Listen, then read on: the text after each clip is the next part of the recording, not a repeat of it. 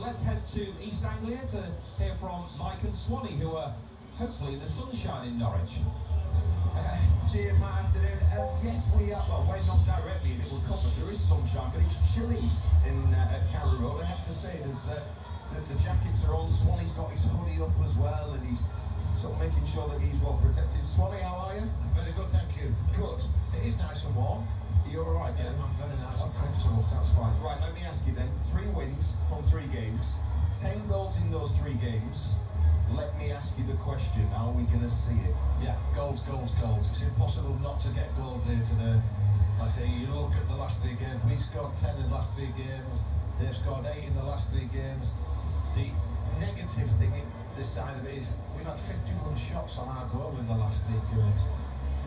51 shots against, so that is something that obviously we need to work harder on to stop that.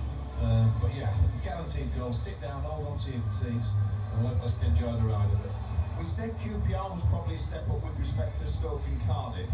How big a step up is this from what they've faced in the last 3 games? Well, I think every game, the way we're playing with the new manager coming in, there's going to be questions asked every week, regardless of who you're playing. If it's a Norwich, QPR, or Stoke with the new manager, away at Plymouth in your first game, I think that it's every question marks being asked. Have they got the hang of this system he wants to play?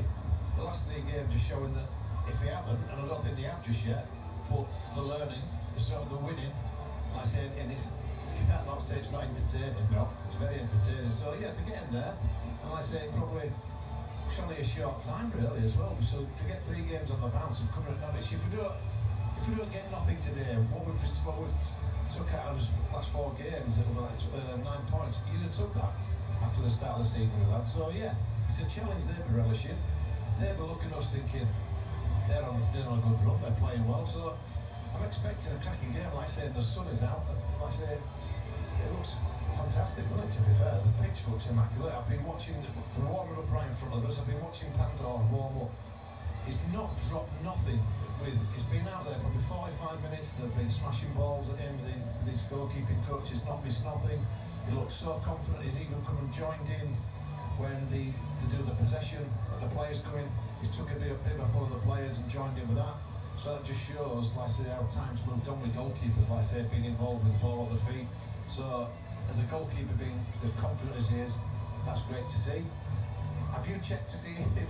We questioned the other day about Garame scoring and not celebrating. The one thing that's in my head, because he didn't celebrate, we need to check. He might have supported QPR as a kid. That's the only thing. See, when you score goals like that and you score them week in, week out, you probably get fed up of celebrating. And he don't score that many, so we need to know why he didn't celebrate that goal. Has to be. We need to know. It has to be that he was a fan of QPR growing up. It confused everyone because there was loads of City fans saying, like, when we were getting. Did he play for QPR at one point? Because within 30 seconds I'd gone, no, not sure. Yeah, he did. Wikipedia. No. Exactly. Let's check it out. Very need to check him out, being a QPR fan. That's something that I can think of now. You mentioned the keeper, the Pink Pando, as Tim's named him with his goalkeeping kit as well. It's a nickname that might stick. Earlier on, the scoreboard, when we got here really early, they were testing, like, putting the team lineup on and everything. They'd obviously used the template from last week, Hull City, but they used the Leeds United team, which they've also bringing Leeds United in the programme, but they did it, and I thought, yeah, there's only one player definitely City don't want in there, and that's the keeper. They definitely want Panda, and not the Leeds keeper after last night. Oh, they just keep watching it and watching it, thinking how's he actually jumped away from that. Incredible, yeah, absolutely incredible. But about City and today, 2 changes, with Zambrano coming back in, Malin coming back into the side, Palmer and Palmer. Palmer going out, yeah. Palmer going out as well. What do you make of that? I think so. When Zambrano brought some settleness in there, didn't he? Some steadiness, calmness, and I say he played there like he was like John said, just keeping the ball, making the game look easy. The good thing that I'm going to keep an eye on the midfield as much as I can today, because like we haven't really spoken about it this season. It's all the defenders, the keeper, the wide men, the strikers. So it's like I want to know what the midfield are contributing. Because I say a lot of the time it does get the ball out wide quick. Like I say, we work from them areas, so I'm going to situation on how they get involved, how they, like I say, the backtracking, the possession side of it with them. So, and that's the one that he keeps swapping and changing around in the midfield all the time. You get the right balance. Whether it's against Norwich, who might play different to a QPR or a Stoke, that's down to the manager. But I don't think he's done those his best in yet.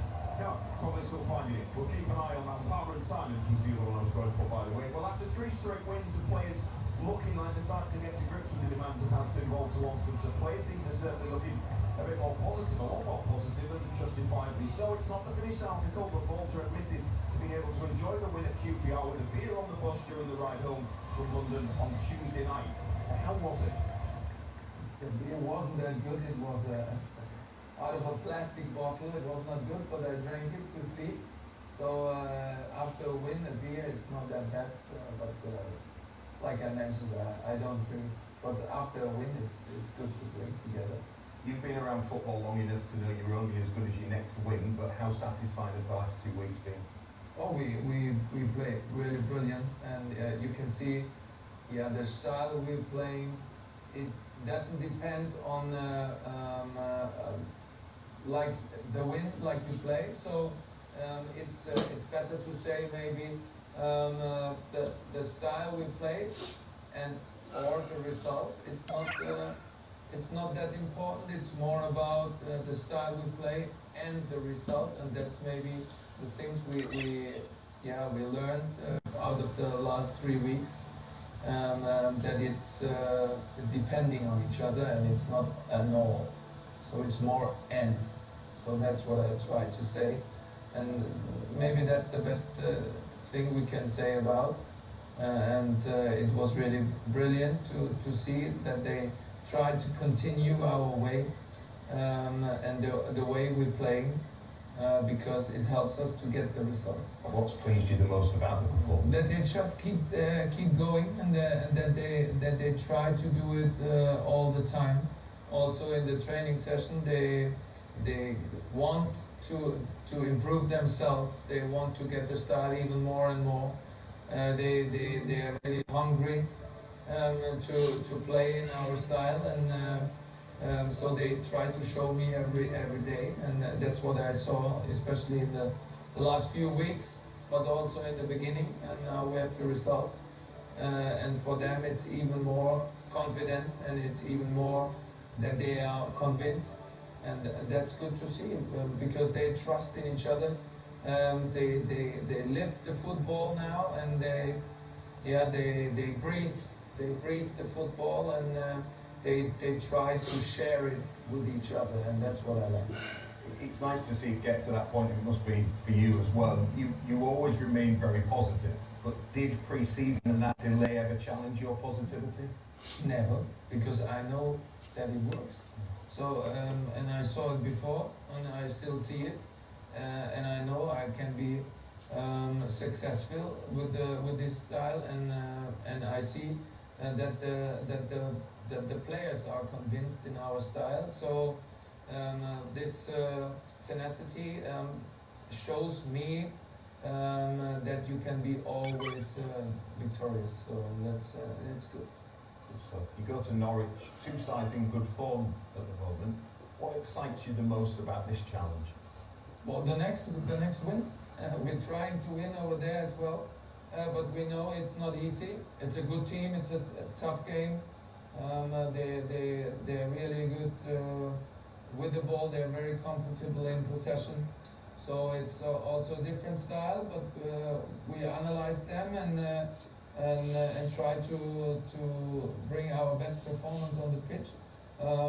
That's what we can do, to work for the 3 points, and that's our aim for Saturday. What do you see their biggest threat? That they will try to keep the ball as we do. So and you have to be very high intensity to get the ball, because they are very comfortable with the ball. And so that's what we need to do. That we're being more compact in our pressing and especially in our defense phase. Therefore, it's a good way to show it, and it's a good step to do it. To get the latest on Hull City, click subscribe on BBC Sound. party of 31 Icelanders at Blundell Park today to cheer on the Mariners and their international winger Yasin Dali scored. They arrived on Thursday, raided the club shop for merchandise yesterday and visited the Fishing Heritage Centre too. Siggy Olafsson has organised the trip. I have a connection with Grimsby because back in the 70s and 80s I lived here as a kid. So I've always been a Grimsby Town fan. Always wanted to go to see Grimsby at Blundell Park. Myself, I've been, I saw them a few times. I've seen the Stevenage and MK Dons and so on, but always away. I wanted to, you know, see them here in Mecca at Blundell Park. So a lot of people have always been asking me, I would love to see Grimsby. So I decided, why not make it a group trip? And yeah, I planned this this summer, and I bought 30 plane tickets, and it sold out kind of immediately. You know, So not difficult to organise then? no, not at all, not at all. And you know, Grimsby signed an Icelandic player this summer, so there's even a lot more now. We'll talk about Grimsby Football Club back home in Iceland. So yeah, it is very interesting now. Is there much interest? There's, I would say there is. I mean, they will always follow up after the weekends, you know, in the sport news, the Grimsby results because of Yasin playing here. Okay. 30 of you say 31, I think is the precise number. Yeah. How excited is everybody? Very excited because this is different. You know, there are always people used to going to Manchester or Liverpool or London. This is something different, and so far, you know, one day in, people are very, very happy. So yeah, very excited. We've now been to the club shop, and I think it's empty. So I think everybody's very excited. I think everybody has a shirt now, and so we'll be properly dressed for the match. How long are you here for, and what do you intend to do whilst you're here other than go to the game? Yeah, grab a few beers, hopefully meet some locals, go into a local pub after the match, and speaking up with the people. I think that's what we're here for. See the fishing docks where the Icelandic fishermen, maybe our fathers and grandfathers, you know, used to come last century, and see a little bit about the history. Have your say on your team. Text 81333, starting your message with RH. See our privacy notice at bbc.co.uk/local radio privacy. BBC Radio Humberside Sports. It's a nice story, that. The Icelanders are in the ground and they're not quite sure where they are in Blundell Park. Grimsby Town kicking off early as well as Hull City this afternoon after travelling to opposite ends of the country. Mariners boss David Artell has shared his thoughts on the situation ahead of today's lunchtime clash. If this happened to Liverpool or Man City, the managers would be going bonkers. And it's ridiculous. You know, we can sit here and complain as much as we want about the fixture list, to then bring a kick-off forward by 3 hours. It wouldn't happen to any club on continental Europe, put it that way, because the FA has changed the game to the Sundays. Never mind the Saturdays at 3 o'clock. And it only happens in this country. And when it happens to the big clubs, they go when they play Tuesday night in the Champions League and they're kicking off early. The managers go nuts. What's happening to us? But because it's little Grimsby, it's alright.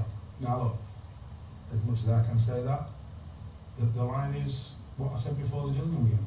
We'll just crack on. It shouldn't happen, really. But we can't do anything about it, so let's just crack on. And we did that Tuesday night, and we got the win. We can't do anything about the kick-off, so let's just crack on and get another win. Doncaster expected, I think, to be one of the teams challenging. A few mixed results. Yeah, they're a good team. They're a good team. They're probably going to be our toughest test, being honest. They're a good team. Grant's a good manager, knows his stuff. Got some good players. And Cliffy, I'm only kidding. You know, they're a good team. You mentioned Harry Clifton there. I was going to come on to him. You know, to stop his energy, weren't you?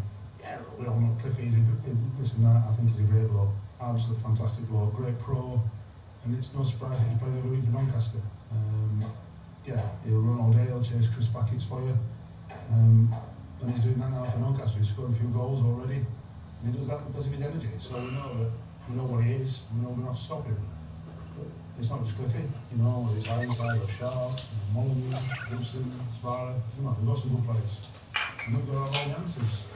Then Julian has some good players, and we stop them. So we've had 2 clean sheets in the last 3. So we've got, you know, we get another clean sheet, and we've got a great chance of winning the game. Your comments about AC Milan have gone a bit viral this week. Is that town a bit like AC Milan?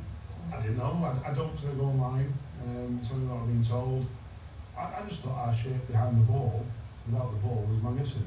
You know, they could have said, you know, we're a Mourinho team and we're part of the butts.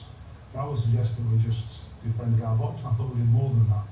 Whereas I thought, you know, growing up when I saw any of those Sarkis teams, they also played some football. And it's interesting, I was talking to someone yesterday who's got a meeting with Franco Baresi, who's the president of AC Milan, on next Tuesday, and he's going to tell him to watch our game. Richard Stead. Every weekday. Good afternoon, this is Richard. Oh, there's a big spider.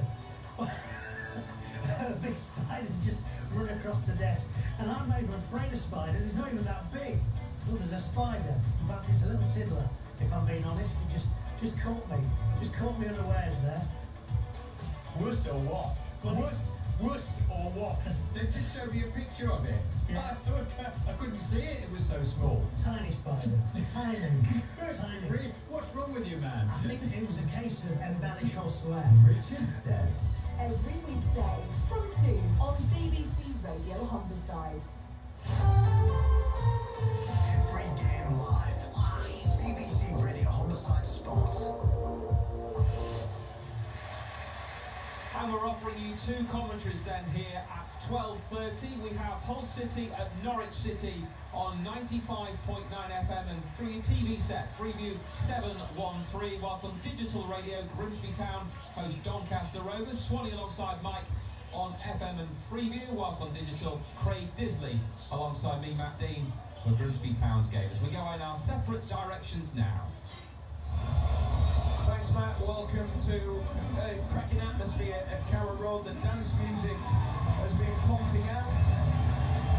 All of a sudden, I thought there was a malfunction with the scoreboard over there, Swannies. It started turning from landscape to portrait, but no, it's supposed to do that. The City fans have been enjoying it. They're just to the right of that scoreboard as we look across to it. They've been enjoying the music. The teams are out. City in their white kit, shirts, socks as well. Norwich City in those green training jackets just made their way along the line and shake hands. Two changes for the Tigers for this one. You see Zambrano come back into the side along with Marvin Phelan. Simons and Palmer, the players to drop out. We were here back at the beginning of last season, Swanee. It was the emergence of Liam Delap. He scored that day. Unfortunately, some controversy that saw City lose that day. They're on a three-game winning run. Do you see them extending that today? It's going to be hard, obviously. Well, I say the main thing is you come in with confidence. So on the back of confidence, you see different teams and you do things that you don't expect them to do. But I'm looking forward to the entertainment again. Obviously, Norwich are another test for us to see how far we can go. But there's nothing to be scared of. I think they'll be more worried about us than vice versa. They're unbeaten in 3 as well. They've won 2 and drawn 1. Drew with Leeds here last week. So they're in decent form. It's literally 2 teams next to each other, 9th and 10th City against today's host. Both on 12 points, both won 3, drawn 3 and lost 2. The Tigers have just conceded 1 goal fewer. They've scored the same amount. But yeah, it promises this to be a tasty one. And you've called it, you've gone goals, goals, goals. Yeah, the reason is obviously what the last 3 games have brought us. Loads of goals. The negative side of it, we've had 51 attempts in the last 3 games against us, so that is something we need to stop. Simple as, because they come up against teams like this, they won't need that many amount of chances. 15 in a game to score 1 or 2 goals, that is for sure. There's maybe the element that is going to be what comes with playing Tim Bolton's style of football, but yeah. But if you continue going through the season and we're getting the results like we are, are we bothered if there's 100 in the next 3 years? We're going to get a 10 if we get the 3 points. But we just know over a period of time, the higher up the levels you get, these teams don't need that many opportunities, do they? An announcement just been made here on the tannoy. Where we encourage you to start a conversation And it's check in with a fellow supporter. There will be quotes on the big screen to help you begin. In that case, you are the signpost you to further mental health support. Your conversation today just might help someone who really needs it. A minute of silence, then you listen down. a minute on silence. It's to mark World Mental Health Day on the 10th of October. And it's a big thing. It says on the screen, let's break the silence. Ask someone next to you, how's life treating you? How are you feeling about the match? And Norwich City played a big part in this discussion in the last year. There was an advert they did that went viral on social media, Swanee. I don't know if you saw it, and it was two fans sitting in the stands here at Carrow Road. And one, yeah. For people who haven't seen it, one really bright, vibrant fan, one really quiet. And it kept going to different matches and seeing these two people, and then one week someone wasn't there. Yeah. And it wasn't the silent one. Yeah. It was the one who looked happy and joyous. Yeah, really impactful. And a nice thing that they're doing here to mark that. Just talk to people, check on them, make sure they're okay. We're ready to get underway here at Carrow Road. Myself and Swanee, we're sort of positioned midway inside what will be the Norwich City half as we look at it there to attacking left to right City. The fans over on the far side from us in that corner near the scoreboard, near the hotel, in the corner of the ground as well. And it will be the Tigers that will get us underway in this lunchtime kick-off. 1 and 2 for us on opposite sport. Grimsby Town against Doncaster getting started as well. That's on digital radio. We are underway at Carrow Road as Jones just slips the ball to McLaughlin, works into Drame, who scored that impressive goal. He's dispossessed, but the ball goes out for a throw-in. It was Nunez who tried to take it from him. A really impressive finish from Cody Drame at Loftus Road on Tuesday night. Calmly walked away without celebrating as he launches that one up towards Chris Beddy. I had a really nice chat with him, the Ivorian, this week. You can hear that on BBC Sounds, full interview available there. As Zambrano back in the side, tries to play it expansively, gives the ball away as Norwich will come forward with a bit of spark in the attack there.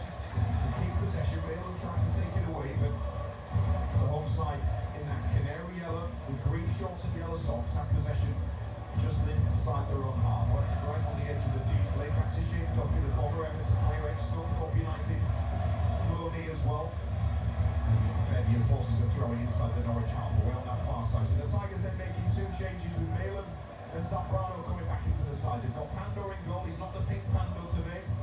He's in a more azure blue, something like that. Not quite that colour, but a light blue. Coyle, Jones, McLaughlin and Drame the back four. Zambrano sitting just in front of them. He looked mercurial when he came on for that substitute cameo appearance on Tuesday night. Maloney's over on the right-hand side, Miller on this left-hand side, with Slater and Malin, the two central, more attacking midfielders, and Beddy in front of them. As McLean holds the ball up and just lays that one off to Callum Doyle alongside him.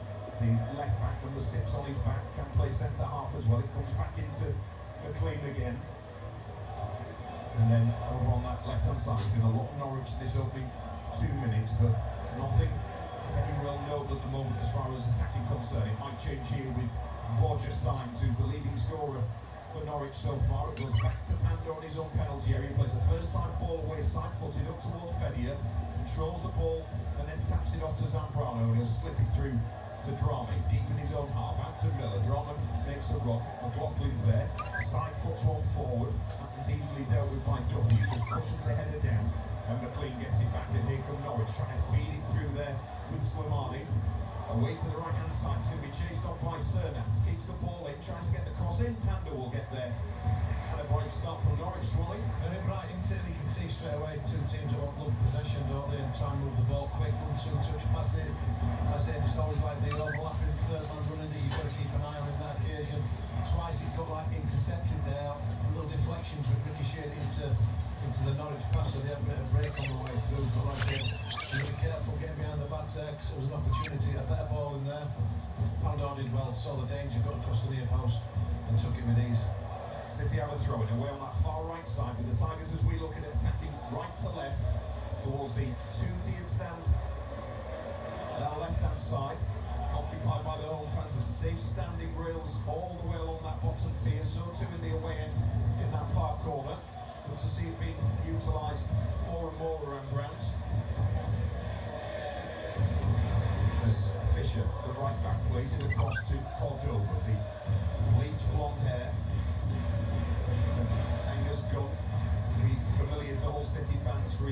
incident with Aaron Connolly last season in the home game at the MKM Stadium. Here is Canova, just lays the ball off to Doyle and he comes back to gun again. That incident where he high-kneed Aaron Connolly and somehow Aaron Connolly got penalised and Norwich got the free kick. Connolly was never really the same again after that, was he? Well, bad concussion and a shoulder injury as well. As it's played forward up towards Slimane. City will get it back with Coyle. He'll hook it over the top for Balumi to try and take on Cordova. Goes down. Referee has a look at it, and the official in all black just has a look, has a thought, and waves his finger and says no foul.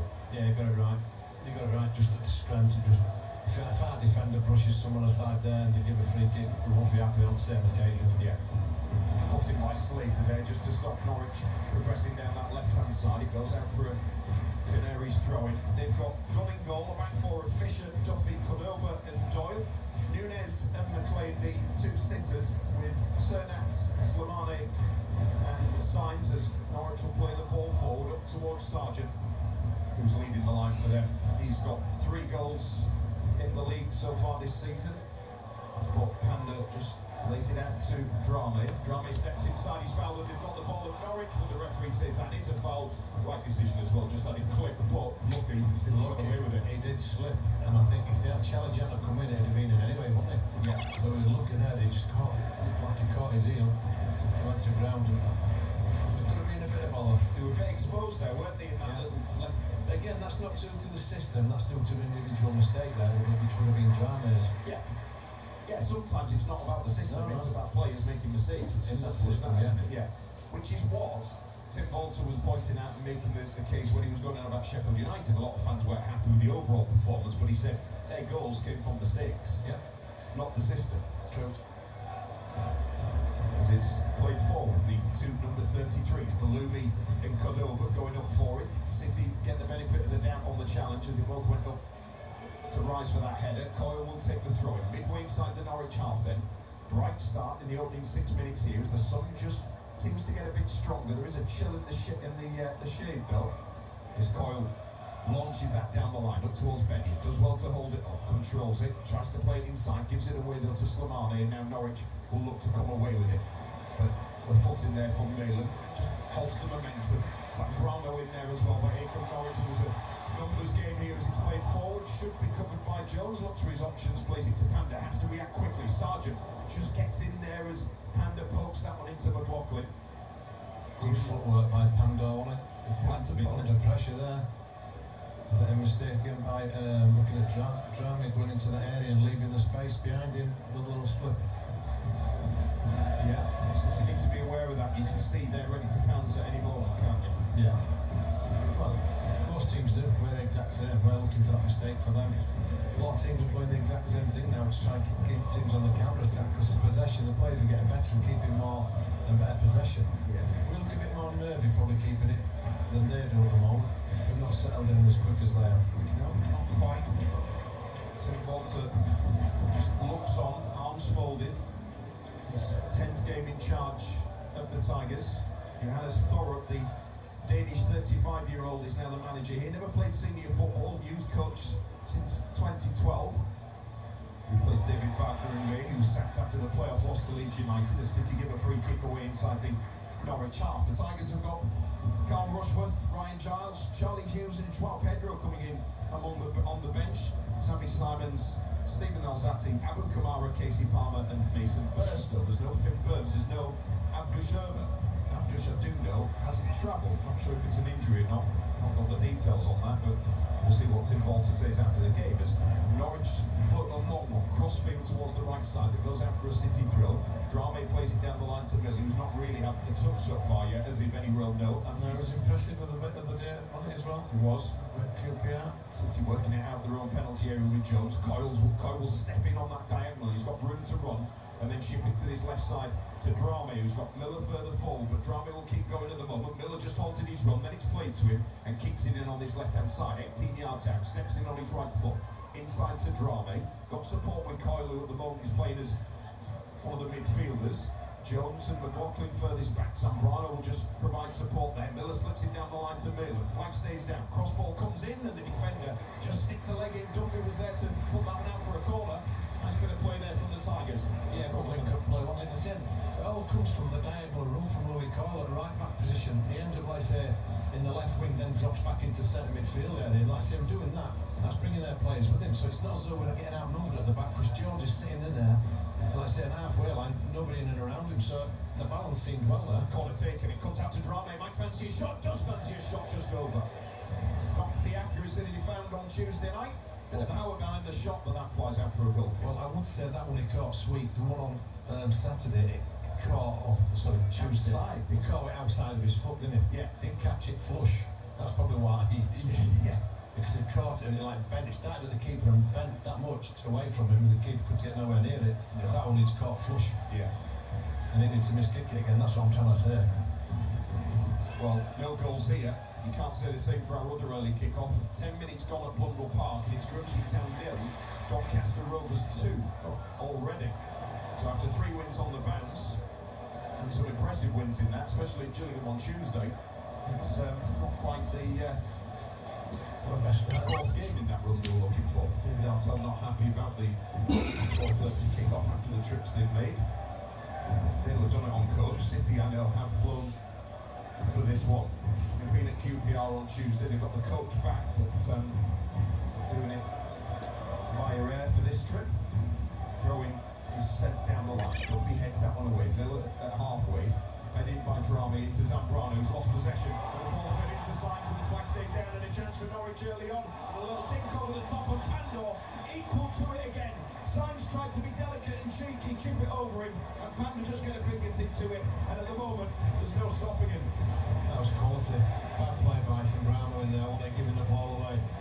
Sargent then just a quick turn, laid the ball through for the centre forward, or midfield player I should say. Yeah. To go through one-on-one with the keeper in time, lifting it over him. Pandor stayed strong. He made the attacker make the first move, where he didn't go to ground and make it easy for him.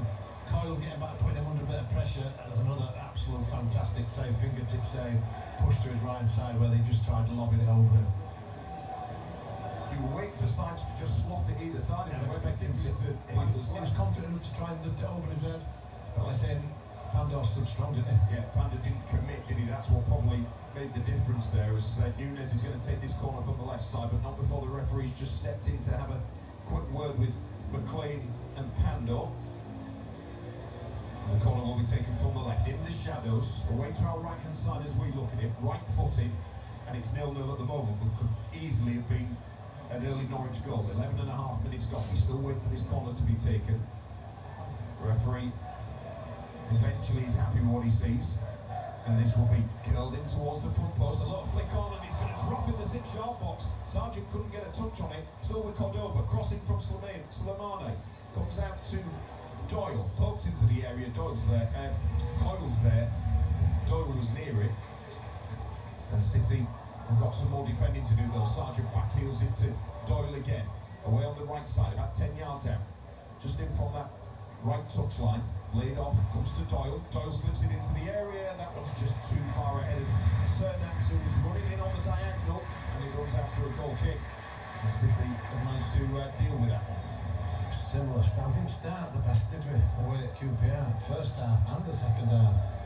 A very similar sort of start. They've been on top from the start. Should have been 1-0 up. Have been for Pandor. And we're struggling to get a grip of the game, aren't we? But everything too much of it's played in our half. We're giving the ball away again. It's given away as that's just because the pressing and like I say, decision making is not the quickest at the moment. Where they look like Brighton and moving the ball quicker. It's with Cordoba at halfway. Norwich, plenty of possession right now. Not breaking City down so far as it's laid back to the keeper who's just come out of his area. Angus Gunn in it's almost like paint splash kick, isn't it? Predominantly sort of pinky purpley with yellow or orangey splashes. That's too easy. A little top of the shirt there by Ballooney. That surely is going to see him go in the referee's book. He ain't getting away with that one. And City just need to tighten things up a bit here, don't they? Yeah, they need to get a grip of themselves. Against all incidents like that, he's made a run. They passed the ball, 3 passes, gone straight through the middle of our 3, which is the midfield and I'll look at today to see what they're in. But out in possession, our possession, we are pushing high up. Like Malem's going to join Bedia and push and try and win the ball back. Zambrano's one that's sitting. But that there, looking at the 3 passes, straight through the middle of them all. Yeah. Free kick taken there, halfway. Balloon is in the book. After his 2 goals last weekend, the ball played forward. Norwich are through again. Flag stays down. Chance this time. And Pandor is not beaten again. It was Nunes who was through this time. Once again sprung the offside trap. And Nunes is denied. Paibo Pandor still 0-0. Somehow, big chances for the home side. City have to do some defending. Nunes misses out. Now the Tigers can try and come away with it. Zambrano will slip into this left side to Miller, who just has to check back.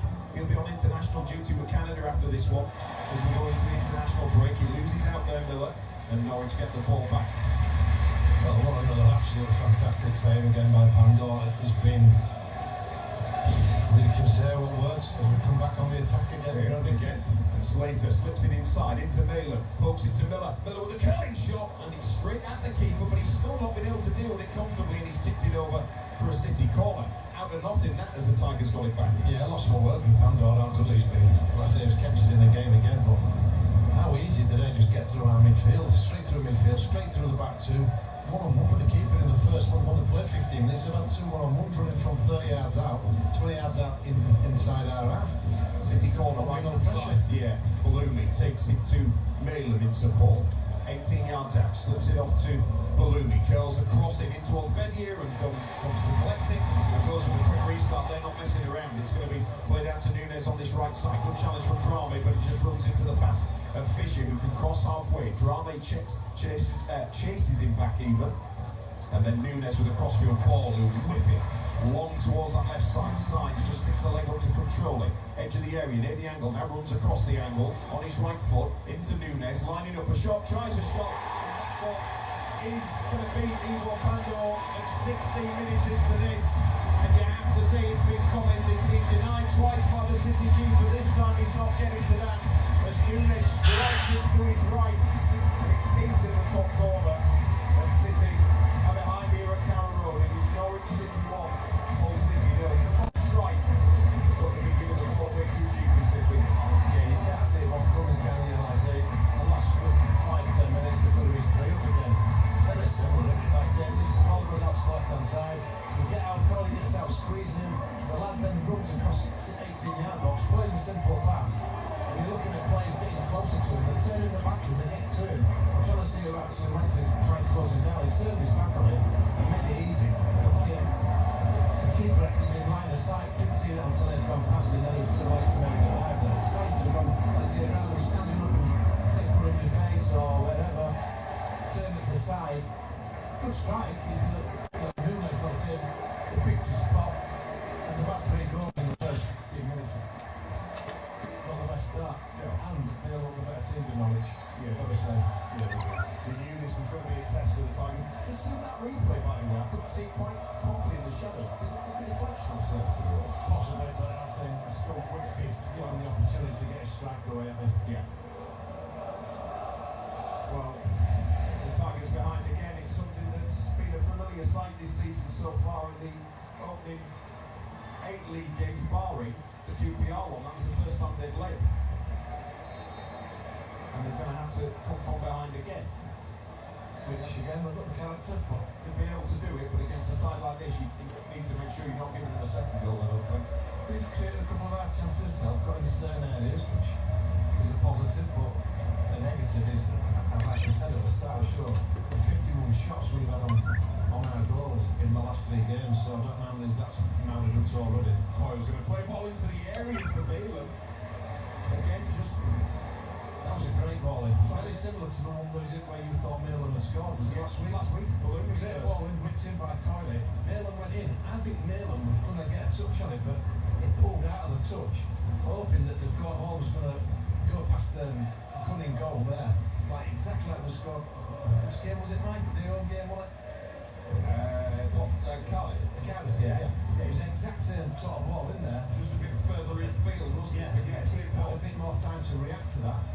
But I think he pulled out the middle, thinking he was going to, the keeper would be like rooted, and it just nicked past him away in the far corner. I spoke to Tim Vulture about it, because we were asking the question about whether or not Malin got a touch or not. He said that's the kind of run that made the goal, is it? He said the run that made the goal, and he's wanting his place to do that. That's Malin's exactly one of those players, If he gets a touch on it, maybe an offside.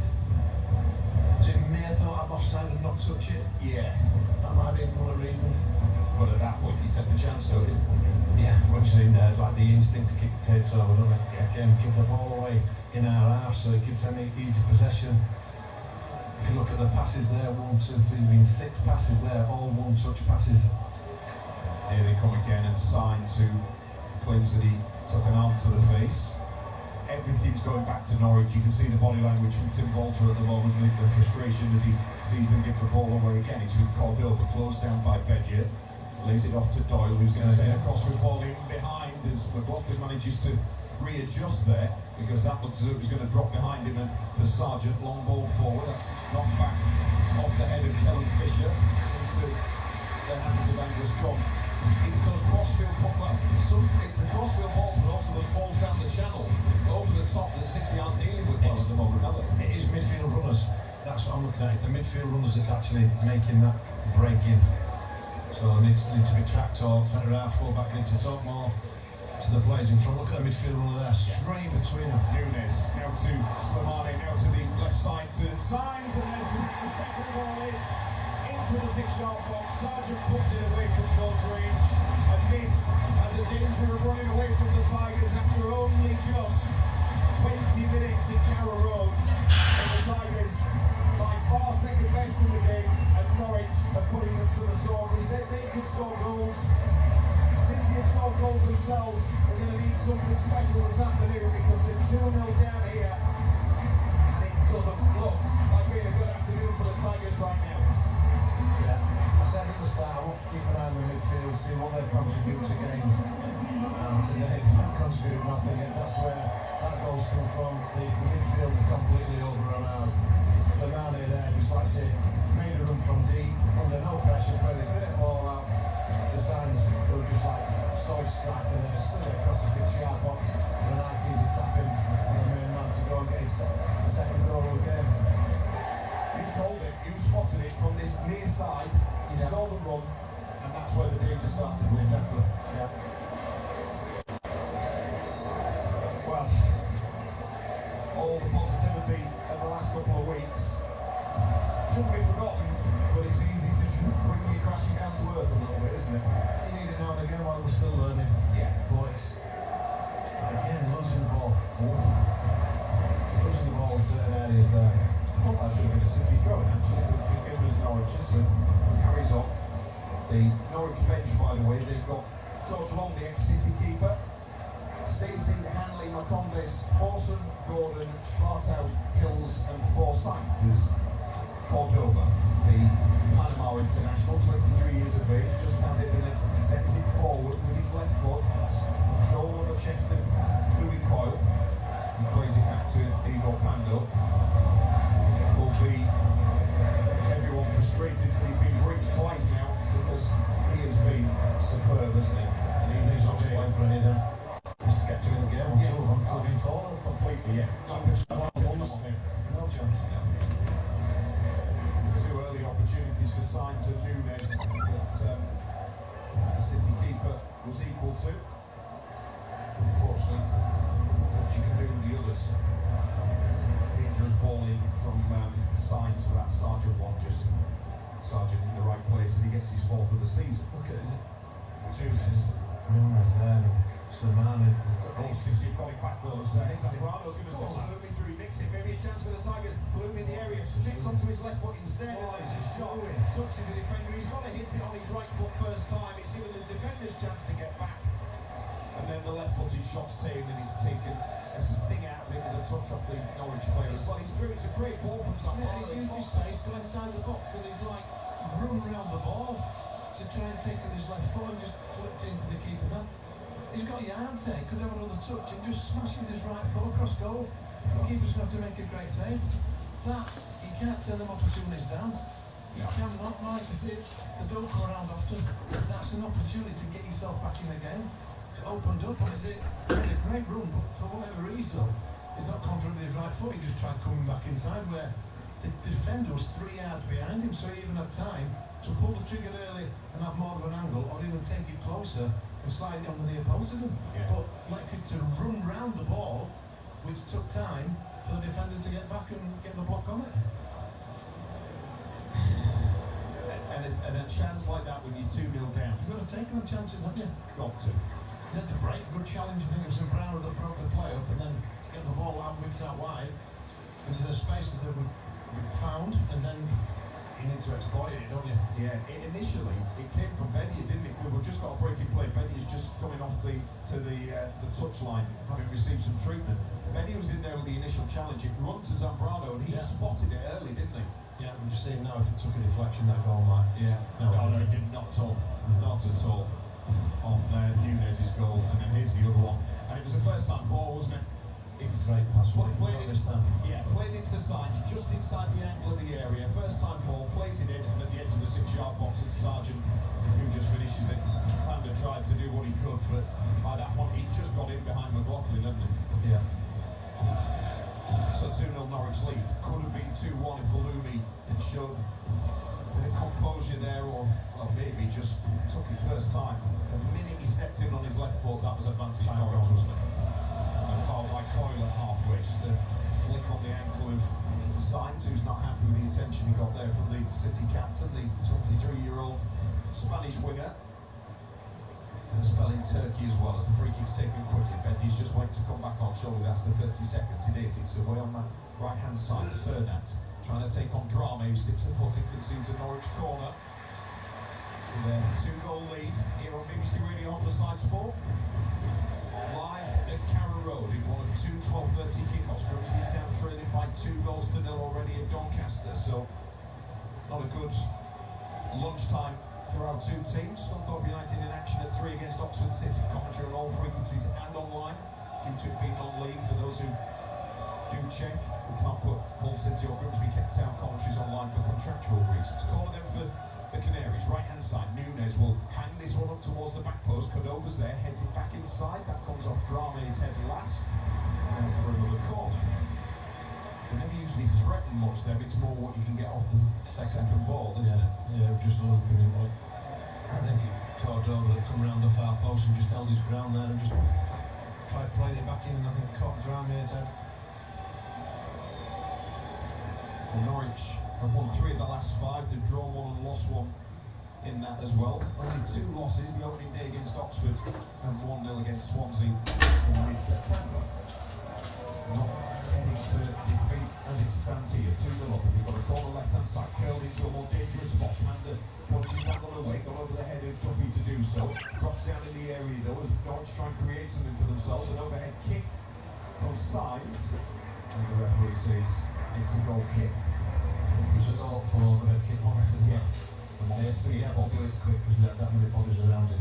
As we're playing out from the back again, their manager just told them to get everyone just to press up. We've broke the press, Drame's come out, now come and make it happen down that right hand side. Coyle's made a great run.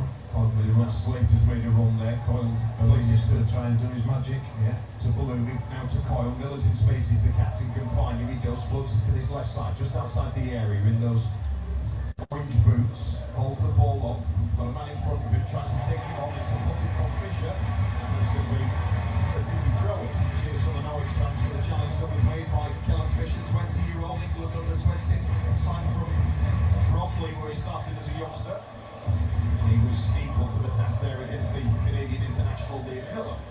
Drame is going to take this throw in. A lot of bright yellow shirts glistening in the sunshine here at Carrow Road. And then the throw-in played back. Sees City offside. That should be happening, should it? Should be happening, but you're looking at that situation, the throw-ins there, they're about 4 or 5 yards away from it. Not the proper set-up as if they didn't know what they were doing there. Free kick definitely wasn't there where they took it, but they've got away with this, Norwich. City won the last 2 on the road against Stoke and QPR. Before that, it was the defeat at Leeds just before the last international break. And Gascon has it in his own 6-yard box here. Duffy plays it into Nunez. Ricochet Duffy, who's 61 caps for his country, the Republic of Ireland. 19 times on loan for Scunthorpe United. Second forward up towards Sernat. He swings the ball on the ground to Doyle and floats into this right side. City getting pulled here, there and everywhere as Nunez going to drill one kind of across.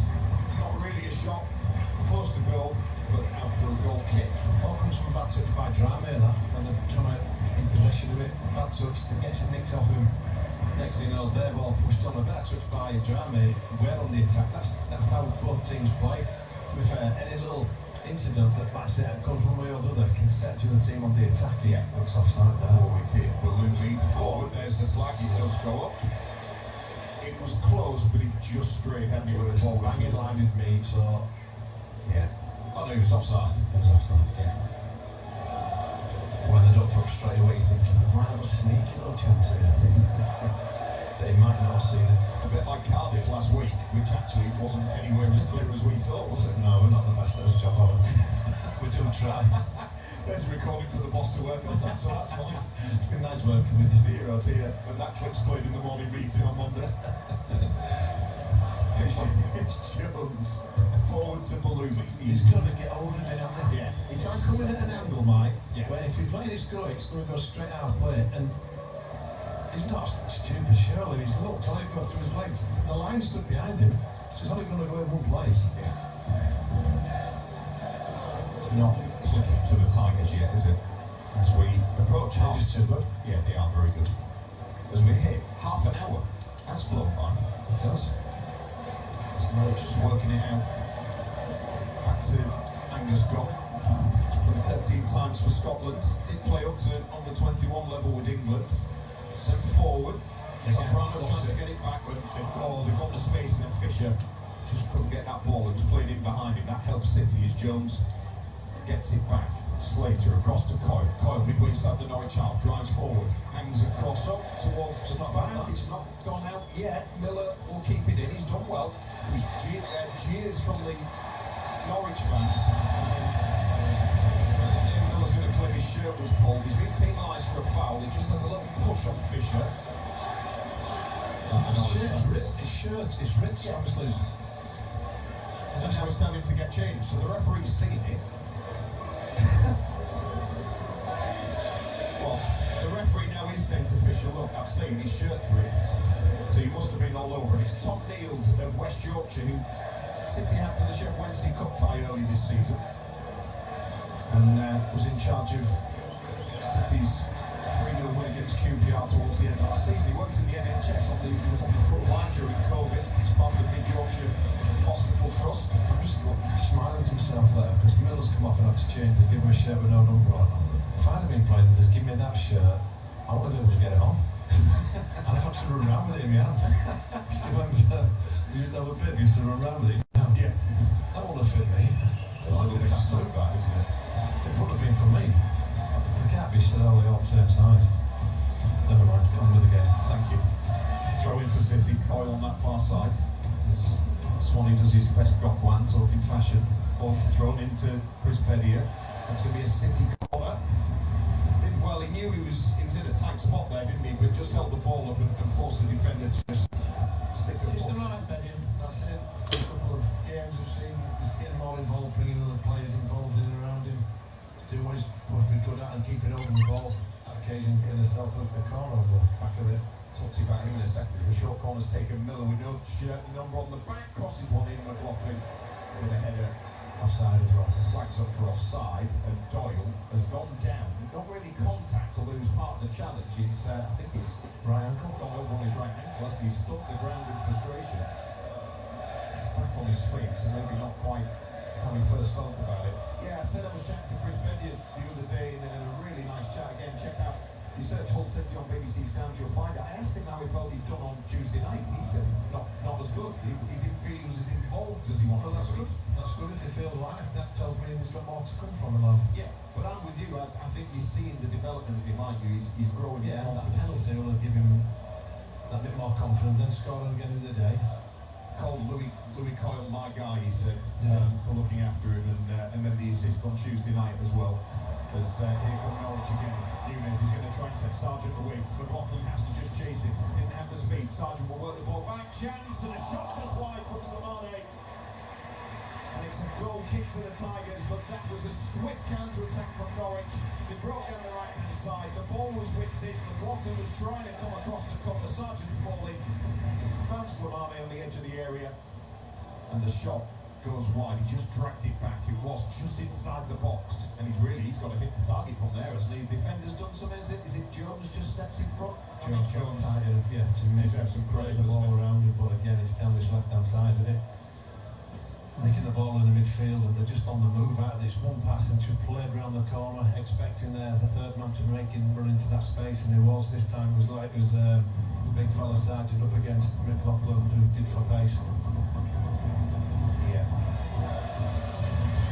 Jones did well, to be fair. He closed it down and made the angle difficult, didn't he? City have a throw-in midway inside the Norwich half, away on that right-hand side. Tigers hadn't scored in the previous 3 before scoring 10 in the last 3. They'll need to find that kind of goal-scoring form again as Slater nips in that little right channel. He gets his shirt pulled. He got pulled back there. Yeah, he did. Not Right given. in front of the fans as well. In front of the referee linesman. Yeah. And not given. Here's Ballumi, tries to play a diagonal ball for Slater, Norwich. This is where you be careful. And here they get maybe caught again if they're not careful. As it's swung away. Good work from Drame to just step in front of that one. It's an open game, isn't it? Yeah, it is. Oh, too much on that. And out for a throw-in. Going back to the first couple of games where I remember saying that I used to get nervous when we was on the attack, and it's very similar like today. We're on the attack and we look nervous. We got me defensively thinking as soon as we lose it in that final third, as well attacking, I'm looking at the back and they've got areas and spaces that they're just giving the ball. Drama is having one today. And Sainz has made the run. Surely he's offside, though he is. He doesn't know it yet. Now he does as the whistle blows. But again, giving the ball away open, the diagonal ball which Norwich have been so good at playing. It's been Drama 2 or 3 occasions to be fair, that's give the ball away. Yeah. Being caught in possession. Inside the final 10 minutes of this first half then, here at Carrow Road in your 1 and 2 12:30 kickoffs on Humberside Sport Live. Mike White and Swanee with you on FM and Freeview. Matt Dean and Craig Disley on digital for Grimsby Town against Doncaster as Sean McLaughlin got into a tricky spot and Norwich have won it back against Slimani. Plays it to the right side. Digged into the area, flag is up again against Sainz, who tried the back flick header. McLaughlin this time, we're giving the ball away too many times, aren't we?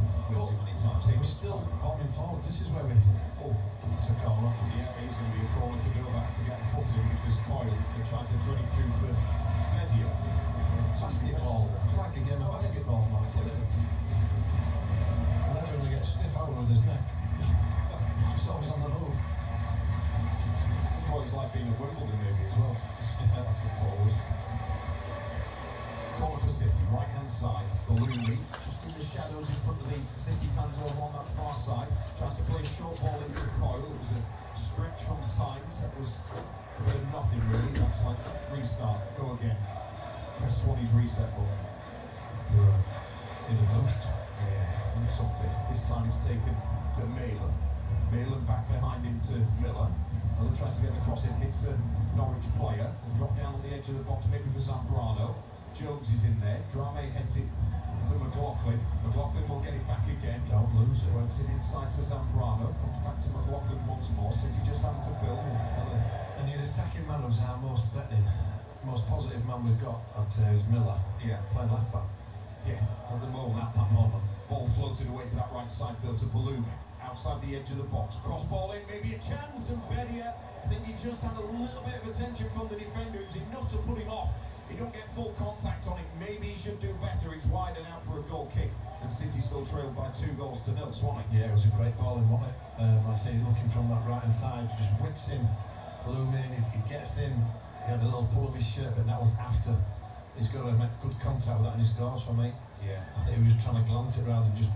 Pace was already on the ball. And now the ball sent forward at the other end. Panda's got to come out to deal with that one because Sargent was chasing down on it with that ginger curly hair on top. He's a physical presence, Josh Sargent.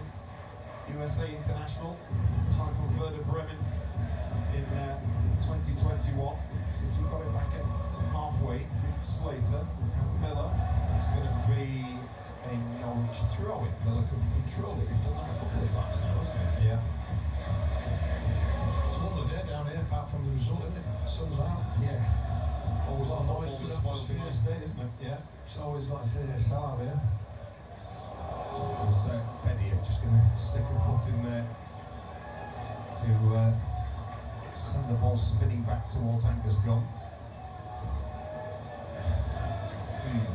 What's Tim Holter thinking, Swanee? It's not going to his plan.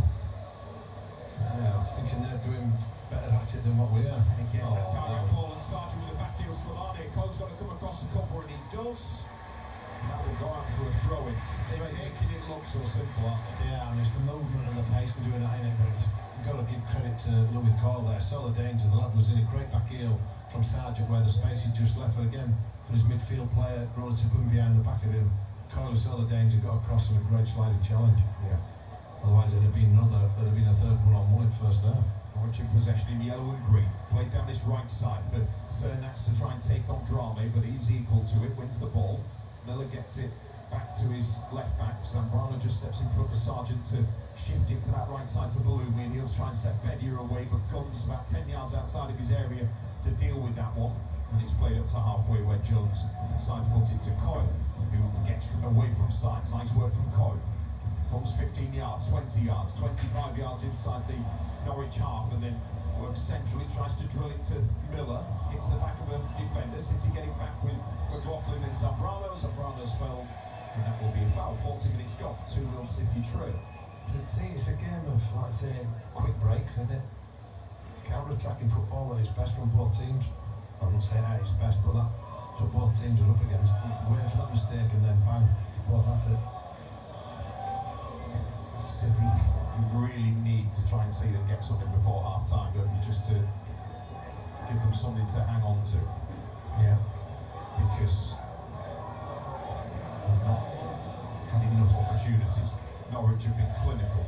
Well, having said that, Pando dealing with those earlier opportunities. Here's Balumi, cuts in on his left foot, gets the cross in, played away, out as far as Coyle. He'll head it forward to Balumi, heads it further on, but that's just going to be comfortably controlled by Kenny McLean.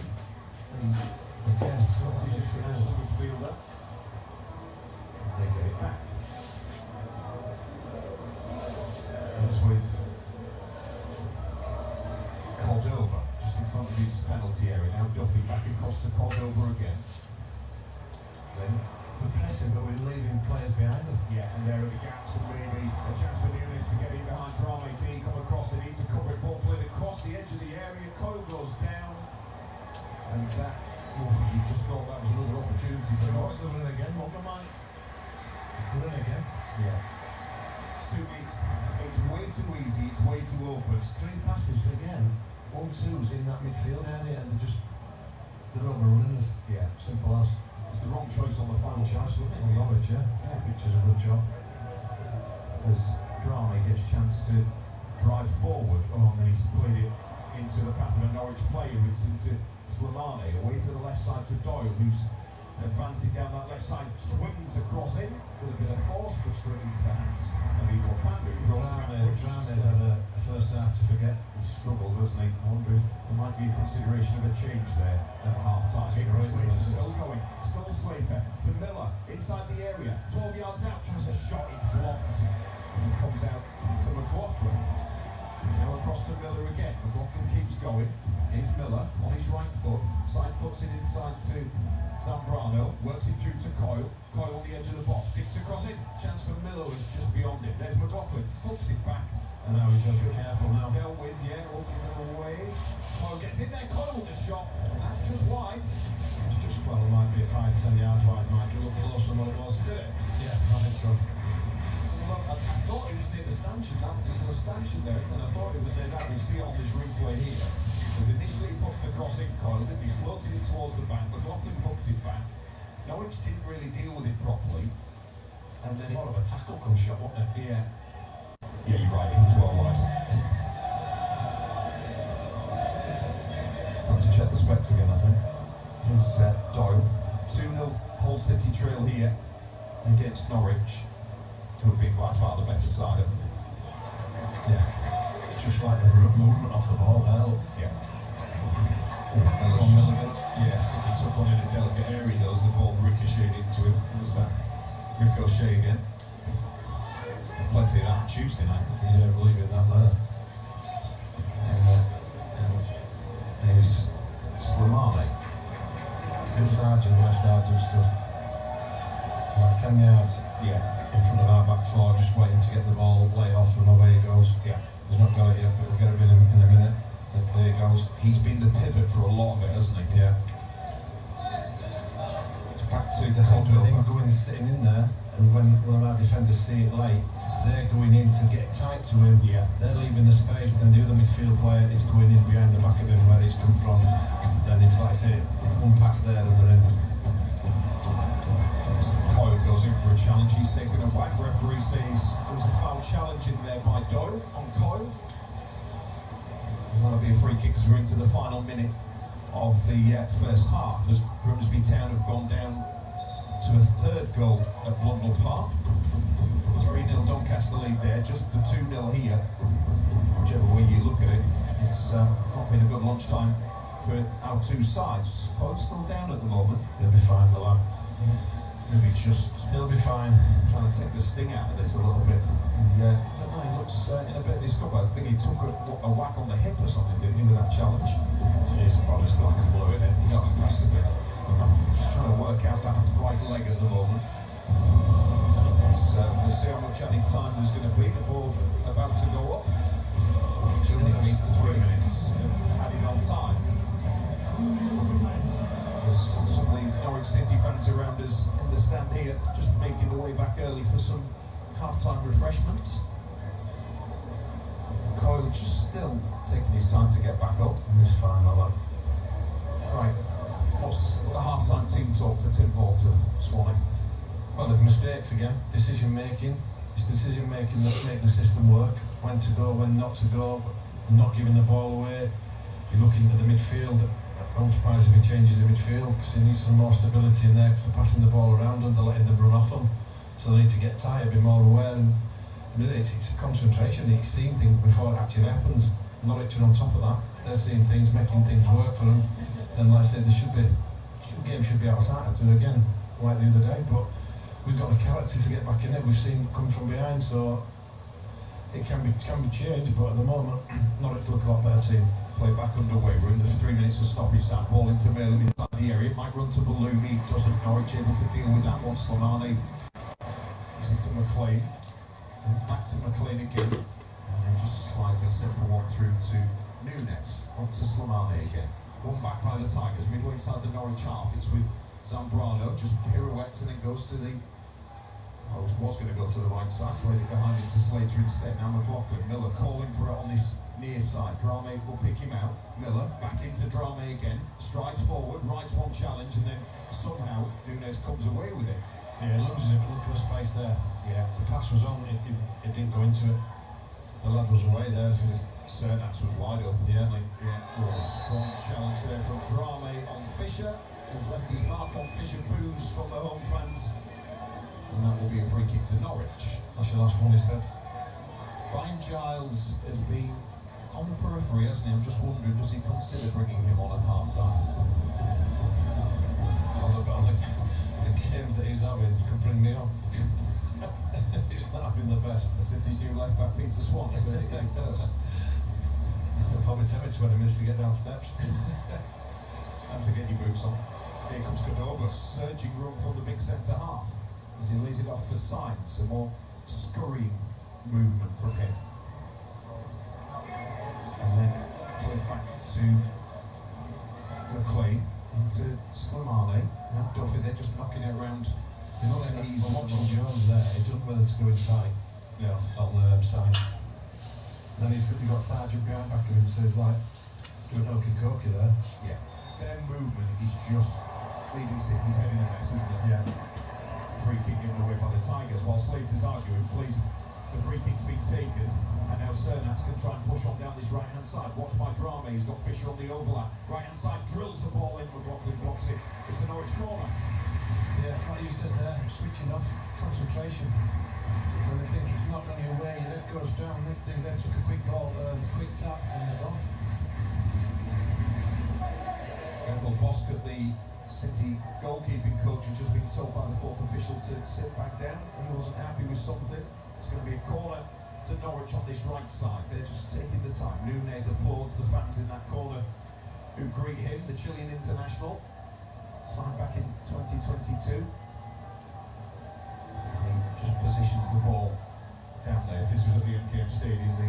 fans have been. Oh, no, actually, no, not with them. With the opposition, isn't it? Here's Nunes, right arm goes up, curls it in, 2-0 up. Norwich at home here against the Tigers, and the whistle brings the half to a close, and that sound of the whistle will be a relieving sound for the Tigers, you would think, after that first half, who had to deal with early onslaught from the off from this Norwich City side. Sainz had a chip ball that was dealt with by Panda. Nunes was through, again, the City keeper equal to it. There was nothing he could do by the Nunes strike from 22 yards out on 16 minutes. Flew into the top corner. And then, just 4 minutes later, on 20 minutes, it was Sargent with the goal. The ball worked from this right side, quick diagonal ball through the midfield, away to the left-hand side. Sainz got onto it, and a first-time ball in was met by Sargent on the edge of the 6-yard box. Norwich deservedly lead. City can't blame anyone but themselves for being cheap in possession. Norwich looked slick on the ball. They're knocking the ball around at will in the midfield and creating opportunities for their attacking players. And City only trailed by 2-0 at the break. Quick thoughts, Swanee? Yeah, I just look at their midfield. Nunes, McLean, Slimani, they're controlling the game. Our midfield three's not really been involved in it. It's that area there that's overpowered us.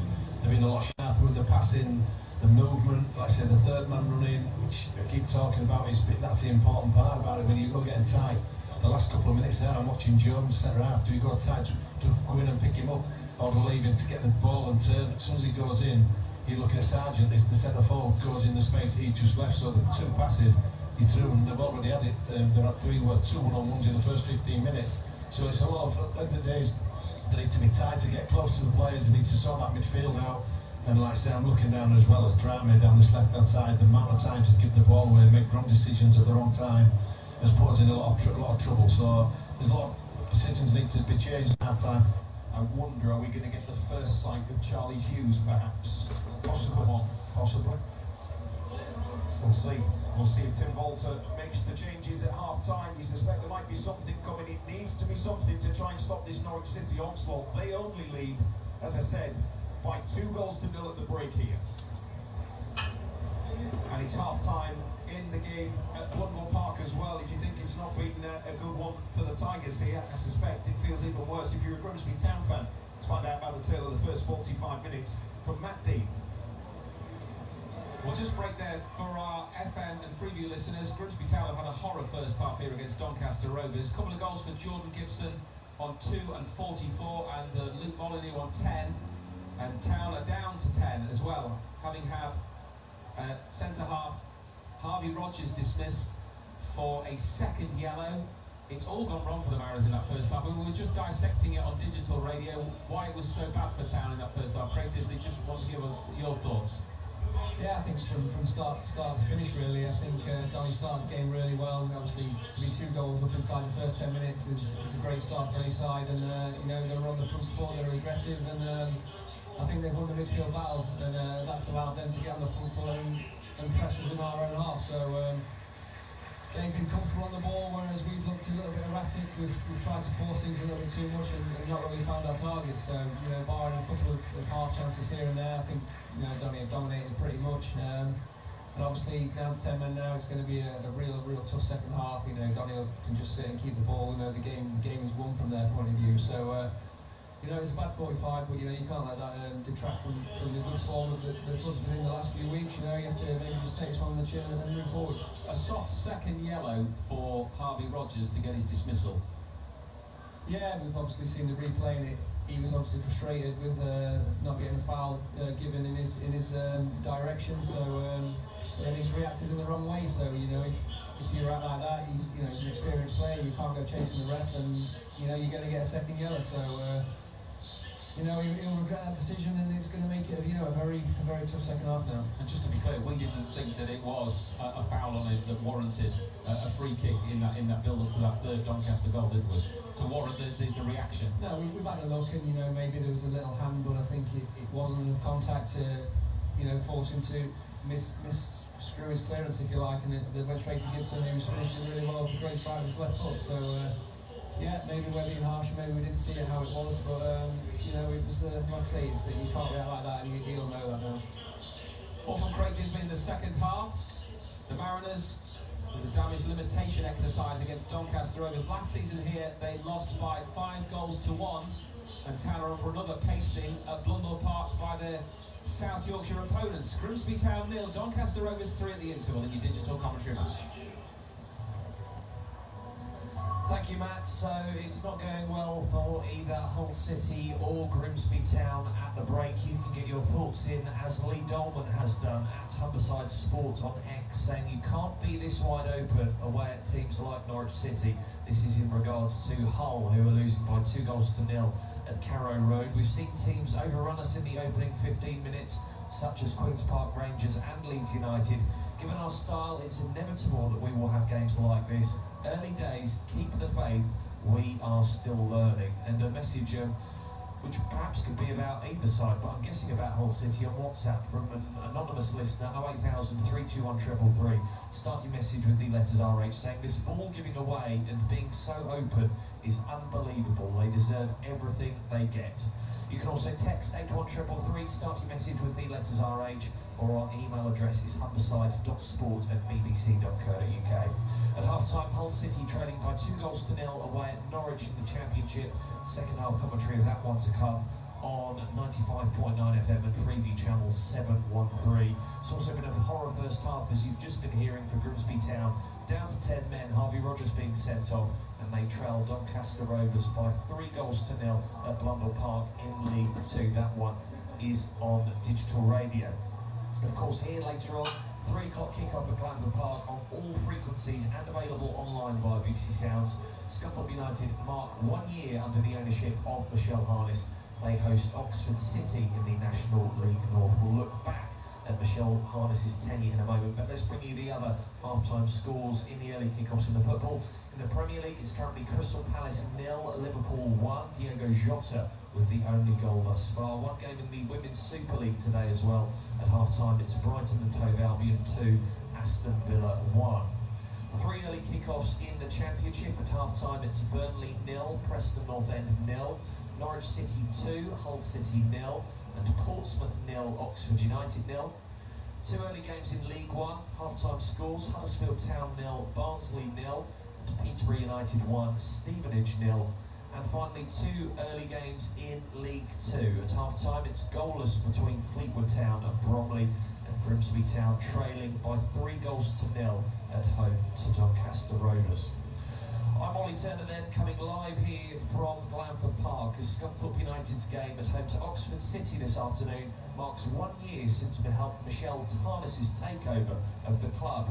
James Fletcher has been looking back at the events leading up to her acquisition of the Iron from former owner David Hilton.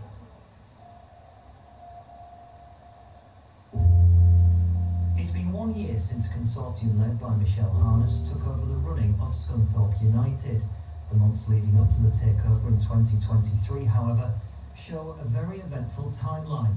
This is the quick story of Scunthorpe United and the trials and tribulations the Iron went through in the months before the takeover. The Iron has been served a winding up petition by HMRC over an alleged unpaid tax bill. Peter Swan's been trying to sell the club, but the takeover, which had looked likely, still hasn't been completed. Simon Elliott, who's part of the consortium looking to buy the club, says they're not giving up. We've tried to find a way that benefits them in terms of allowing them to leave the football club and actually, us take on some of the debts. We're not expecting all the debt to be paid off. We've not given up at all. We had a discussion late last night as a group as to what our next move could be. The Iron, who are yet to comment, were relegated out of the Football League after 72 years last season and at bottom of the division. These fans say something needs sorting. It wants to be sorted properly, and sooner the better. What's your favourite team going from playing big teams in the Championship and that to where they are now, and you're like, what's the point? It's embarrassing. It's a really uncertain time and it's really sad, and so we just hope, all we can do is hope that a deal is struck, and hopefully there'll be a positive future. But what the club needs more than anything is it needs stability and it needs some investment.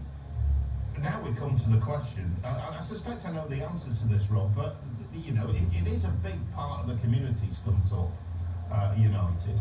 Is there anything that the council can do?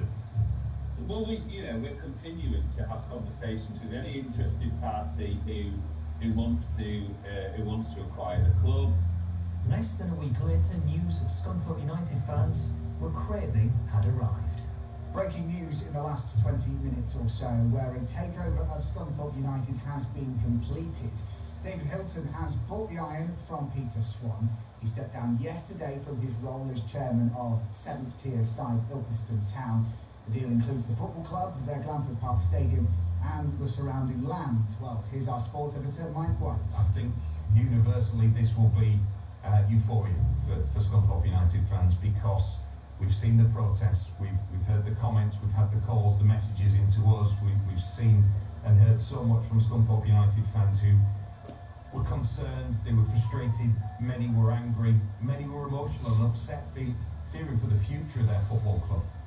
On the pitch, things seemed to continue to go backwards as Oldham Athletic rocked up at Glanford Park with their own off-field issues. Relegation to the National League North was confirmed. Let's go to Glanford Park. Terrible afternoon, a terrible season, terrible times for Scunthorpe United. Ollie Turner. Have been relegated from the National League this afternoon. Back-to-back relegations for them, a third in 4 years. They will be playing regional football next season in the National League North. A penalty for Oldham Athletic, and the man who won it is going to take it in Basala Sandal. Sends Bilson the wrong way, goes down the centre of the goal. Bilson dives to his left-hand side, and that goal may just be the final nail in the coffin of Scunthorpe United's hopes of staying in the National League this season. I've come into a sinking ship. You know, whatever people think, it was a sinking ship when I got here. Next season will be a team in my name. It won't be what I've had to work with here this season. It'll be a team in my name. It'll be players that I want. It was a mess. It was a mess, wasn't it? Before me. Obviously, we've tried to fix that this season. We haven't been able to, you know. And obviously, the other thing is I'm going into a level that I know well. So, relegation, the National League North for 2023-2024. Players left and players arrived, and the Iron was seemingly doing okay in the league. But a cold autumn evening at Brackley in the FA Cup started a week of chaos for the football club. A goal to nil. We will have a check on all the scores from elsewhere in a few minutes' time. But first, the breaking news tonight, again, concerns at Scunthorpe United. Massive, lengthy statement. Our sports editor Mike White has been wading through what the chairman has had to say. I have, Chris, 3 pages in total. Scunthorpe United owner and chairman David Hilton has tonight announced that the club is once again up for sale. In that lengthy statement you mentioned that's been published on the official website, he's also confirmed that they're on the verge of receiving a winding up petition for an unpaid tax bill. Scunthorpe United players and staff haven't been paid their wages today. It's after it was announced yesterday that owner David Hilton was withdrawing funding from the club. Tomorrow's match at home to Buxton will still go ahead. The next Saturday's game will be their last at Glanford Park before moving out of the stadium. The crowdfunder has been set up to raise money to support the staff. Metalists set up the online appeal. Glanford Park is the home of Scunthorpe United. It's holds many fond memories for Scunthorpe United fans. So those two things really, it was a hammer blow. We kind of expected it to be coming in a way, but when you actually see it, you can't really be prepared for it. A 3-0 defeat wasn't the story of the day, however. It was the football community's philanthropic donations from across the UK and beyond. At full time, over £50,000 had been raised. Head coach at the time, Jimmy Dean, was clearly moved in his post-match thoughts. Let's be honest, I think the fund, the GoFund that's been created, I think it was 52 grand before kick-off, which is an outrageous, in 24 hours by the way, not 24 days. It's just an outrageous amount, and taken away from football, I'm extremely humbled and honoured. The players are too, the staff are. But then, on October the 4th, 2023, news that was music to the ears of Scunthorpe United supporters had finally arrived.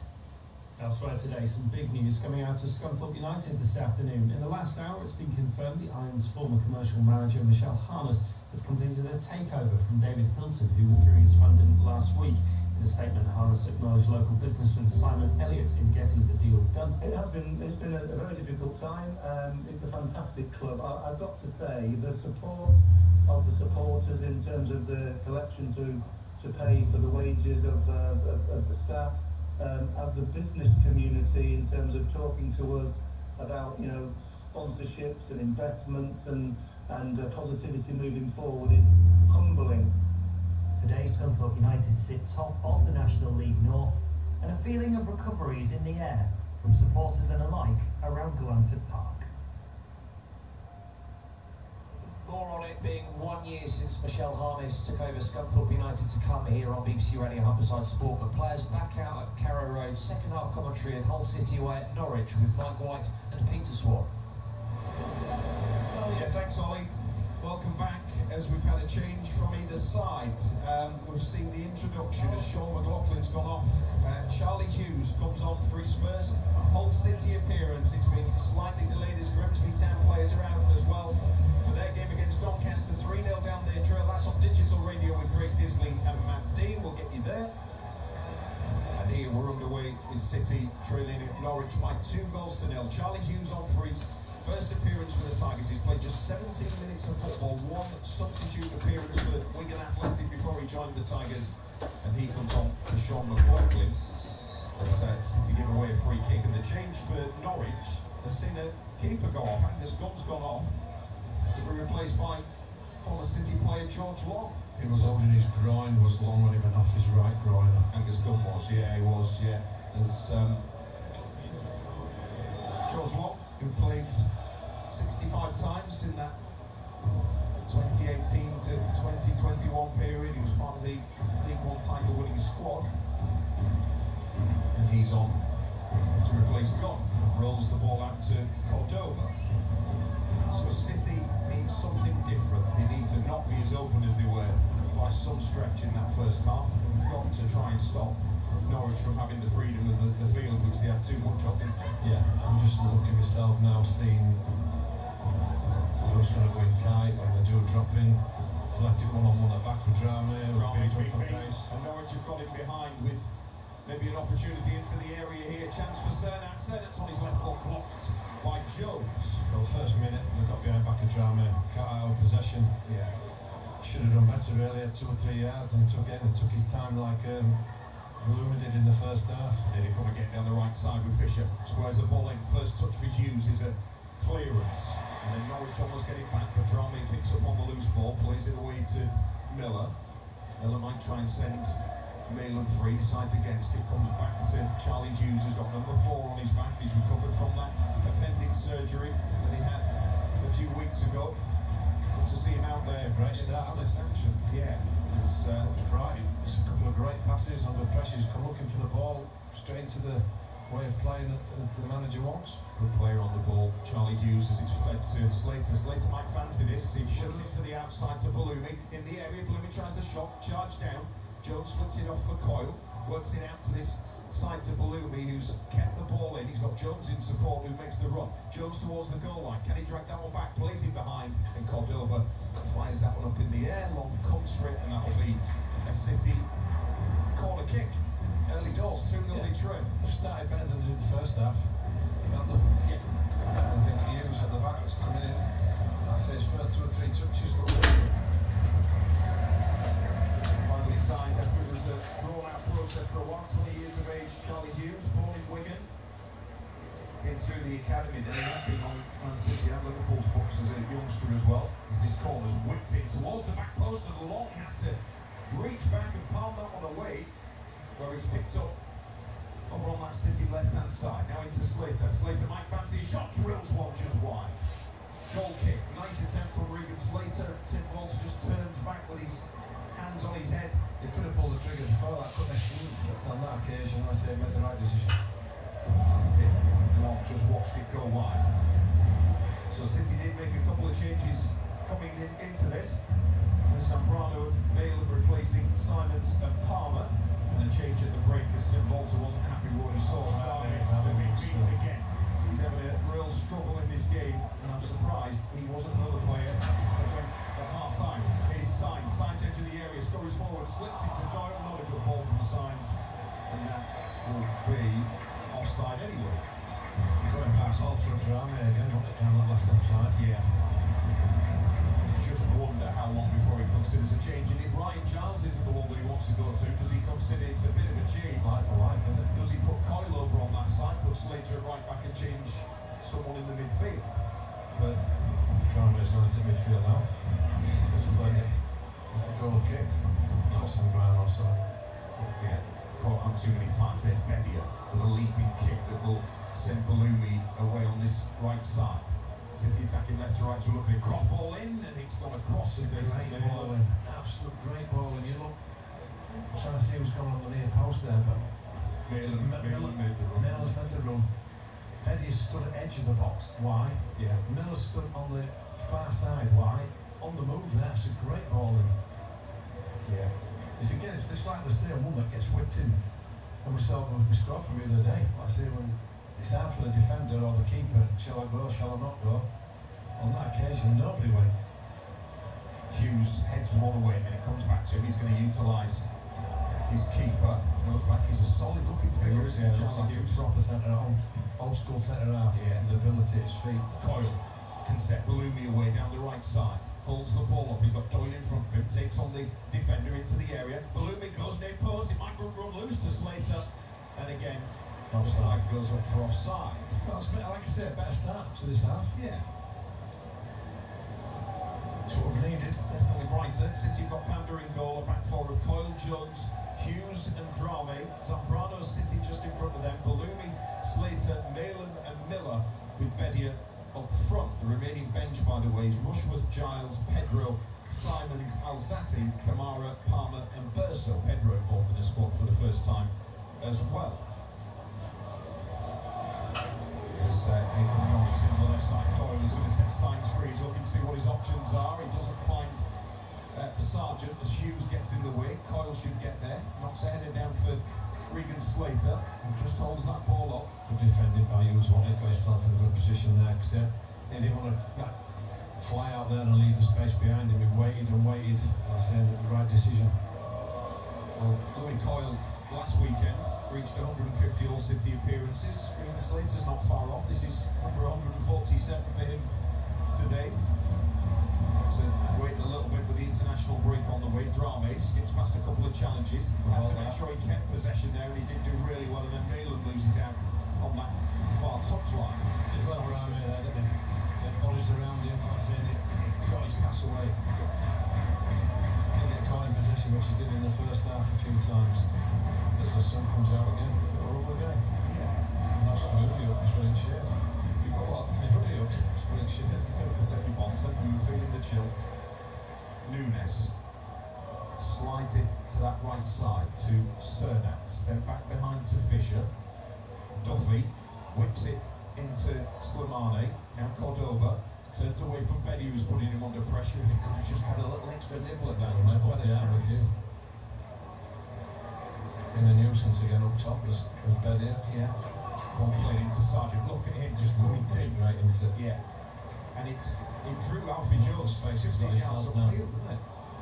Or City get it back with Bedia. He just couldn't find a teammate there as he hooked it away. Well, trying it back again. They're definitely not making it as comfortable. Got round a bit for the second half. That's the little slip there, little mistakes are being made. Putting up, I say, more intensity, which the manager asked for. And damn it again, just nearly got caught in possession. He's lax on the ball today, isn't he? Plays it quickly though, and allows Miller to try and go down that left side, takes it tight to the touchline, gets a little tug on his shirt, the referee says no foul. Miller is bemused and bewildered by it. And the referee unmoved by the Miller saying over his shirt, something again, he's probably got a point. Yeah, there's certainly a lot of attention, isn't there, on him. It's the Norwich fans making all the noise. I should expect the other home side, but some of the City supporters, you can see at the top end of the away end, trying to rally behind their side. Hughes heads one away into the path of Borges Sainz. Then McLean into Nunes, and the space away. Drame was left too much space there. Cernats into the area, challenge for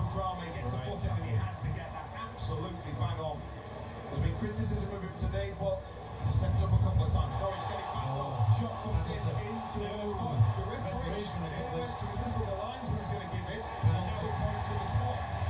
And for a second straight game, Louis Coyle is going to concede a City penalty for a handball. That's the linesman that's given that. The referee didn't. I saw the linesman flagging.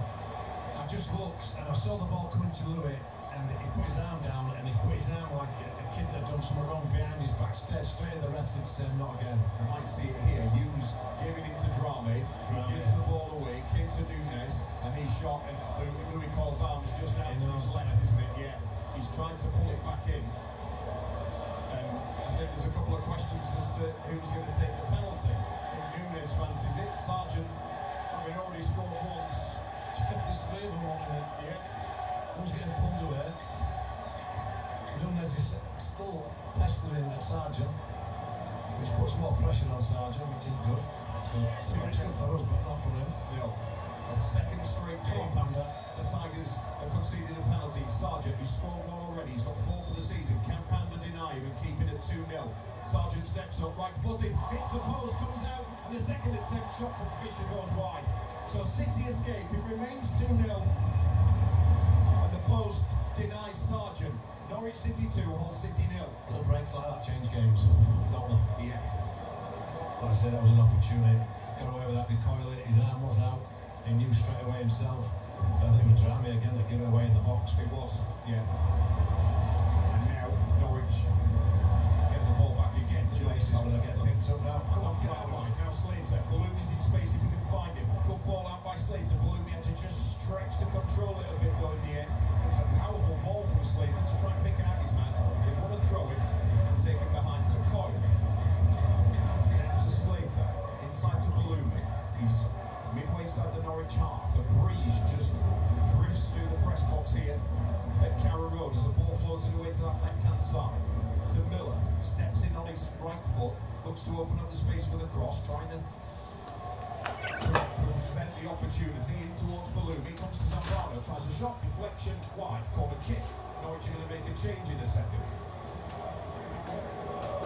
So the ball back here could easily turn, going the confidence could drain out of them. So they expected to go 3 up and we get one back. It's the belief.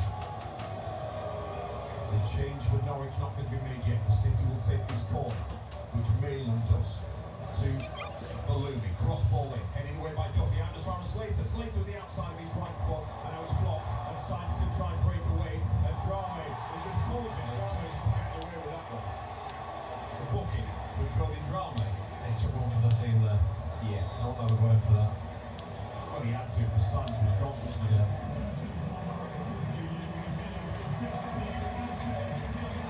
Tante Senats, who's going off. He'll be replaced by Cade Gordon, who's on loan from Liverpool, the England under-20 international, started his career at Derby. Senats gets a thorough round of applause from the fans. Goes off, gets a hug from his management team down there. Brings a letter up for Sargent, saying you're not, he gives him it, says you're not taking the next penalty. So Gordon comes on, and he will just slot in where Cernat's was on that far side. Just made 2 substitute appearances so far, Gordon, since joining on loan from the Anfield club.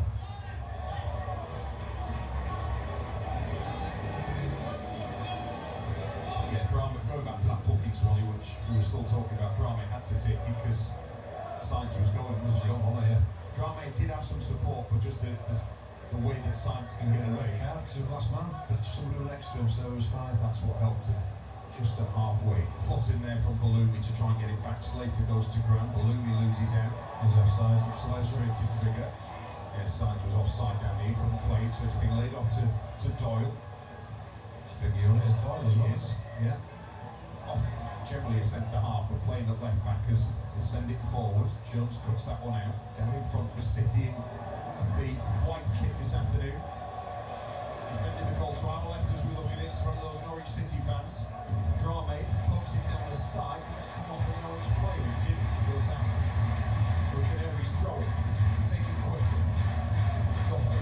The home fans very much getting behind their side. I think you'll see Ryan Giles in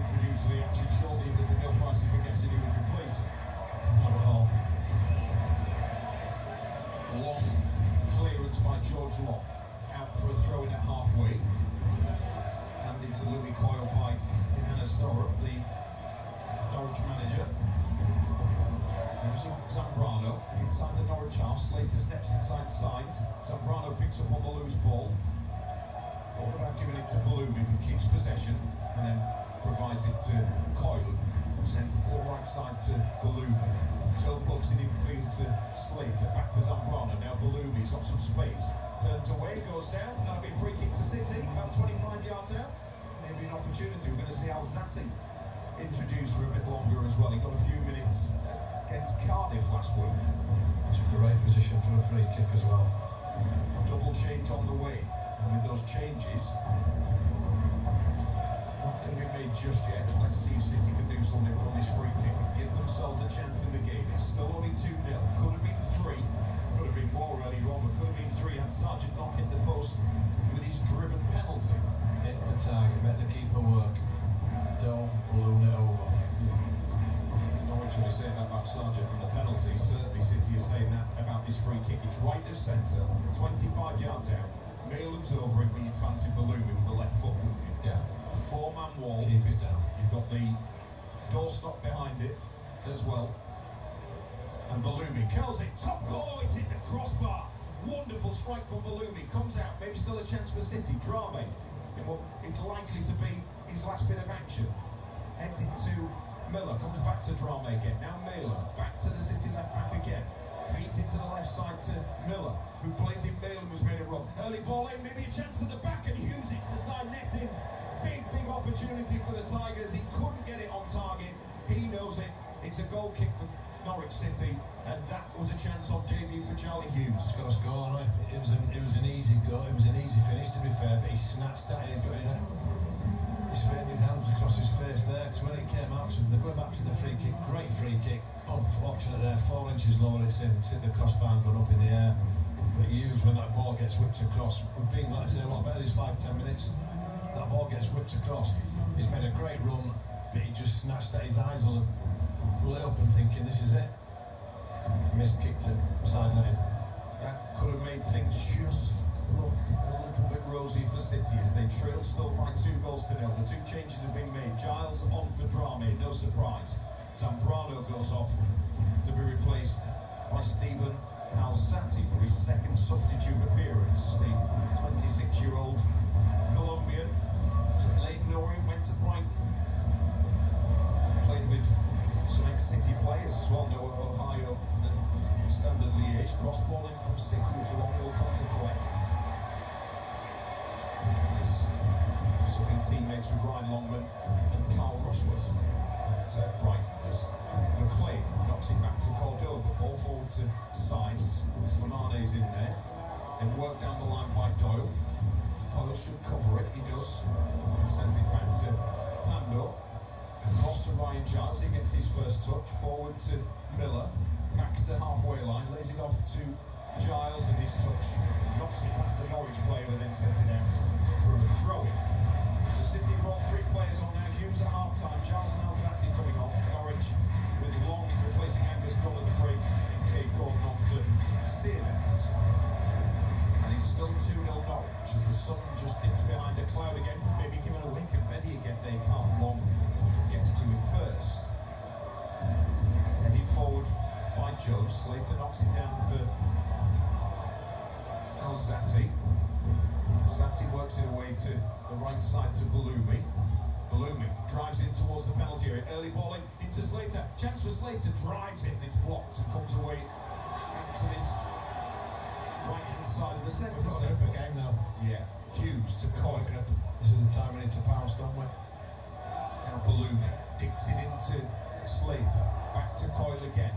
Looking for an option. Can he find Slater? He does. Just a little pitch towards the City number 27. His cross is deflected away into the path of a Norwich man. And then Symes gives it back. Worked inside to Nunes. Nunes forward to Slimani. Good work from Hughes though to get a foot in. Balumi just can't get there. And that's out for a goal kick. This is better football. They're having to have an extra touch now because they've got that belief there in the first half. Things were all dropping through in the movement. When now they're on the back foot, they're taking the time with the set piece with the goal kick now. Before the first half, everything was so quick, played at pace.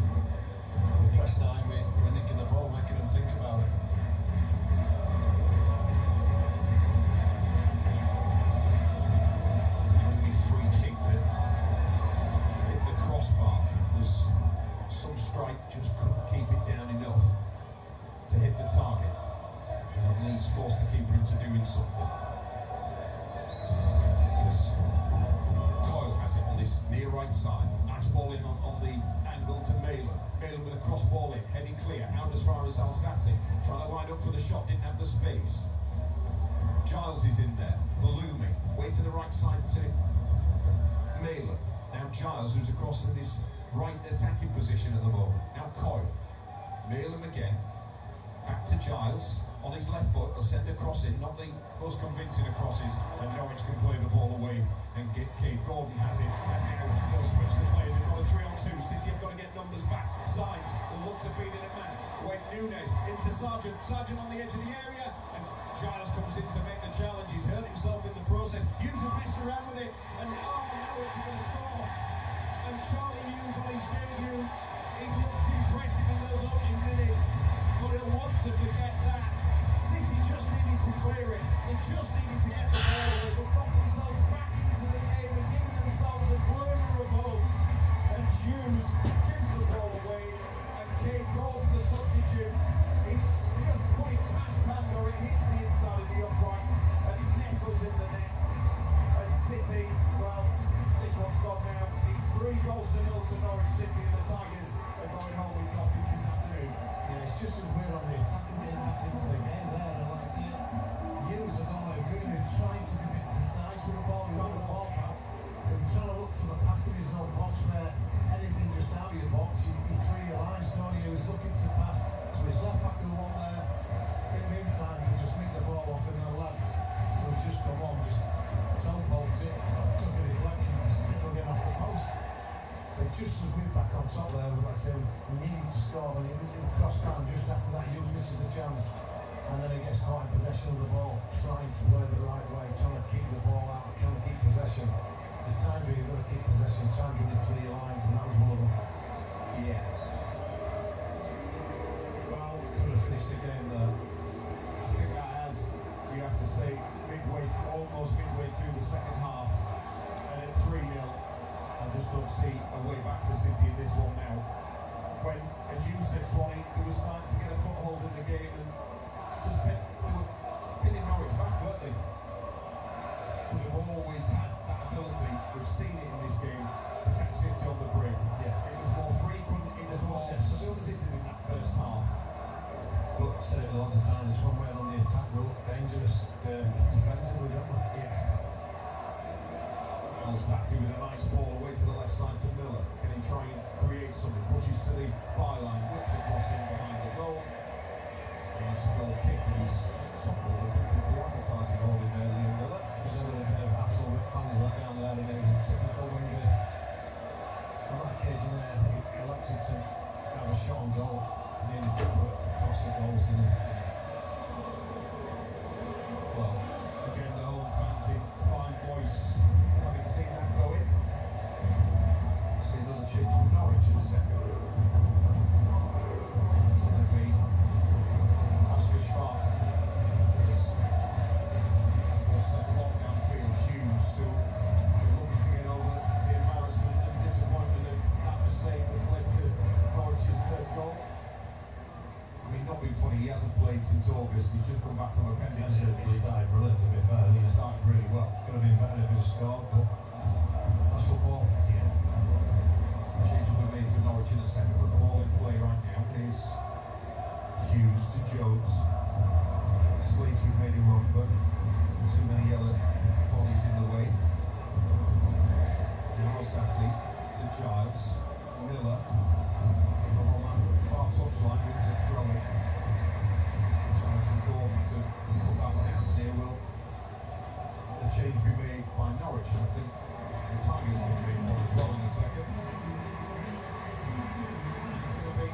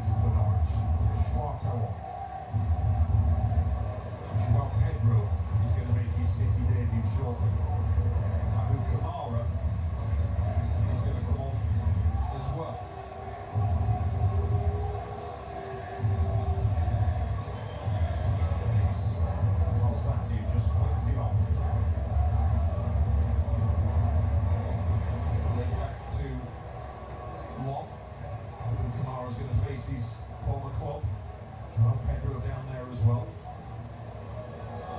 Tell you a bit more about him in a second. There's Norwich just working the ball out from their own penalty area. It's stabbed away to that right side. They seem to have an extra player on the pitch, don't they? Yeah, they look good, don't they, when they get it moving. Doyle to Sainz, whose first thought is to try and take it forward. Schwarte. Now Nunes looks to drug it through the middle. Came off the heels, I think, for Sargent, did he? Might have been a defensive block. There's McLean, the captain. So Doyle in support, tries to get it out. Bedia fouls it. Free kick to Norwich City, and that will allow the City changes.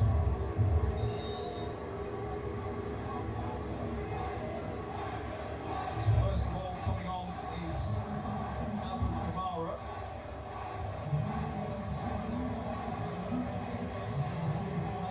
Miller's not pleased to win off, is it? No. Well, he's getting boos from the fans who supported him at one point. They're not happy, and the other change is going to see Bedia go off to be replaced by City's latest signing. He's the oldest member of the squad now at 32 years of age, Joao Pedro. Brazilian free agent, played one senior game for Italy, who he qualifies for through family. Scored 86 goals in 271 appearances, 71 in Serie A for Cagliari. Free kick for Norwich. Nunes sends it in towards the edge of the area. Slater tries to clear it, blocked and runs into the path of Sainz. Milan missed it, so too did Cordova. And Giles will try and set Kamara away. Listen to those boos for the former player. Cheers as he's dispossessed. Must have made some impact while he was here, either good or bad, to get that reaction. Well, yeah. It's not a positive return for him, is it? Obviously, not left quietly, did he? No. He started here as a 10-year-old as well. He'd been here for a long, long time. He was on loan at Portsmouth last year in their title-winning season. Baloomi's gone down, his hands to his face, and the flag indicates that he's won a free kick. City want to take it quickly. Referee's not going to allow that to happen. The Tigers' ball right at the penalty area. It's about 7 or 8 yards outside, 18 yards out. City got a consolation goal. You never know. You score now and you just I just can't see it. Can you against this Norwich side today? No, they'll look up for it, don't they? We had a little spell, that's what we needed to make it pay. We hit the crossbar. Could have changed it then. Yeah. Hughes in the side netting as well. Free kick City. Coyle and Balumi are the options. Balumi will leave it for Coyle. An outswinger, I should say, headed away. Comes out to Balumi. Hughes will collect it on that far side. First time ball to Milan, who tries to get it back to Hughes. Comes off a Norwich player and out for a Tigers throw it. The trail 3-0. 17 minutes left of the game was stoppage time. There's Kamara, boos again. Milan plays it into Alzate. Now Jones. Hughes. Giles on that left side thinks about going further back, but instead manages to just slip it through to Alzate. Goes to Coyle. Coyle fancied the shot, decided to play it to the right to Balumi. Cross ball in. Kamara heads side netting. Goes tumbling over an advertising hoarding as well.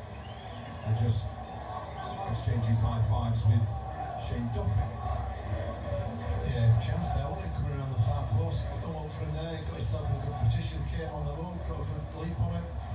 But just angle was all against him. Yeah. This game, unfortunately, won and lost for that first half, wasn't it? City better in the second half. Yeah, they started about 10-15 minute bright spell on them. Yeah. But I don't just mean scoreline was wrong either, was it? It was Norwich were just able to assert the dominance on it. They've got it where they can press the ball any time, Norwich, can't they? Yeah. That's how you feel. Yeah. Coyle. Oof, nearly set Slater free with me. That little angle run, then he's given away. Can Milan get on the end of it? He'll play it to Kamara. Bruce will tell you it's Kamara. Left-footed ball into the area, and it's a debut goal. Having just come on for Joao Pedro. And the flag's up for offside. No, is it? No. What's he given? Or is he saying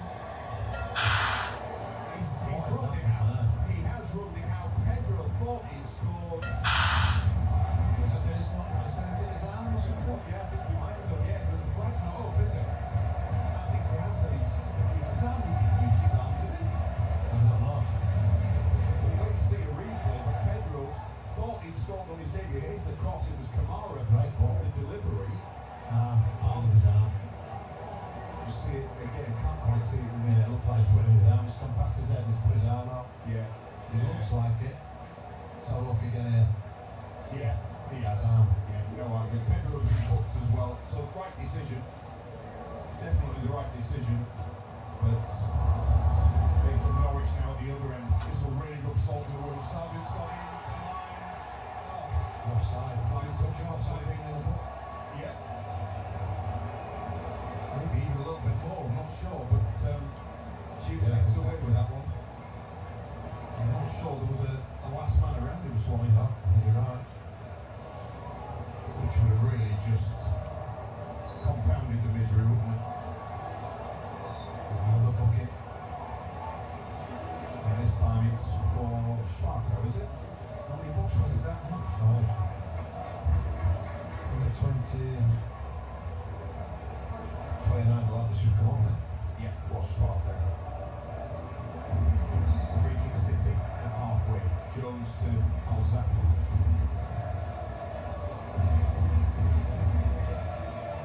To Colombian again. A big one forward for Pedro to try and get in behind the defence and look to chase it down. Just slowly, nearly kept it. Well, he kept it in once and then he kept it. He was on the floor, wasn't he? Yeah, he was down. All hoping he was going to get the Norwich player was coming so he could try and play it off his legs. Yeah. And then he couldn't reach it. Nice all the way, didn't he? Nice idea. Norwich back in possession. They're going to make the final 2 changes as a long ball forward to Sainz. Sainz is going to kick Pandor, and Sainz is going to score. That will finish it. Was any uncertainty before that? I'm not sure it was. But on 78 minutes, it's Sainz with a little chip over. Pandor's off his line. Way too easy at Norwich, and just punishing the Tigers this afternoon. It's Norwich City 4, Hull City 0, and Sainz with the goal. That's the way he probably tried clear the first half. He had a 1-on-1, but that was a great one ball over the back of Jones there. It was a great first touch. He was getting closed down, and it had to be a deft little touch there. And that it made that look easy. He got the run off him. His first touch was brilliant. His second touch was even better. Like, he was straight down the middle. Pandor, I'm not blaming him there because he had to come out. And he's like, great finish by the lad. So fantastic.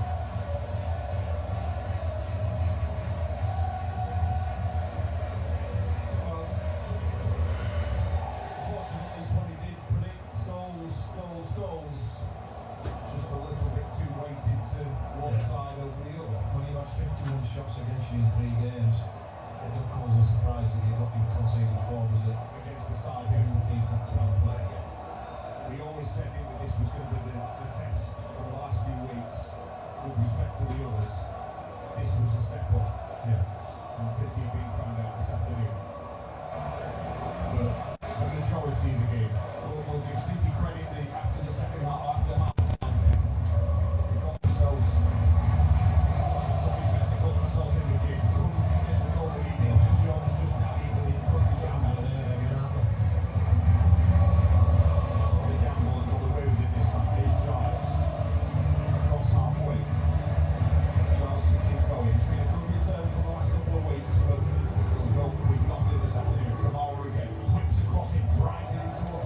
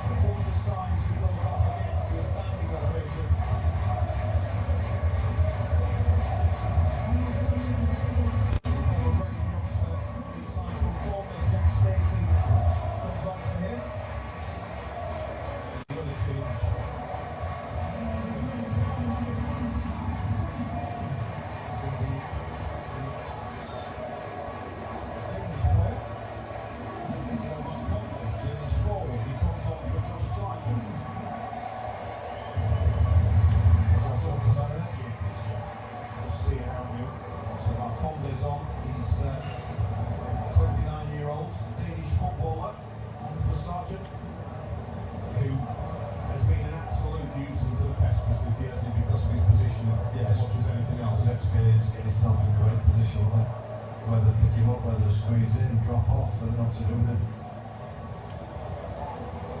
Still just 24 as well, Josh Sargent as well to come from. Yeah, it's been around, they seem to be around it. Yeah, it does. Come Norwich again. City now, it's about trying to resist anything else. We might go for a all-goals goal. Fisher free into the area, steps onto his right foot, maybe an opportunity here for Mark Collins, goes back to Fisher, checks for 5, saved by the feet of Panda, and then Jones flies it up in the air. Panda can't get there, heading back towards goal, in fact, just goes wide. And City have won 5, it's 4-0 to Norwich, and the Tigers just hanging on now. Just a bit like it was a great save by Panda, whatever it came in the last point in time, had a shot, bounced up in the air, that's how he reacted, and Jones tried to clear it, come off him. Up to where he's put it straight up in the air, then it's a little easy little header really, wasn't it, for the lad who's just come on and he headed in the wrong direction, which is good for us. City at the other end though now, at halfway, Slater, diagonal ball to Kamara, holds the ball up, plays the ball in into Balin, and just a glancing touch is dropped on by George Long.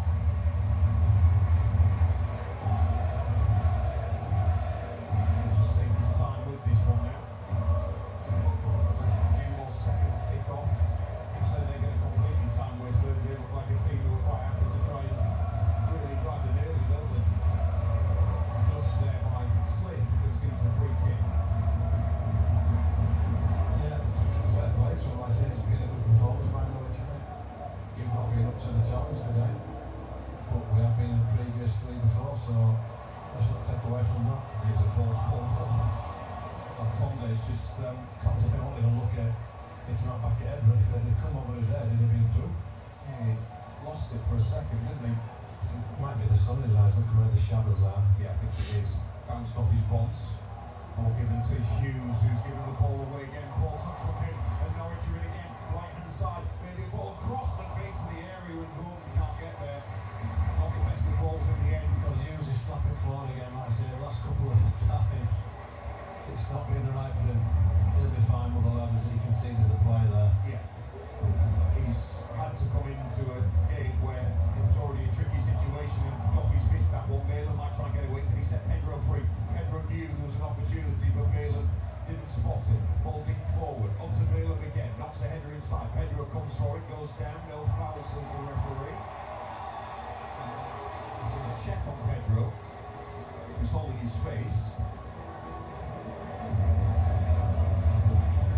City free kick though. Malin, the ball needed to be played first time. Pedro trying to get around the space, didn't they? Had the runnings onto it. Yeah. So look, did Pedro get a whack? We'll see on the replay here on the screen. Not really, did it? I think it maybe his head, but the defender seems to be alright. Back on his feet, referee will just drop the ball and Norwich will keep possession. They've not lost at home, by the way, Norwich, since November of last year against Blackburn. It was the 3rd straight home loss at the time, but since then, they've gone on an incredible run. It's been 22 games, this will be 23 since their last loss here at Carrow Road. Fair play. 6 unbeaten with this one at home this season. Long. Teased Pedro there by showing him it, but got the ball away. And then Norwich might try and break again down that right-hand side. Stacey putting pressure on his opposite number 3, Giles, who puts it out for a Norwich throw-in. Got just over 5 minutes left. City, well, really now just to not concede. Yeah, not concede anymore. Prevent Norwich from punishing them further. BBC Radio on the side sport is Gordon slips it to the left side to Fisher, who's come to this left-back position from the right. Switch things around a little bit. Here's Nunes into Cordoba with the shot, side-footed, easy for Panda. It was a proper centre-half shot, wasn't it? Just make contact with it, put on target, straight to keeper's hands. Norwich City 4, Hull City 0. Here on BBC Radio on the side sport, Grimsby Town not faring much better either. 3-0 down at home to Doncaster Rovers. We've got commentary of Scunthorpe United to come. Making your way to Blackford Park. You can watch the game and tune in via BBC Sounds as well. Listen to Ollie Turner and Steve Torpin this afternoon.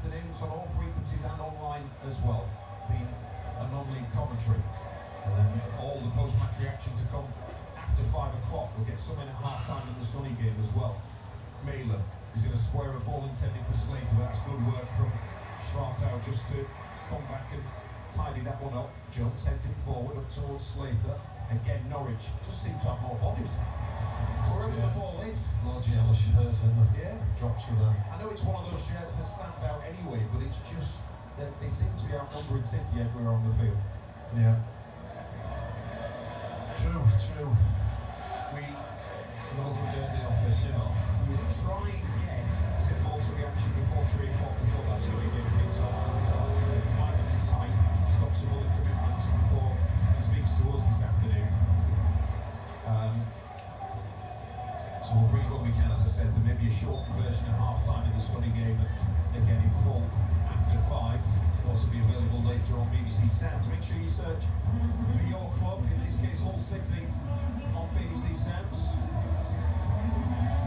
You'll find all the Tigers content we do on there. Make sure you click subscribe. If you do that, you'll get a notification every time anything pops up. We do put links to a lot of our stuff on our social media account at Humberside Sport, but subscribing on BBC Sounds is the best way. 26,326 is the attendance. So there is a 2-on-1. Louis Coyle needs to try and just keep an eye on Gordon. Fisher on the outside of him. Gordon feeds Fisher. Left side of the area. Crossing, right footed towards the back. It's going to be put back in by Stacey. Panda should come to collect it and does. Drops it, and he dropped and gets it the second attempt. It's going to be a free kick, but referee spotted that. Norwich City 4, Hull City 0.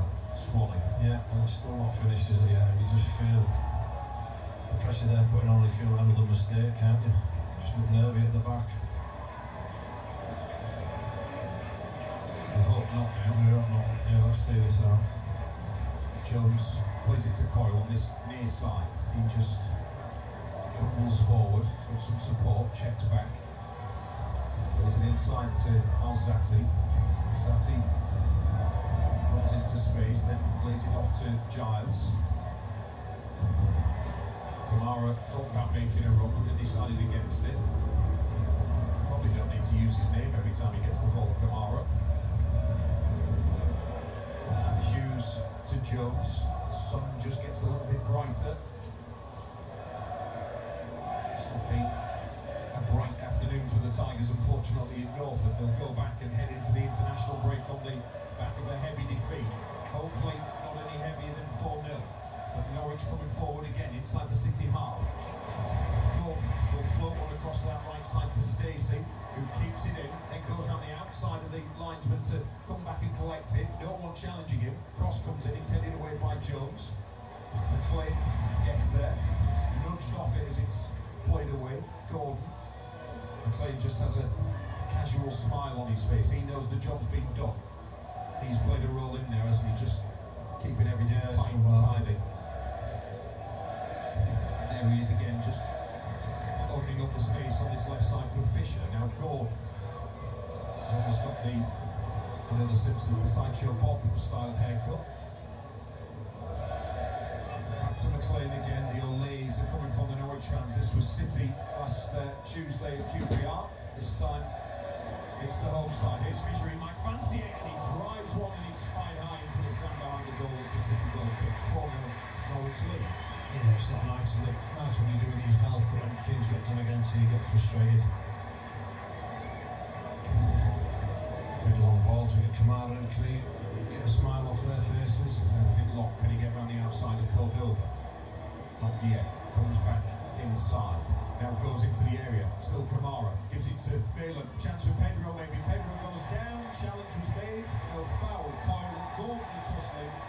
Coyle's in put there. Louis Coyle's going to get put. 6 that now, isn't it? 6, yeah. As we hit the 90 minutes, ball's going to go on. Maybe another 5 minutes. Just when you don't need extra adding on time, Swanee. True. Well, next week, no City game, as we said. We'll have a whole team in action. There'll be Super League Grand Final for Hull Kingston Rovers. Will be part of Humberside Sport Live next week from Old Trafford against either Wigan or Leigh. So that to come on what will still be a big weekend of sport here on BBC Radio Humberside. when City return. They're in action on the Sunday against Sunderland. You'll be there for that one. I think you're bothering for that Sunday game, Mike. What are you doing that one? Are you there for it? Which one's that, Michael? Sunderland in a couple of weeks. You're fine for that one, aren't you? Yeah, why? Just checking. That's right. Just making sure. Not nice, Mike. Question, isn't it? I like to make sure you win this one. It's that comfort blanket that I need. That's what it is. Is Fisher.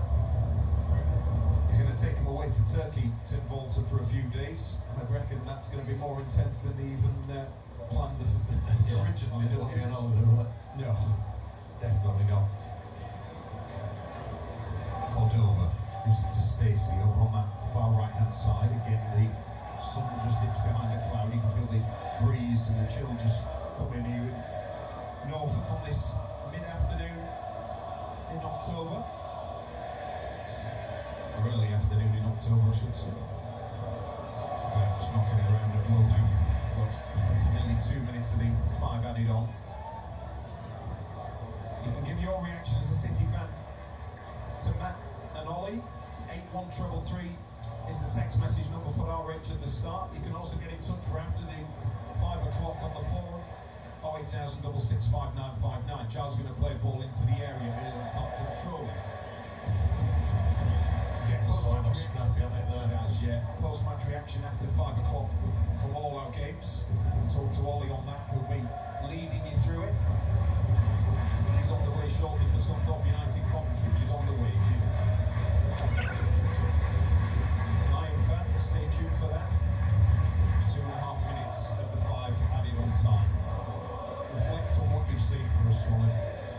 Seen a better team. Do things better than us, quicker and sharper and nicer. We've never really got into it, didn't we, in the first 10 minutes.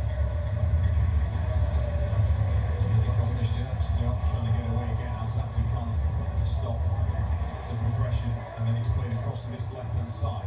Fisher showed plenty of confidence, gives it to Gordon. Coyle comes across to cover.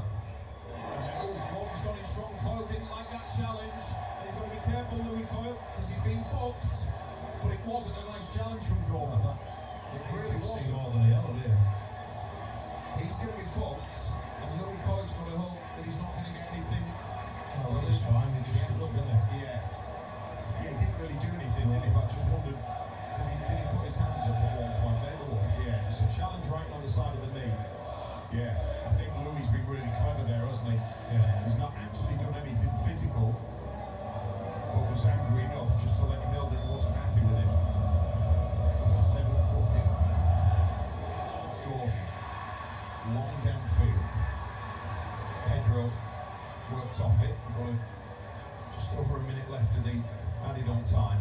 And City now will just hope to not concede any more at this stage. Pedro a little nudge there on Fisher. Gets the free kick given against him. Send a WhatsApp message again. Put RH at the start of it. 0800321 333. Sid Radio on the side as a contact with that number. Yes. The Tigers get it back with Coyle. Slices on the outside of his right foot to Malin, who's fouled. Free kick. It's about 30 seconds left. City might just want to get on. Well, there you look, there's another booking. We've certainly been dishing about in this one, particularly in the second half. City have got this free kick. But after 3 straight wins, it's been fairly abject, hasn't it? Yeah, but let's one of them we just like forget this one.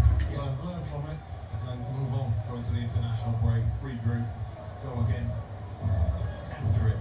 We've got Sunderland and Burnley at home to come in the next 2 games. I mean, 2 trips on the road.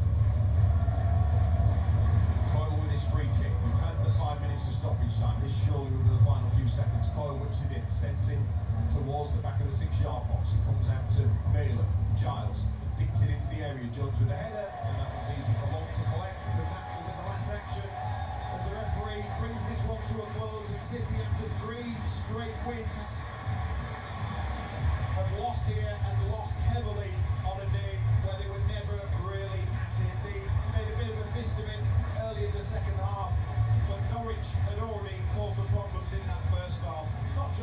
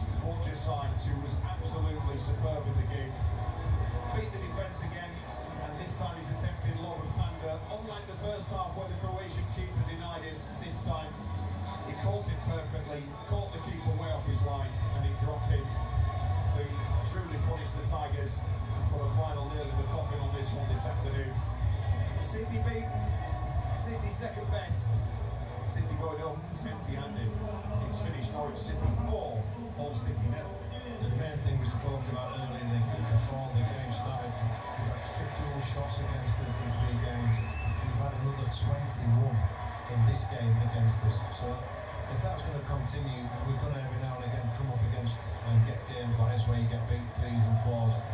So that needs to be timed up, that needs to be changed. I say we've seen the entertainment, we've seen the positivity of the last 3 games, which we've got to stay positive with that. I said, especially after the start of that, so now we'll take that game away, assess the game, see what we could have done better, come up against a good team today. Like I said, we could have had a couple more to be fair, but like I said, played it at their own pace, the amount of times in the first 5-10 minutes we got through one-on-ones twice with the keeper. But there'll be individuals there, they'll need that break now. Like I said, we've got a week or so, well, how many days, another 2 weeks before they come back and reassess themselves, have a break, get some team spirit, some more fitness in them legs. So I said, get the understanding what the manager wants from them, but they'll be happy. In the last 4 games, take the 9 points. Today, it's come up against a better team, so we got what we deserve to be fair. They did, and never really looked like being in it, did they, when Norwich got themselves in control of the game. There's only going to be one winner in this one. You can have your say on it. Drop a message on the text 81333, put RH at the start of it. Ollie will try and read some of those out as well between now and 3, and you can talk to Ollie after 5 o'clock as well. Book your call now, 08000 659 59. As we welcome Grimsby listeners, it's been a tough afternoon for them as well. Also went into this off the back of 3 straight wins, both for the Tigers and the Mariners. Disappointing lunchtime kickoffs on Homicide Sport Live this afternoon. You can react to it. We'll bring you all the post-match reaction between now and 6 o'clock as well. Also on BBC Sounds. Make sure you search for your team and click subscribe. We'll bring it to you this Saturday afternoon here on BBC Radio Homicide Sport. Thank you, Mike, then. So, Hull City mauled away at Norwich City in the Championship, and it's not been a great afternoon either for Grimsby Town in League 2. Thumped by Doncaster Rovers, and all the damage done in the first half at Blundell Park. Matt D. Thanks to Ollie. So, Scunthorpe United coming up at 3 o'clock, but to Craig Disley, he's alongside me here, just looking at the afternoon as a whole for Grimsby Town, for listeners on FM and Freeview. We've chatted about it on digital, but what disappointed you most of all about this afternoon for the Mariners, and the goals that they conceded and the way that they went about their business? Yeah, I think it's fairly obvious. Obviously, the start of the game was poor. Donny started the game really well, lots of energy on the front foot, and 2-up inside 10 minutes makes it a very long afternoon. You know, we tried to get back in the game, tried to get back and make some good forward plays, but you know, possession was a little bit rushed. We weren't finding our targets, and to be honest, Doncaster, you know, deserved to be 3-0 part-time. You know, they controlled the midfield and sort of overran us in there a little bit, and got on the front foot and created some good chances. Having said that, we spoke earlier, a lot of the goals were avoidable, some poor goals in there. So it's a difficult afternoon, but the second half was okay. You know, we kept in good shape and made things difficult with Doncaster, and worked extremely hard with 10 men. So I think there can be some solace taken in that second half performance. But it's not all doom and gloom. It's one bad 45 minutes of football after some good results recently. So you know, put this one to bed and move forward next weekend. What about the way Doncaster set up today? Was there anything noticeable about they went about their business to stop Town from getting into their stride from the outset, do you think?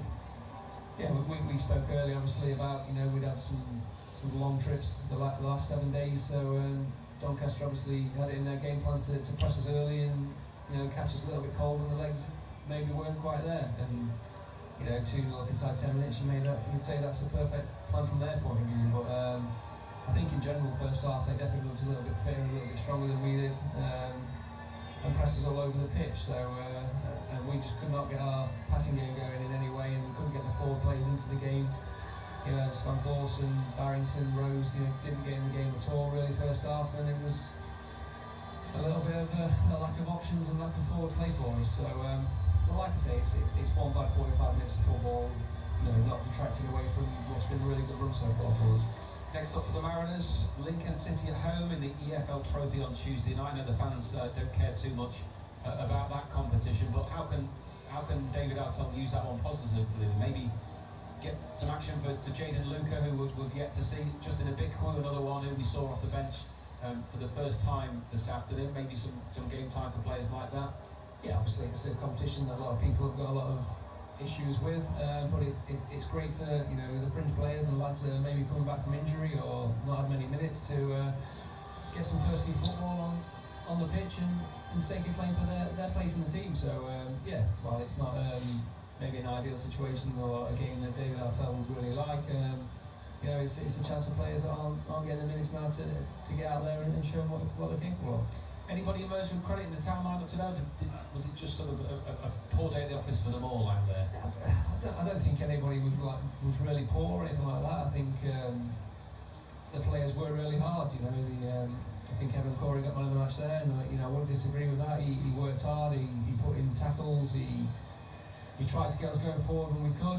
Played a great ball through to Cameron Gardner in the second half for our chance. So yeah.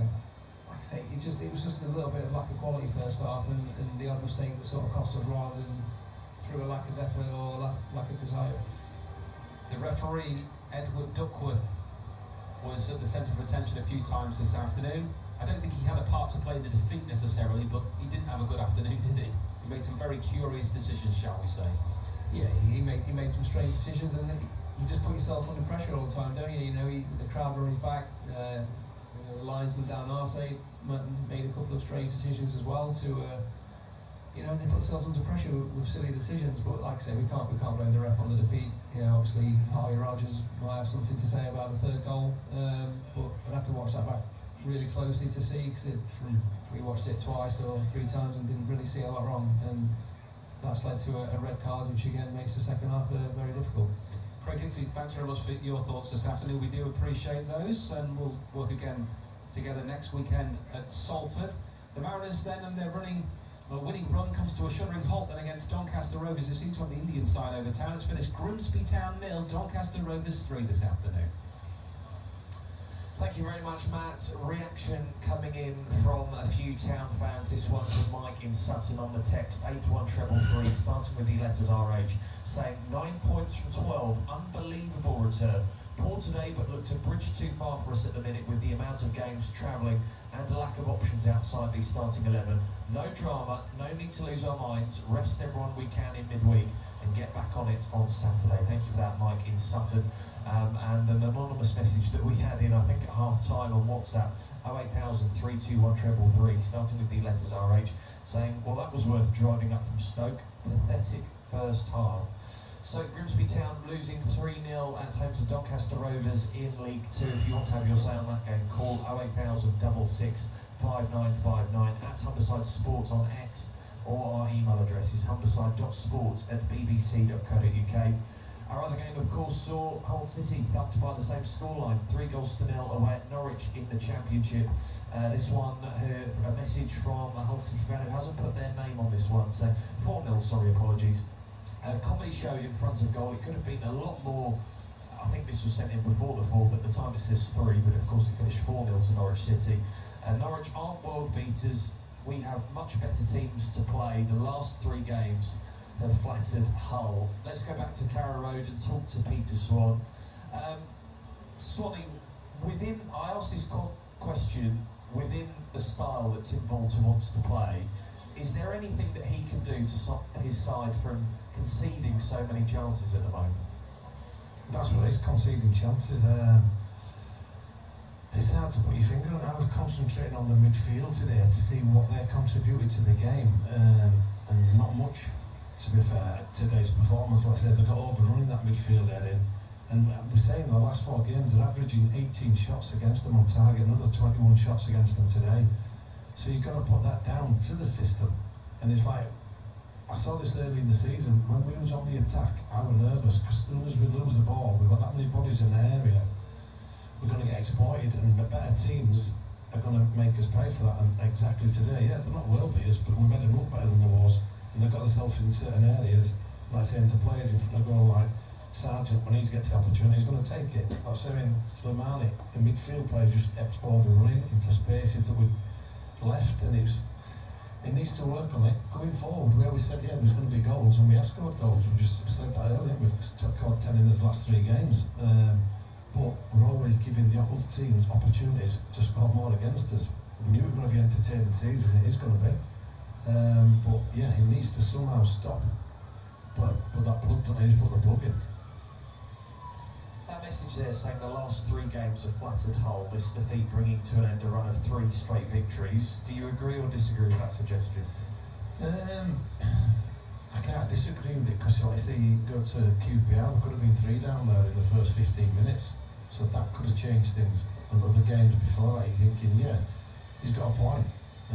But I say when things happen for you, when things go for you, you've got to make the best of that at the times. Like I said, it's given confidence to come to today. But the confidence was soon took out of them, like I say, by a decent Norwich team that, like I say, controlled and won their all individual battles throughout the team. Like I say, it could have been a lot more. It could have been 5 or 6 easy because they had 2 1-on-1s in the first 15 minutes, which they didn't take. But yeah, we've got to look at what's happened. He's got to change still a lot, and he's still learning from it, still getting the players to do, I say, the system that he wants them to play, which, whether they agree with it or not, he believes that the players have bought into it. I'm just not 100% sure they have yet.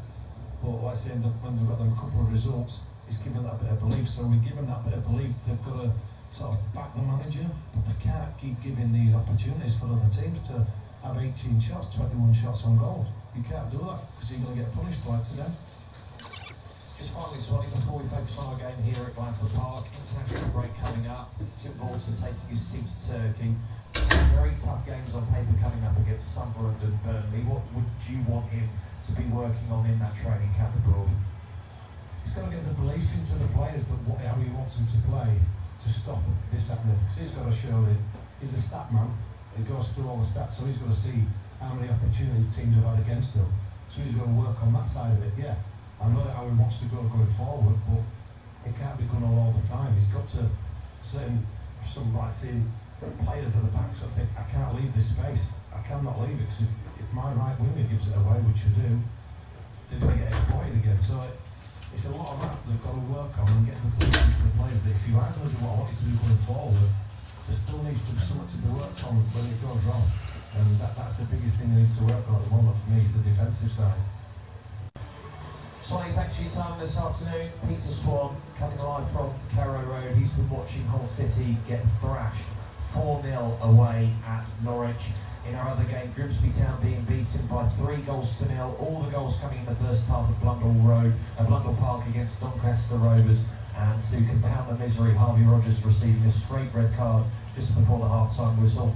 This message that we've had in on WhatsApp, 08000 321 333. Make sure to put your name on your messages when you send them in. From a Town fan saying, that's one of the worst games I've seen since the 5-1 defeat to Donny last season. What happened from Gillingham today feels like a completely different game. I feel sorry for the people who came from Iceland to watch that horror show.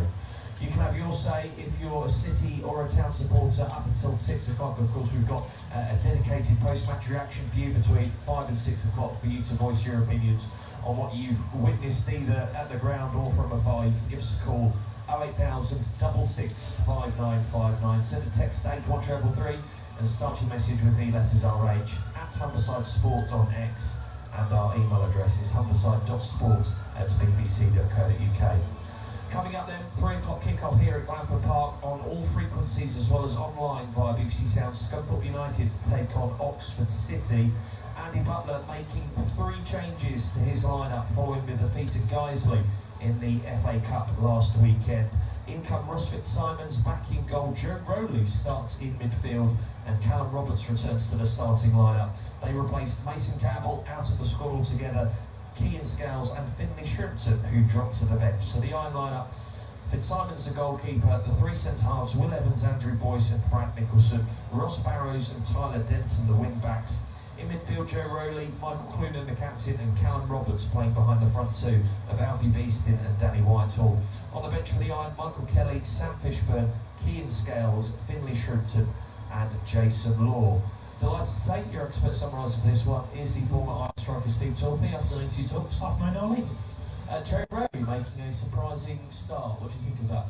Yeah, he's I don't know, I think the team picked itself, apart from Joe Rowley coming in for Kean Scales. I think Kean Scales has loads of energy. It'd be interesting, Joe, because he hasn't had many starts at all, so it'd be interesting to see how he gets on, from a starting point of perspective. Again, similar, lots of energy. Yeah, I just have to see how he goes, but I think that midfield is the key to, and the wing backs are the key areas for Scunthorpe's team, really. They're really creative on their day, both wing backs, they can push forward. The more recent games have been pegged back a little bit. Teams have obviously done their own work, and compared to the start of the season. So it'll be a bit of another challenge. We'll be expected to beat Oxford, who is struggling at the bottom of the table. But yeah, it'll be interesting to see how Joe Riley gets on today. As you mentioned, it's only his second start in all competitions for the Iron this season, his first in the league. Steve, you weren't at the Guiseley game last weekend, but perhaps looking back, the draw at Newcastle Town in the previous round of the FA Cup qualifying rounds and that defeat away at Scarborough Athletic, why do you think Scunthorpe United have gone off the ball performance-wise recently? I don't really know. It's the same. I think teams are getting wise to how they play. So at the start of the season, it's a little bit going into the unexpected. Teams have been playing against Scunthorpe, and they really dominated. Like I said, both wing backs really push forward. Teams are playing up against them now and pushing them back as well. So they've had that free rein as they did during the early stages of the season. You see, Danny Whitehall's had a couple of games absent through injury. I think just needs that bit of consistency that they did at the start of the season. The goals seem to have dried up a little bit. They've not kept the clean sheets that they were at the start of the season. So it's probably a combination. So, you know, they do need to get back to winning ways. They are expected to get promoted. They are one of the bigger teams in the league. And this will be a real test of character to see how they overcome from recent poor performances, but poor results. Of course, this week marks 1 year since Michelle Harness took over the club. You were here at I think you were here at both games either side of that takeover, starting with the one at home to Buxton, that rearranged game. Scunthorpe United lost 3-0, but I think the focus at the time was off the field, with staff having not been paid, former owner David Hilton having withdrawn his funding. What was it like then? How did you feel about the future of the club at the time? Yeah, well, it was doom and gloom, wasn't it? It was that unpredictability of what was going to happen to this fantastic football club. It was the uncertainty, I think, that kind of got the supporters and everyone connected with Scunthorpe really worried.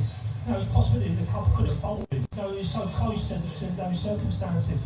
So to come out the other side and a year on is fantastic. You can see steady progress. You see steady progress within the team. See steady progress around the stadium, the infrastructure, the maintenance, the rebuilding of this club, and so 100% pleased that they're keeping going, of course. But now they just need to start making headway and making progress on the pitch. I think ultimately is where you get judged.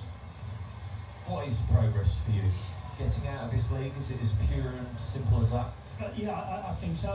Then you look to build. It is a long process. You look at the leagues. There's no easy league. I was speaking to somebody about the Conference North and the Conference South. The Conference South is a lot more difficult than the Conference North. Conference North is more difficult than Conference South. So it's a tough league to get out of. So close last season, and to just keep building, maintaining the performances, and also maybe adding one or two additions to this team, because I think they could do with one or two. Now it's kind of settled down after around about 10 games. So yeah, progression is getting out of this league and moving up that next level to the National League. Why is this division more difficult than the National League, Seth? I just think there's better teams within it. I think more competitive.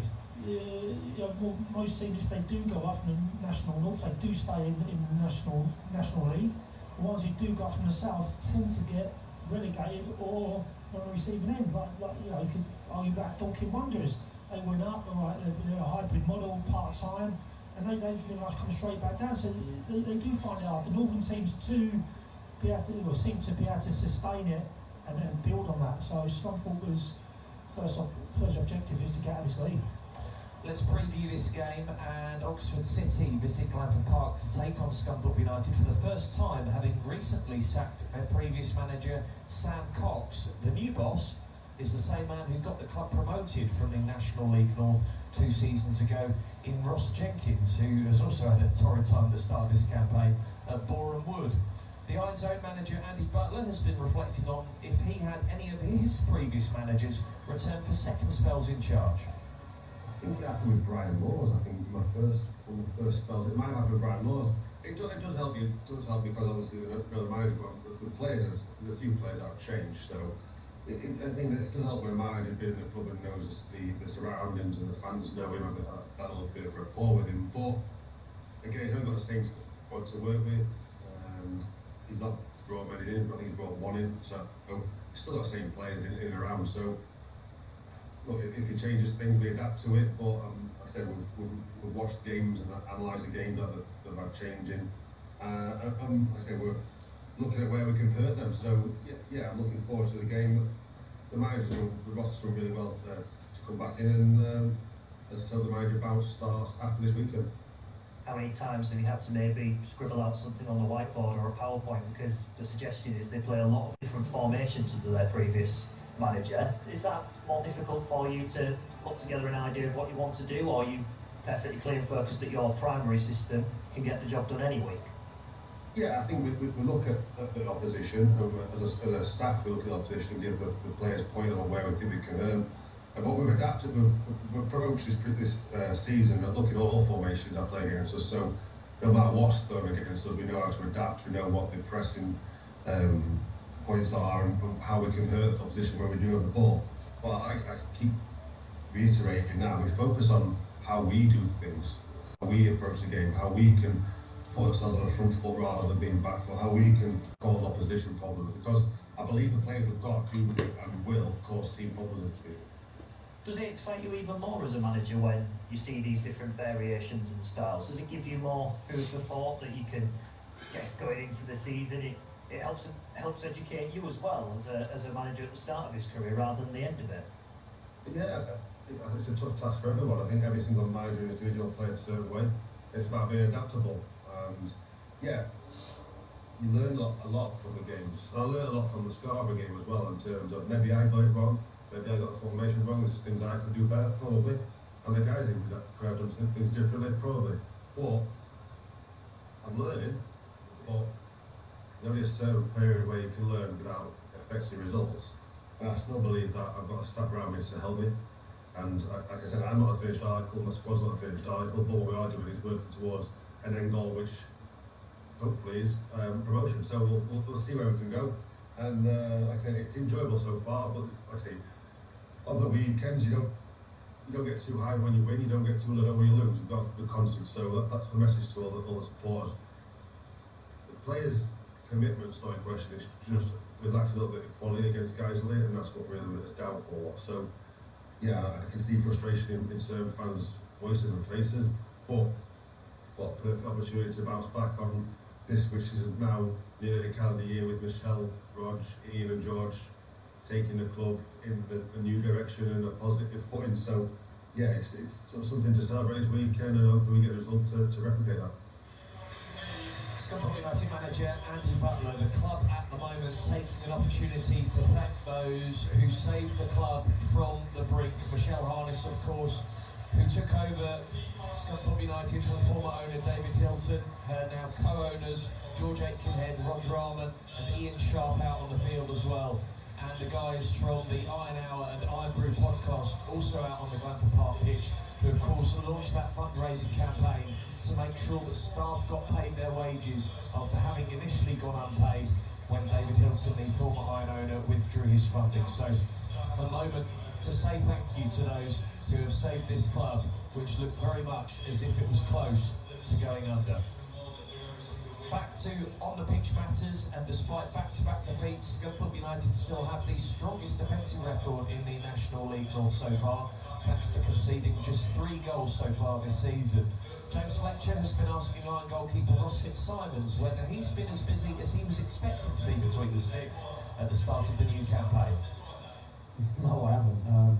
But I mean, I've had little bits here and there, but not as busy as I was expected to be, which is obviously testament to the boys in front of me. And to be fair, the first 10 games we've been overall we've been really good. The shape difference, obviously playing 3 at the back, how much has that contributed to the solidity of the defence? Yeah, I think it gives it a little bit more, obviously gives it more stability, it gives it more security as well. I think you can tell, like you just mentioned there, I've not been as busy as what I have been in the past, so it's testament to the shape, to the gaffer, to Sloth and everyone else involved to sort of just tweak a few bits, and it seems like it's paying dividends at the moment. Well, somebody like Paul Russell-White, who is very experienced, of course, what's it like having him as a goalkeeping coach? Yeah, it's brilliant. It's really good to have someone, especially as Muzzy has played as many games as he had as a sort of at the top level, and it's for me at the stage of my career now, it's more just keeping momentum and more on the sort of mental side now, I would say. When things ain't going well, to be asking him advice and what would he do, would he have done anything different, and as well with mates as well, because obviously we're a team. Obviously, I know like the goalkeeping department, they normally sort of class themselves as like a separate group, and it's good to bounce sort of ideas off each other and learn things off each other. So it's really good having them to sort of in the camp with them. I saw you at Scarborough, and I was really impressed with just how comfortable you look on the ball as well. And I suppose it's something that hasn't really caught on at National League North and South level until very, very recently. When did you first learn to be able to be so comfortable on the ball and play out from the back? To be fair, it's one of them. When I was younger, I was always practicing my right and my left foot, and I've come through an era where it was like a transition from, it was like reserve team football. You had like a reserve team league, and it sort of transitioned into like the under-21s league. I think it's under-23s now, isn't it? So I think they've expanded it again. But from there, like the philosophy of like you say, playing out from the back and being able to be good with your feet, like that's what teams were kind of looking at sort of transitioning towards. I'd say more so than actually being a goalkeeper, if that kind of makes sense. I feel like it's the goalkeeper department is developing, and it's moving on every year. It's like you need to do something else every year, and it's really good for the game, to be fair. So in terms of that, and to answer your question, I've had to do a lot of work on this, put it that way. Richard Stead. Every weekday. Good afternoon, this is Richard. Oh, there's a big spider. A big spider's just run across the desk, and I'm not even afraid of spiders. It's not even that big. But there's a spider. In fact, it's a little tiddler, if I'm being honest. It just caught me. Just caught me unawares there. Worse or what? Worse or what? They just showed me a picture of it. Yeah. I couldn't see it. It was so small. Tiny spider. Tiny. Tiny. What's wrong with you, man? I think it was a case of embellish or swear. Richard Stead. Every weekday from 2 on BBC Radio Humberside. Every game live. BBC Radio Humberside Sports. Less than 4 minutes to go until kick-off here at Glanford Park. Scunthorpe United taking on Oxford City for the first time in the National League North, just waiting for both sets of players to come out onto the Glanford Park pitch. Of course, earlier today in our two commentaries on BBC Radio Humberside Sport, Hull City were thrashed 4-0 away at Norwich City in the Championship, and Grimsby Town also had a pretty miserable afternoon, losing by 3-0 in League 2 at home to Doncaster Rovers. At half-time in this game, we will bring you post-match reaction from Hull City head coach Tim Volter and Grimsby Town head coach David Artell as well. And you can have your say between 5 and 6 o'clock here on BBC Radio Humberside Sports on your side's result. Give us a call, 08000 66 5959. You can send us a text as well, 81333. Just remember to start your message with the letters RH. At Humberside Sports on X, we've already had a post from Mariner Hodo saying, with regards to Town losing 3-0 at home to Doncaster, a game ruined by poor decisions by officials, clear fouls and offsides tarnished any chance for us. Not our best performance, but it cost us. Hashtag GTFC. The WhatsApp number is 08000 321 333. and our email address, humberside.sport@bbc.co.uk. But we're building up with 3 minutes to go until kick-off to Scunthorpe United against Oxford City. Steve Torpey alongside me, the former Iron striker. We saw Michelle Harness come out onto the field following her takeover of the Iron a year ago this week. The guys from the Iron Brew and the Iron Hour podcast as well, and Michelle Harness's co-owners. Just take me from your memories, the teams are about to come out Ryan Q. That game, just after the takeover was completed, that 1-0 win here at home to Bracknell Town. What was your memory? What are your memories like of the emotions on that day? Oh, the emotions, you could just see, you looked in the faces of the fans and the supporters, and that told you everything. Yeah, it's a massive part of the community, Scunthorpe United, and to see it come out of the doldrums and now really look to move on. It was really heartwarming and really quite emotional, Ollie, to be fair. You know, it was just waiting for somebody who had the club's best interest at heart, and as proved to see with Michelle and the directors taking over. I really, like I said earlier, really moved it in the right direction now. Both sets of players out. Scunthorpe United in their home strip this season, the claret and blue stripes with blue shorts with the claret trim and blue socks. Oxford City in a very garish, bright lime green effort, their away kit this season. You certainly won't miss them this afternoon. Let's bring you the team news, starting with Scunthorpe United. 3 changes from last weekend's FA Cup defeat away at Guiseley. Ross Fitzsimons returns between the sticks. Joe Rowley makes only his 2nd start of the season, his 1st in the league, and Callum Roberts returns as well.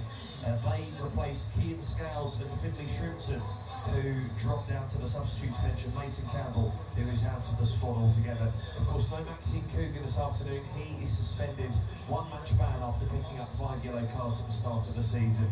And Max Brogan drops out of the squad as well. He's replaced by Jason Law on the bench.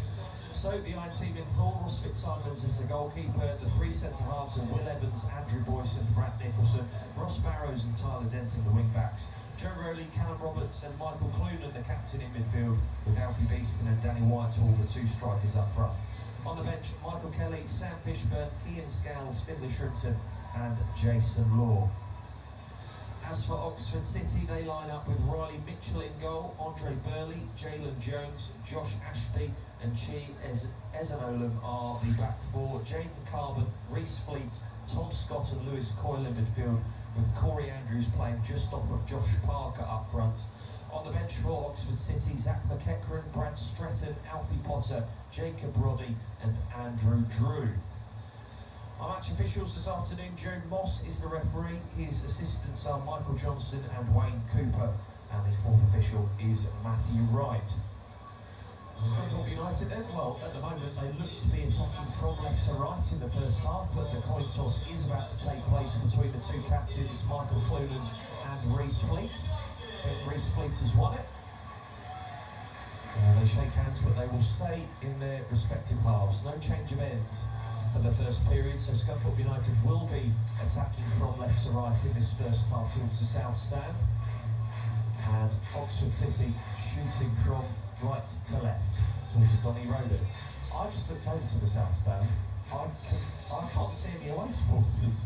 I spoke to the colleague from BBC in Oxford, I think it was, and they said they've sold 4 tickets, apparently. Wow. I can see 2, but I don't know where the other 2 are. It's not that long a journey, is it?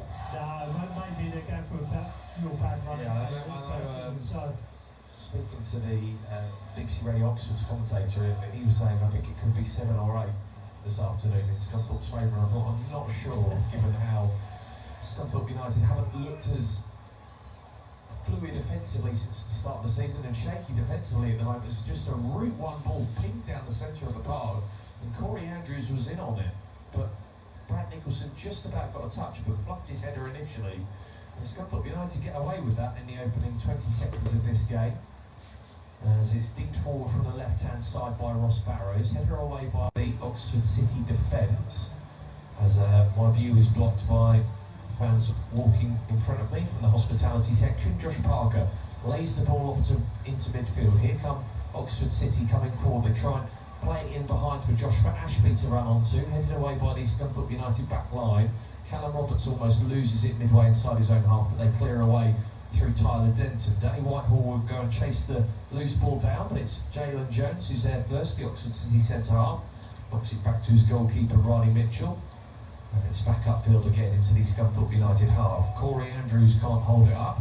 The Iron boots it away, header behind the halfway line. Clunan nods it back into Oxford territory. Then it's turned over the top by Reece Fleet, the captain. Onto the loose ball here are Oxford City. They come inside with Jaden Carbon, back out wide to the right. Now here's Josh Ashby. Over on the far right hand side again. Andre Burley into Jalen Jones. Jones now to Josh Parker, who's dropped deep to receive the ball. Left hand side. Now back to the halfway line with Jones again. And right spell of possession here for Oxford City, who have struggled at the start of the new National League North season. Ball in behind. Cross comes in from the right from Tom Scott. And then it's blocked behind. Yeah, not a great start. Look at a little bit lethargic Scunthorpe. I know we're only 2 minutes into it, but there's no pressing, no intensity. He says set the stall out from the whistle and go and press and try and win the ball back. They dropped off with that Oxford have it. So Corey Andrews taking a tumble inside the goal there. Yeah, Steve? I don't know if Brad Nicholson gave a little nudge there as well, so the referee's having a word with him. Scunthorpe United penalty area baked in sunshine at the moment as the Iron players get ready to defend this set piece from the right hand side. Corey Andrews still trying to get away from Brad Nicholson inside the 6-yard area. In will come it's a short corner kick taken from the right hand side. Cross comes in, it's cleared away at the near post by Scunthorpe United. Onto the loose ball is Joe Rowley, tries to make his way towards the halfway line, runs into lime green shirts. Oxford City players get a touch on the ball. Tyler Denton dummies it, lets it roll out for a throw. As I was saying earlier, Oxford City struggling, having been relegated after their first ever season in the National League, the 5th tier of English football. Second from bottom, 1 win all season. Conceded 21 goals already, which may give you a clue as to why BBC Radio Oxford's commentator was saying they could concede a hatful this afternoon. Throw in for the visitors on their left hand side, the Hoops. And they go back into defence here with Andre Burley from St Kitts and Nevis. Goes down the left hand channel. Fitzsimons thinks about coming out, then stops, goes back into his penalty area. Nicholson shrugs Corey Andrews off the ball. He holds a thumbs up in the air to his defender because it was a nice idea with that ball down the channel. Fitzsimons hesitated. That almost gave Andrews a glimpse, but it bounces out for a goal kick.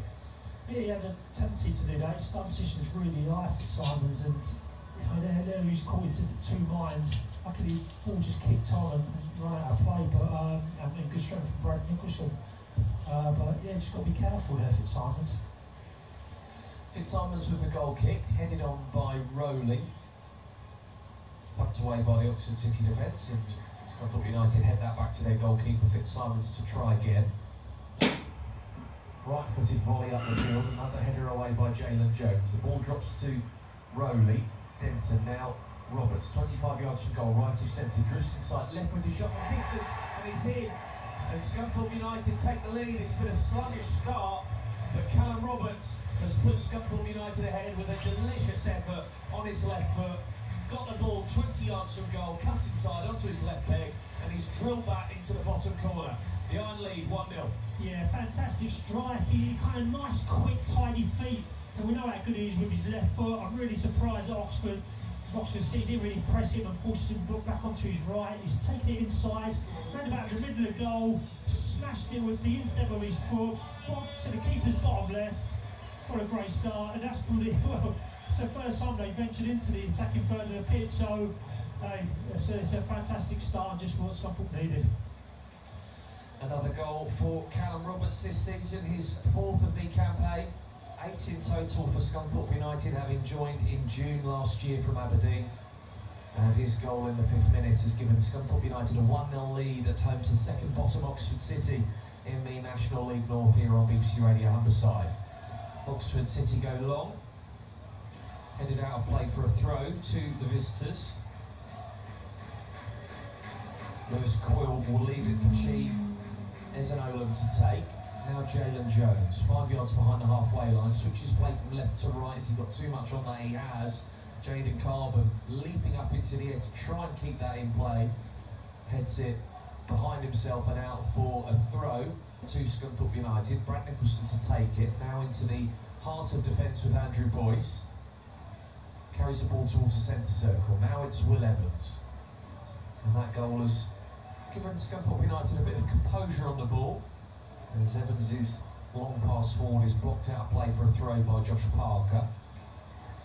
Evans to take it a couple of yards behind the halfway line on the right. Goes down the line looking for Danny Whitehall, who's trying to run around his man. Oxford clear away through Lewis Coyle. Corey Andrews claims he's got an elbow there in the chest, and referee Joe Moss gives the decision in the Oxford City striker's favour, who then, once he's got it, is straight back up onto his feet. The foul being awarded against Tyler Denton. Free kick for Oxford City then, inside their own half, left of centre, and Reece Fleet, the captain, will go back into defence to Jalen Jones, out to the right-hand side to Andre Burley. Burley goes long, down the right-hand flank, Andrews in behind, Nicholson sticks a boot out, makes contact with that long ball forward, and then keeps it in play before clearing away. Alfie Beeson holds it up away from Burley, flicks it down the line to Rowley, who's onto it in a flash, running at his man Jalen Jones. Comes inside, goes down, and the referee has awarded the free kick to Scunthorpe United. Cleveland was going to try and take it quickly, but it's left of centre, probably midway inside Oxford City's half. 7 minutes gone on BBC Radio Humberside Sports. Scunthorpe United 1, Oxford City 0. Yeah, it's a nice little counter-attacking. They have to bring him down in the end, but great little bit of play down that left-hand side. Change of pace by Jay Rowley, and it looked like he was going to cut inside and maybe pull the trigger from about 25 yards out. Just got brought down. Really nice little bit of quality there from the Scunthorpe team. Scunthorpe United not putting players in the area for this free kick because Oxford City are trying to hold their defensive line on the edge of their own box. So the likes of Will Evans, Andrew Boyce and Brad Nicholson outside the penalty area. The only Iron player is in there really is Danny Whitehall, perhaps, as the free kick is played short by Clooney, and it's not a good one. He's looking to try and catch that Oxford City line out, but couldn't find a teammate. Scunthorpe United recycle possession. Barrow's crossfield pass is headed away. And now here is Lewis Coyle. Across comes the goal scorer, Callum Roberts, to put that out for a throw to the visitors. It'll be Chi Ezanolam. Yeah, I think it kind of tried it. There must have been a training ground, that one. Looked like they were going to knock it long into the box, which is a normal. And tried to catch them out, but they were on their toes, Oxford there. Goalkeeper, Riley Mitchell, pumps it forward. Denton with the header up into the air. Rowley flicks it on. In comes Reece Fleet, the captain. Loose ball, Joe Rowley tries to get to, but it's Oxford City who retrieve possession with Fleet. To Ezanolam, the Oxford City left back, has Lewis Coyle in support and uses him. Coyle now into Tom Scott, and back into defensive visitors go with Jalen Jones. Across here to the left hand side to Tom Scott again, on halfway, thinks about switching play, goes back into defence again here with Josh Ashby, who's occasionally dropping into defence and then coming into midfield. Fairly fluid formation at the moment that Oxford City are playing. Chi Ezanolam goes long down the left wing. Corey Andrews is onto it first, but I think misjudged the pace that was on that pass forward. Thought he had time to bring it under control. Actually realised as he approached the dead ball line that it was heading out. So to stop it from going out for a goal kick, he's had to concede the throw instead. Yeah, his momentum was taken over the byline, so I think he just tried to kind of not concede a goal kick and result in a throw-in, but see his thought process there. Roberts for Scunthorpe United, back into defence with Brad Nicholson, who miscontrols initially, keeps it at his feet. 1-2 between him and Tyler Denton. This time Nicholson goes long. Beasting in behind here. As I say that, the flag immediately goes up from the assistant referee on this near side, Michael Johnson. And it will be an Oxford City free kick. I don't know if who was offside there. I think maybe Danny White, or if he just left it Maybe Alfie Beeson would have got on the end of it, but both of them went for it, and obviously interfering with play and free kick conceded offside. Of course, other news coming into this game, Andy Butler and John Schofield, his assistant, have signed contract extensions at Scunthorpe United to take them through until the end of next season, as Oxford City are on the attack here. Sliced across from the right-hand side, put behind. They're getting chances here. Scunthorpe United seem to be switching off from those high balls, but the final delivery from Oxford City so far hasn't been great, Steve Torby. Yeah, I think that's their game plan. I think to hit the channels, get the Scunthorpe turned down the sides. A couple of times they've got him, but real poor kind of quality cross. He had plenty of time on the ball and he just lashed it and it's gone high and wide. So they've got to be mindful of that, Scunthorpe. There is gaps down the side, but at the moment they're not really causing Scunthorpe too many issues. Fitzsimons with the goal kick. Headed infield by Ross Barrows. The loose ball dropped to Tyler Denton on the halfway line. Rides the challenge from Jaden Carbon. Now it's over to the left with Joe Rowley. Threads the pass in behind. Too long for Tyler Denton to run onto. And that will go out for a goal kick. 11 minutes gone then here at Glanford Park on BBC Radio Humberside. If you're just listening in, Scunthorpe United leading Oxford City by 1-0 in the National League North. The Iron had made a sluggish start to this game, but it's Callum Roberts who's given them the lead in the 5th minute, firing home from 20 yards. Commentary on all frequencies, also available on BBC Sounds on the app if you're going out on this Saturday afternoon. It looks a glorious day from here. Cool, sunny afternoon. Boys with header away. Glances off the back of Rowley's head, but it's Oxford City in possession. They manoeuvre the ball over to the right-hand side with Jaden Carbon, 30 yards from goal, trying to jink away from the challenge of Tyler Denton, but Denton stands firm. Oxford City will try again. Nice back heel that from Josh Parker, hoping for runners in behind the Scunthorpe United back line, but it doesn't come off. Ball runs through to Ross Fitzsimons, who bowls it out to his right-hand side here with Will Evans. Josh Parker closes in, and Evans, sore and touch, turns back inside away from the press. Scunthorpe United still on the ball. Inside their own half admittedly with Nicholson. Now it's Andrew Boyce. And they work it from the left-hand side to the right-hand side of the defence here with Will Evans. Looks up, drives it, aiming for Alfie Beeston. Header away by the Oxford City defence, and then it's lunged forward by Jalen Jones. Header into the Scunthorpe United half. Park was claiming that he was being pulled there by Will Evans, and well, Will Evans at the moment is winning out in that particular battle with Josh Parker. That's the second time he's just glided past the Oxford City centre forward. Nicholson with the pass into the feet of Michael Clune, and now Rowley, bit of a hospital ball there, and Rowley's got two Oxford City players over both of his shoulders, manages to get out of that particular hole. Hooked upfield by Michael Clune. Danny Whitehall trying to get the better of Chi Ezanola, and he's given a foul away. Oxford City free kick. Yeah, good bit of play for Joe Rowley there. He kind of free Oxford City's defenders around him, managed to maintain possession. Nice little set, and again a little bit of a cheap foul from Whitehall. Don't need to pull and push and poke. So the ball was a nice little kind of curling ball around the centre of the pitch. So they're kind of frustrating things as a manager that you see, and really there's no need for that when we're in a real strong position, Scunthorpe. Throw for the visitors. Lobbed back into their penalty area with goalkeeper Riley Mitchell. Now it comes to Ezanola. Into midfield, Tom Scott. Wide to the right-hand side. Andre Burley goes long, over the top again. Nicholson watches that come down. Heads away. Rowley pushes the ball back to Tyler Denton, who aims towards the halfway line. Oxford City are there first. Alfie Beeston lets the loose ball though run out for a Scunthorpe United throw, because there was a heavy touch of an Oxford City man there. Quarter of an hour gone, 1-0 to the Iron. Throw it taken by Denton. 1-2 between him and Rowley. Back into defence now with Andrew Boyce, who miscontrols, but Oxford City deciding not to press on this occasion, so he gets away with it. Boyce to the right to Evans. He goes long down the right wing. Roberts has to watch that come down from over his shoulder, not able to get there. Oxford City goal kick. Yeah, those stroke balls are just going to run out. There seems like a bit of a zip on the grass. Must have had some water on it before the game. anything straight, just kind of runs out of play. It was a fine example of that. Good run by Roberts, straight balls, just run out of play. The applause that you're able to hear at the moment is for Keane Scales and Jason Law warming up beneath us. Interesting decision, Steve Torpey, to bench Keane Scales. What do you think of that?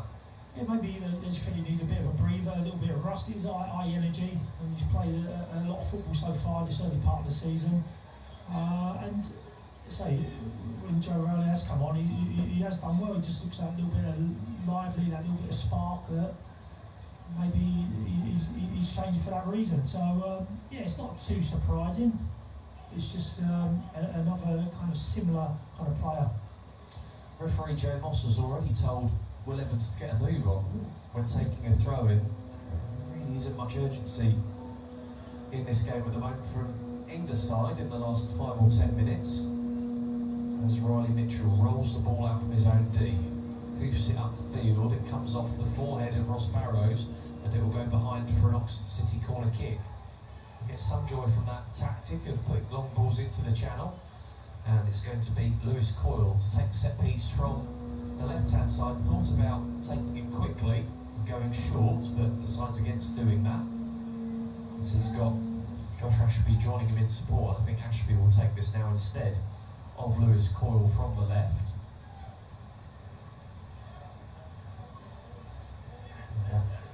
Conga line routine, Josh Parker, Jalen Jones in there.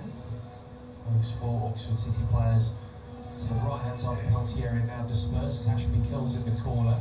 Denton with the header away at the near post. Who will get to the loose ball first? It's Lewis Coyle who hooks it into the iron box. Header across goal, it's turned in. There's the equaliser, flag stays down. And from absolutely nothing, Oxford City have their equaliser. The hooked ball in from Lewis Coyle was headed across goal from the right-hand side of the penalty area. Corey Andrews has ghosted in behind that Scunthorpe United back line, who switched off. Flag stays down, and Corey Andrews slides home in the 18th minute to make it Scunthorpe United 1, Oxford City 1. Yeah, a disappointing goal. They've tried to squeeze up, leaving Jones on the far post. He looks around about 6'5", the biggest player by a country mile on the pitch, and he's headed it square across, and it's a simple tap in from probably about 8-9 yards out. Really disappointing. When you squeeze up, you need to squeeze up as a team. And they didn't do that, and therefore conceded a soft goal. It's come from nowhere. And I was going to say, Tubbs, before the corner kick, it just felt like the game was really flat. I would think if you go 1-0 up, you go for their throats. Yeah, it's been slow. Maybe that's Oxford because they're not really pressing, no intensity in the game. Maybe it's the warm conditions. It is 17, 18 degrees. I don't know, I'm trying to make excuses, but yeah, it's kind of a practice game feel to it. There's no intensity, there's been no tackles, no challenges. It's really, really low key at the moment. As Andrew Borson got the ball out of play, I think what is the epitome of that is Will Evans being told to get a move on with a throw in the 15th minute. Yeah, sums it up really. Yeah, I think the referee probably feels that there's no intensity in the game. The throwing is slow, the set pieces are slow, the goal kicks are slow. As I started off with, I think I mentioned the first 2 minutes, there was no intensity from Scunthorpe pressing or dropping off in that defensive, mid to defensive third of the pitch. Then Oxford City have it and maintain possession. So yeah, it's a strange atmosphere. Fair play to Oxford City though, given their struggles at the start of this new season. They've stayed in this game in the early stages of this first half, despite falling 1-0 behind early doors, and Corey Andrews has got the equaliser, and now a long throw is about to come into the Scunthorpe United box from the left-hand side with Chi Ezanola. And he's hurled that in towards the near post. Got quite some distance on that. Evans with the header away. Oxford City recycle it. Ezanola again on the left.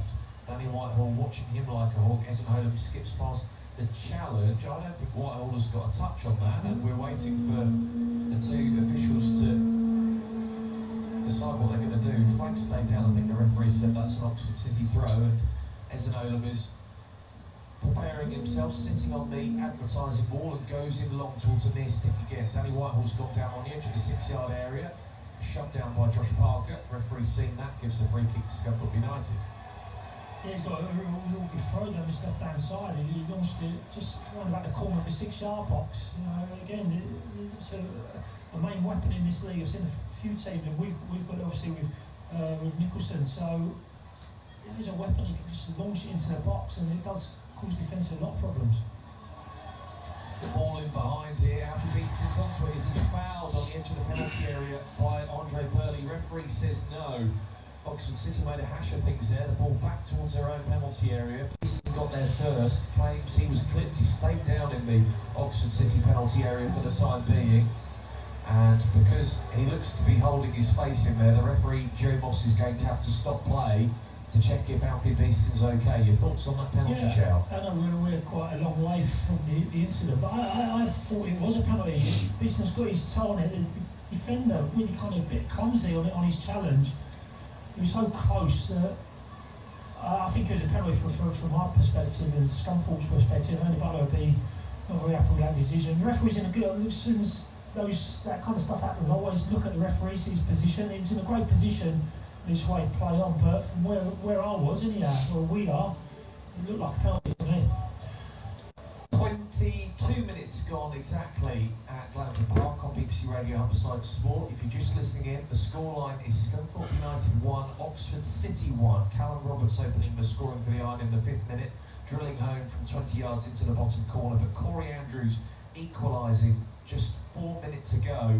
Ball hooked into the penalty area, headed across goal, and Corey Andrews was there to slide home, beat the offside trap, and stuck it past Ross Fitzsimons.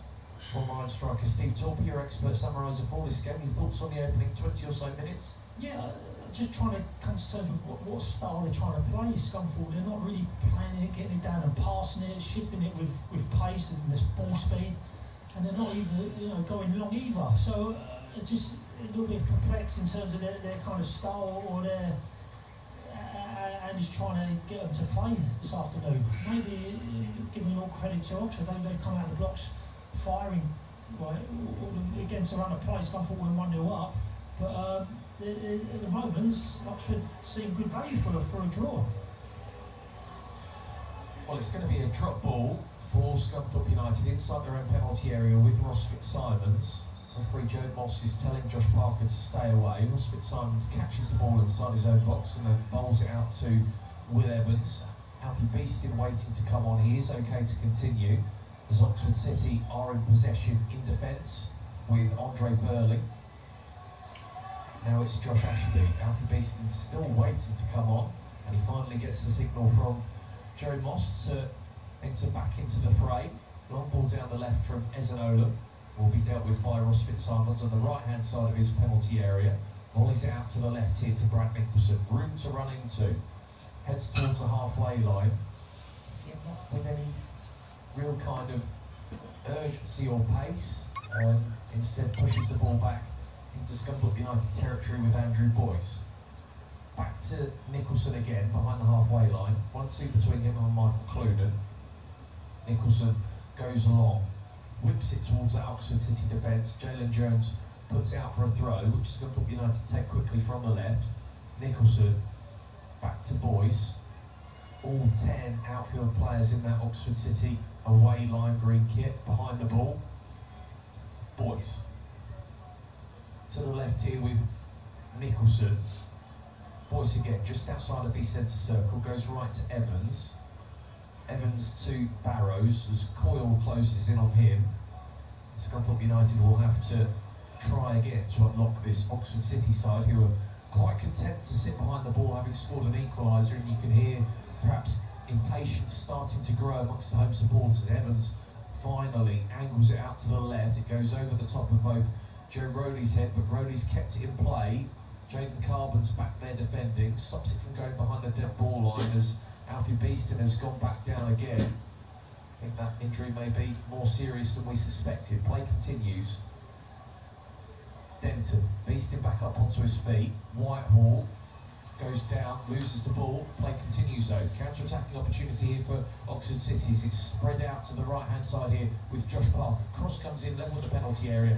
dealt with comfortably in the end by Ross Fitzsimons inside his own 6-yard box. Rolls it out quickly to Clunan, had Parker steaming in over his shoulder, gets the pass away to Ross Barrows, who now has flipped it out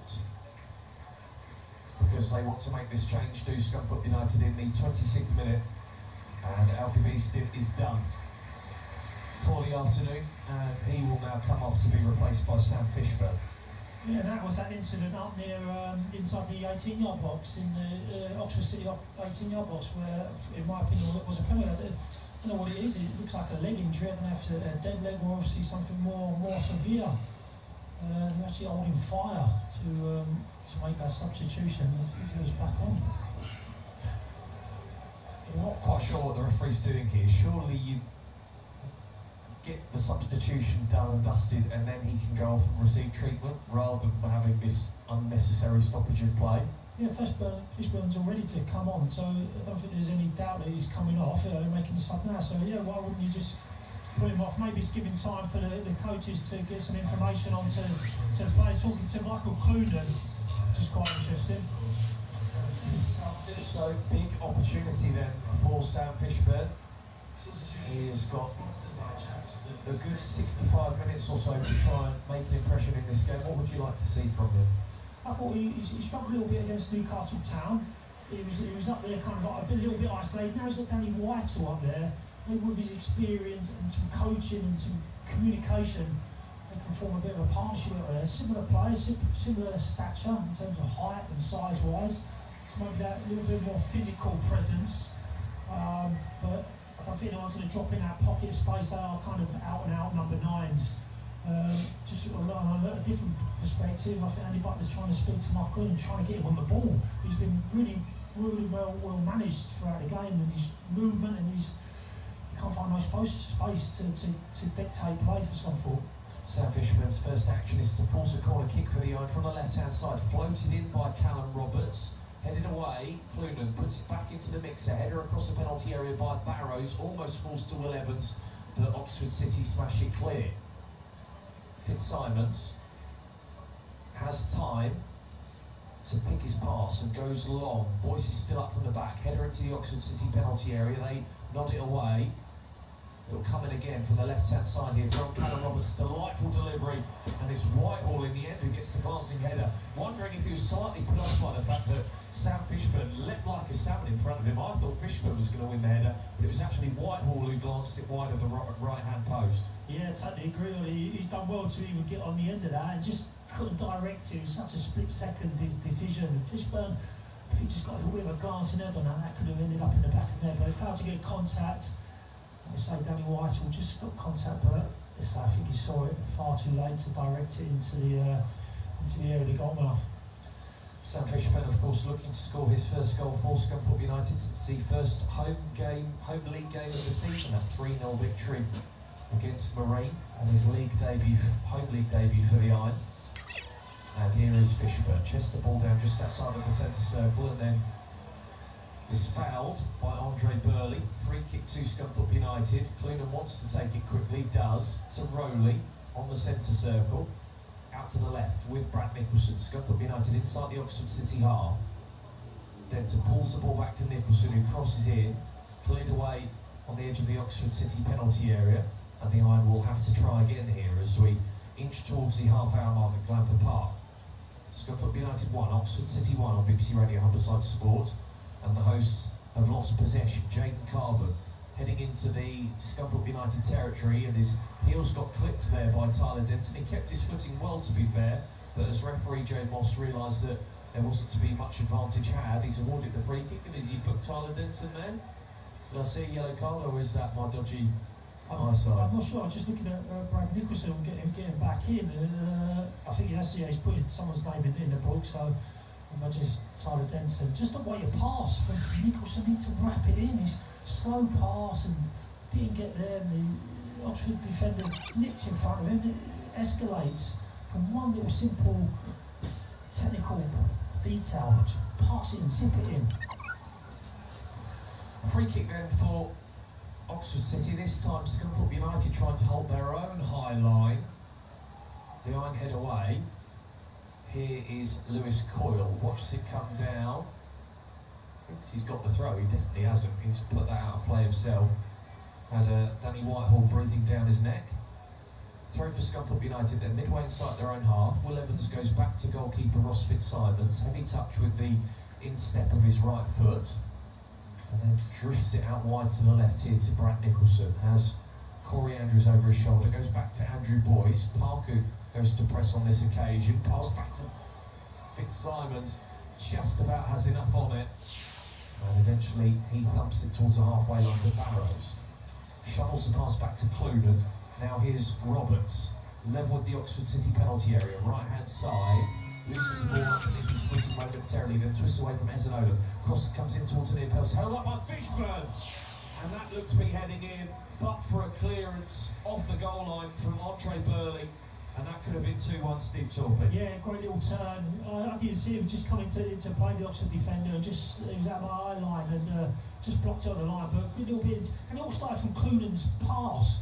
Said about Brad Nicholson's slow, sloppy, no pace on the pass. Clunan zipped it in. And then you get a head start on the Oxford defence. Not materialised from that pass for me. Boyce on halfway into Michael Clunan, who is now dropped in playing a deep line playmaker role for this latest passage of play. Evans with the first time pass down the line to Roberts, again turning away from his man. Fishburn holds it up inside the penalty area, flicks it back out to Roberts. Now it's Barrows in the box, shot blocked by Ezanola, comes back out to the iron right wing back. Evans with the crossing from the right, Whitehall towards goal, and it's wide. Oh, the goal was gaping for Danny Whitehall there. And I can't believe he's knocked out the back of the net. Wide of the right-hand post, glaring opportunity. Great ball from this right-hand side, kind of that now swinger. Danny Whitehall's found some space, just dropped off the defender, pretty level with the far post. That's a great glide for him. And I was just waiting for it to hit the back of the net. It's just gone fractionally wide, but a great ball here, a good header, but just misdirected. Had the power, just like that bit of accuracy. This is what we wanted to see from Scunthorpe United. They've been much better going forward in the last couple of minutes. Roberts goes down, claims he was pulled down to the ground by Reece Fleet. Referee agrees, and now Michael Clunan is getting into a bit of a shoving contest with Josh Ashby. Will Evans is trying to take the free kick, but Joe Moss wants words with Michael Clunan and Josh Ashby after that flare up, let's say. I know what he's trying to do. Clunan's trying to play like you said, the last couple of minutes. John Schofield's had a word with him, just trying to get the tempo going. He's trying to play things quick, to put his hand on the ball to play, and they've blocked it. So that's really frustrating for Clunan. But the intensity, like you said, has really shot up over the last 3 or 4 minutes and created a couple of good chances. Evans, from the free kick, drives the ball into the Oxford City penalty area. Header on by Danny Whitehall. Fishburn on the dead ball line, keeps it in play. Final touch, who's it off of? I don't think it will matter because the offside flag has gone up. So it'll be an Oxford City free kick. I've had a Scunthorpe United fan messaging on the text. Thank you for listening. It is known as the Attis Arena for sponsorship purposes. Its name is also Glanford Park. But thanks for the message. As Riley Mitchell is over this dead ball, lashes it into the Oxford City half, goes beyond everyone, and out for an iron throw. Jason Law, the substitute, will give it to Will Evans. Evans with the throw into Oxford City territory. Sam Fishburn trying to be a nuisance, and he's been too much of a nuisance because he's bundled into the back of Reece Fleet, the Oxford City captain. Free kick for the visitors. Ezanola is holding out his right arm, asking for options. Goes back into defence to Jalen Jones. Here is Fleet. Tries to spray out to the right-hand side, but Tyler Denton's there first. Boots it away. Loose ball almost drops to Jaden Carbon. Now it's in midfield for Oxford City with Fleet again. Looks up, launches it forward once more. Josh Parker chests it down and then gets bundled over by Will Evans. Free kick again for Oxford City.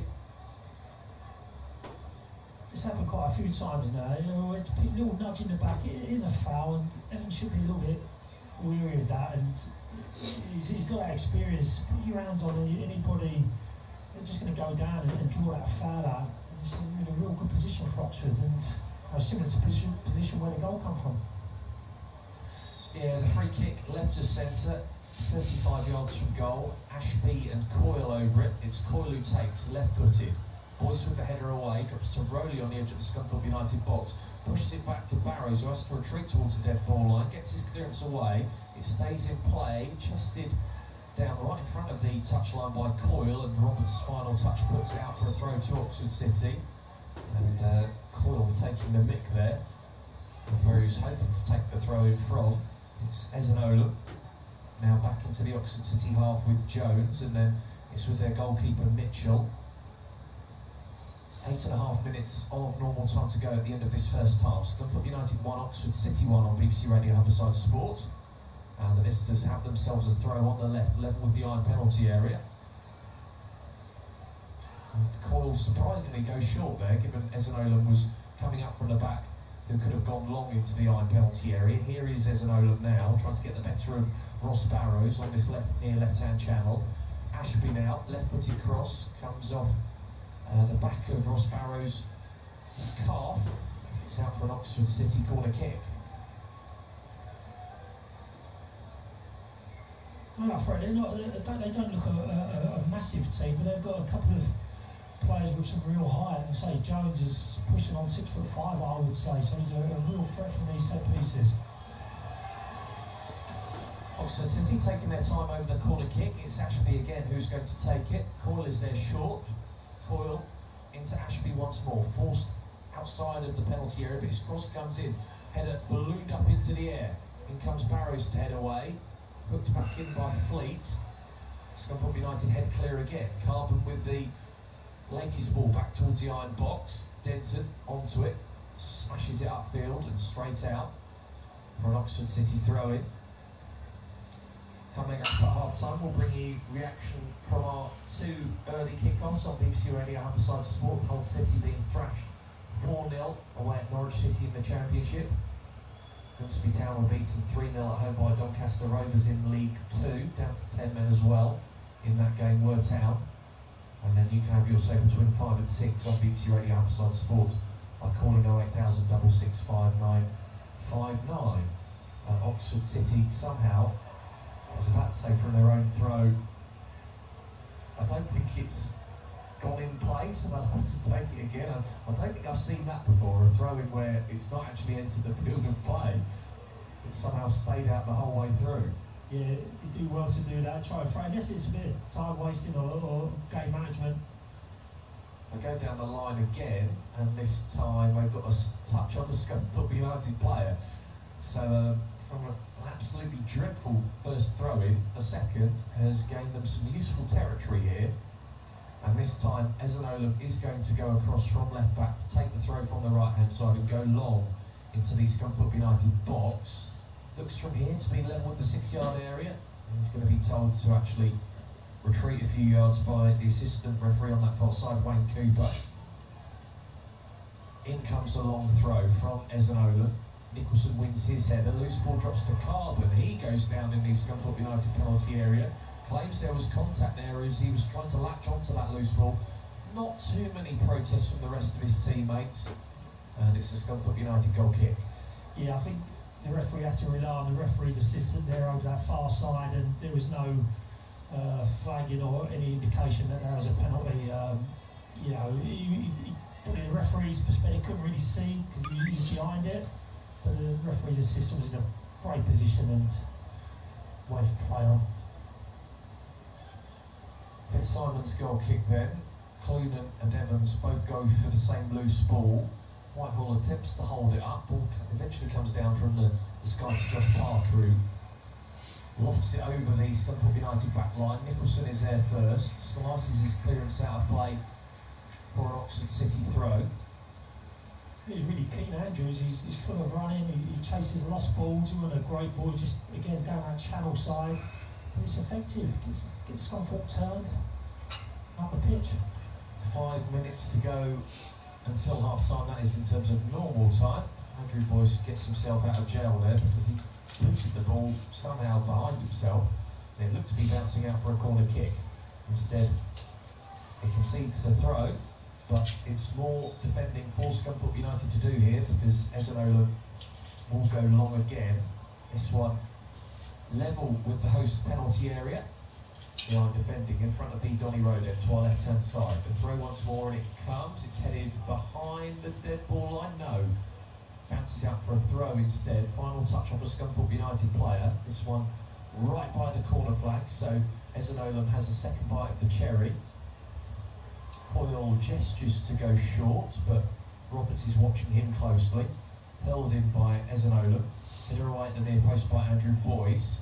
And Roberts has managed to get the better of Louis Coyle, but he's lost the ball to Chi Ezanola again down this left-hand side. Jinks away from the first challenge. Cross comes in at the near post here to Tom Scott. Kept the ball alive inside the Scunthorpe United penalty area, left-hand side. Danny Whitehall stops it from going out for a corner kick, and the final touch is off of Ezanola, and the hosts defend, see that situation out on goal kick. Yeah, a bit of sustained pressure there from Oxford City.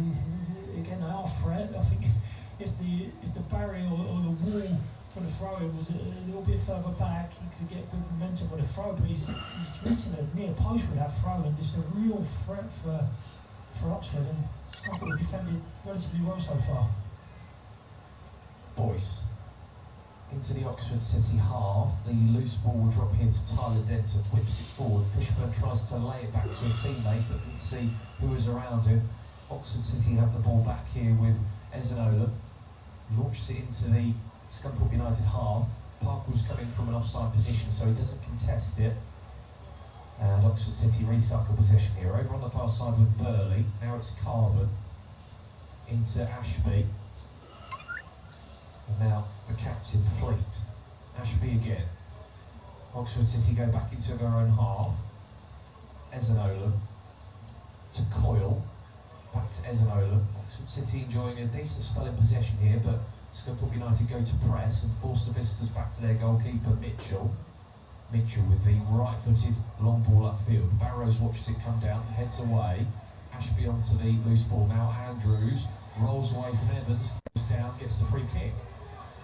Yeah, I think the players are moaning. It was a foul on Burrows there. He's kind of won the header, and it's a late challenge. Referee's played it on. There's similar circumstances for Oxford City. He's given a foul, also a booking. Yes, Brad Nicholson, I think, who has said one word too many. And that is a fifth yellow card for Brad Nicholson. So he will be suspended for Scunthorpe United's next league game, which will be away at Chester on the 19th of October. Of course, Scunthorpe United not playing next weekend due to being dumped out of the FA Cup, and Farsley Celtic progressing to the fourth qualifying round. Yeah, discipline. It's a poor discipline for him to pick up five yellows. It'd be interesting what they are for, if for discipline and verbals to the referee or fouls. But that was a cheap yellow card from Nicholson for especially being his fifth one as well. So these Oxford City free kicks have been from a largely similar position. This one again left to centre, but it's slightly closer to goal, 30 yards I'd say. Three-man wall just outside the Scunthorpe United box. It's Ashby who curls it over the wall, and curls it well over the bar as well. Iron goal kick, 1-1 with 40 seconds of normal time to go.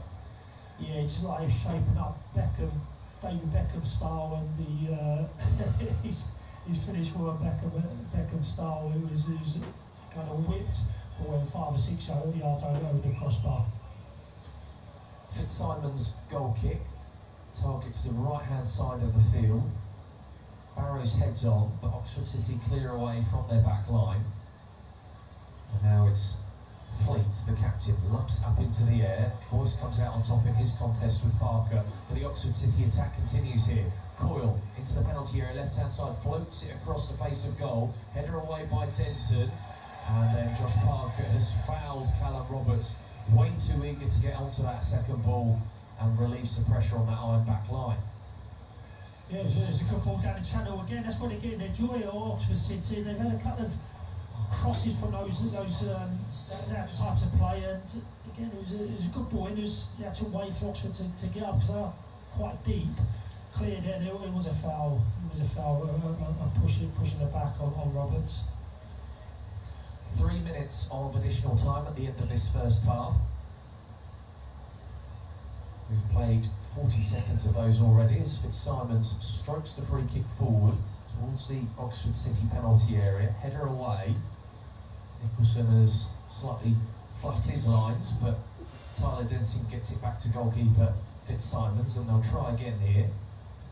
Once more, levered forward. Fishburn watches it come down, but Jalen Jones comes out on top again. Heads away. Denton now switches it from left to right.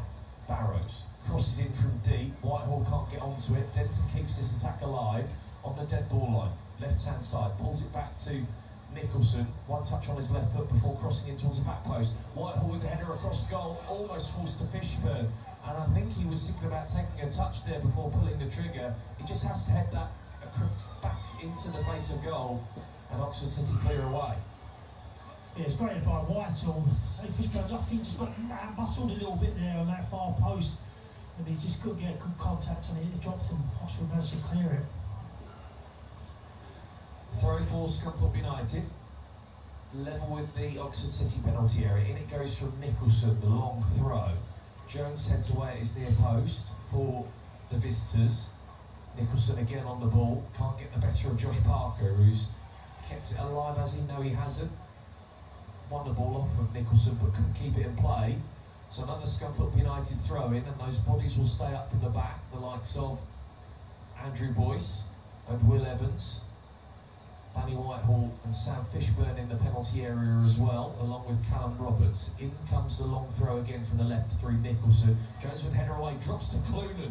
Caught that well on the volley. Good block by Fleet. Nicholson almost loses it. Denton loses it as Carbon goes sliding in strongly. Scunthorpe United fans not happy with that challenge, but Carbon won the ball cleanly. The Ireland will try again as we've got 15 seconds left of additional time at the end of this first half. Denton pumps it towards the penalty area. Boyce heads it across, but he's fouled Coyle, and that's an Oxford City free kick, and that should be that for this first half. Yeah, it'll be interesting, honestly, the count of how many fouls have been committed in this game. It's just seems loads every kind of 10-15 seconds seems a foul. Andy Butler's on the side, he's not happy with that. I think he just held his own Boyce there, really used his strength, used his arm, and I don't think that was a foul at all. So some poor decisions from the referees this the first half, soft decisions I would say. Free kick taken by Mitchell. Evans heads away, and that is that for the first half. Who's ringing out from the Donny Road into our left-hand side? Not sure if that's in reaction to the Irons' performance in that first half, or perhaps the referees. But at half-time in the National League North, Scunthorpe United 1, Oxford City 1. In truth, Scunthorpe United had started the slower of the two sides, as both sets of players are absolutely hurtling off the field. Do you see what's happened there? Yeah, I think something's happened going down the tunnel. So just see even the goalkeeper, I think there was Fitzsimons running in to sort it out, but it was off out of our sight. But I think it was going back into the tunnel, just kicking off down there a little bit. Well, I'll have to ask about that afterwards, because pretty much everyone stood up here in the main stand at Blandford Park, so that obstructed our view. As I was saying, Scunthorpe United probably starting the slower of the two sides, and against the run of play, taking the lead in the 5th minute. Callum Roberts cutting inside from 20 yards onto his left foot and drove the ball home into the bottom left-hand corner. But Oxford City hitting back, they found their equaliser in the 18th minute. From the second passage of play after a corner kick was cleared, ball hooked back into the iron box by Louis Coyle, header across from the right-hand side of the penalty area. Scunthorpe United switched off. Corey Andrews ghosted in behind the back line. Flag stayed down, and he slid home to make it 1-all. Former Iron striker Steve Torpey, your thoughts on that first half, please? Yeah, overall, over the 45 minutes, I thought we created a better chance. It's a real slow start. There's no tempo to the game for both teams. But you see Andy Butler and John Schofield trying to encourage him to play it down, get it down. The last 15 minutes have been a lot better. Michael Clun's got on the ball, but probably the better chances. Danny White had a great header, going for a far post, and Fishburne turned, pivoted and swiveled, not cleared off the line. So overall, Scunthorpe created the better chances, but Oxford City are a threat from throw-ins and set pieces. They look really dangerous. So no, it's open this second half for sure. Second half commentary to come on BBC Radio Humberside Sports on all frequencies, as well as online via BBC Sounds. Take us with you if you're going out and about on this Saturday afternoon via the app on your mobile or tablet. Now to bring us the half-time scores in the rest of this afternoon's football and reaction from our two earlier commentaries featuring Hull City and Grimsby Town. Here's Leo Jocelyn. Cheers, Ollie. We'll be back with you for the second half shortly, but let's take a look at the scores from around the country. In the Premier League, the early kick-off finished 1-0 to Liverpool against Crystal Palace. Half-times, it's currently Arsenal 0, Southampton 0, Brentford 4, Wolverhampton Wanderers 2, Leicester City 1, AFC Bournemouth 0, Manchester City 1, Fulham 1, West Ham United 2, Ipswich Town 1, and the late kick-off at half-5 is Everton versus Newcastle United. One game in the Women's Super League today that finished 4-2 to Brighton against Aston Villa. A few early kickoffs in the Championship. It finished 0-0 between Burnley and Preston North End. As you heard if you were listening earlier, Norwich City beat Hull City 4-0. Reaction coming up to that shortly. And it finished 1-1 between Portsmouth and Oxford United. Half times in the Championship is currently Coventry City 1, Sheffield Wednesday 1, Derby County 0, QPR 0. Plymouth Argyle 1, Blackburn Rovers 0, Sheffield United 1, Luton Town 0, Swansea City 0, Stoke City 0, Watford 0, Middlesbrough 0, and West Bromwich Albion 0, Millwall 0. Looking towards League 1, there's two early kickoffs there. Huddersfield Town beat Barnsley 2-0, and Peterborough United beat Stevenage 2-1.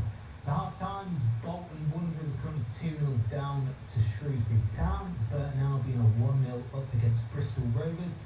Charlton Athletic 0, Birmingham City 0, Exeter City 1, Cambridge United 0, Lincoln City 0, Leyton Orient 0, Mansfield Town 2, Blackpool 0, Rotherham United 0, Reading 1, Stockport County 0, Wigan Athletic 0, Wrexham 2, Northampton Town 1, and Wycombe Wanderers are beating Crawley Town by a goal to 0.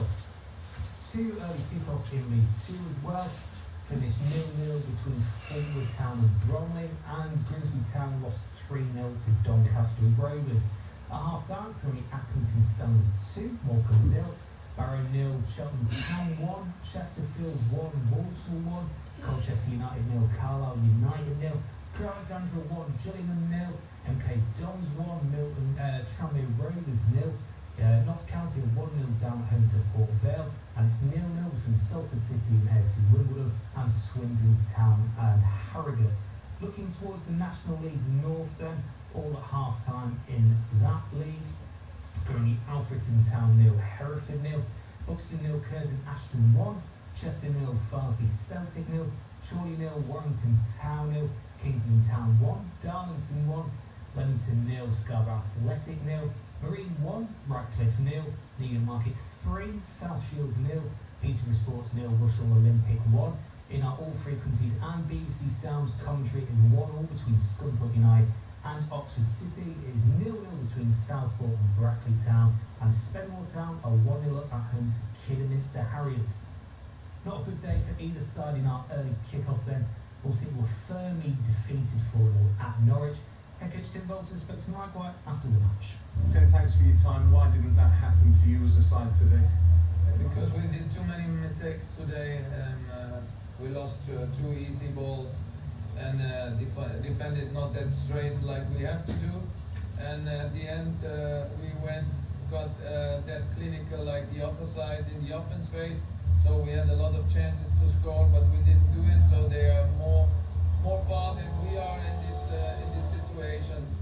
Maybe also they have a bit more quality in these positions, but I'm sure we will get on this point because I'm really convinced of my players, and they tried it the whole time, but unfortunately we ourselves and somebody else has something against it. What didn't you do well enough, and what did they do to open you up? That's what I said. That's what I said. They were more clinical than we are in the offense phase. lost balls. You can't lose sometimes, and it's more individual mistakes we did today, and they punished us in these situations even more than we did. They started strong, but again, Igor saves you early on and keeps them at bay a couple of times. What are you thinking at that point with the opportunities they're getting? That's the same. We lost the ball in the midfield, easy mistakes, and then it's easy if you try forward to get the ball through. And yeah, fortunately, we had Igor in the goal today, and he saved.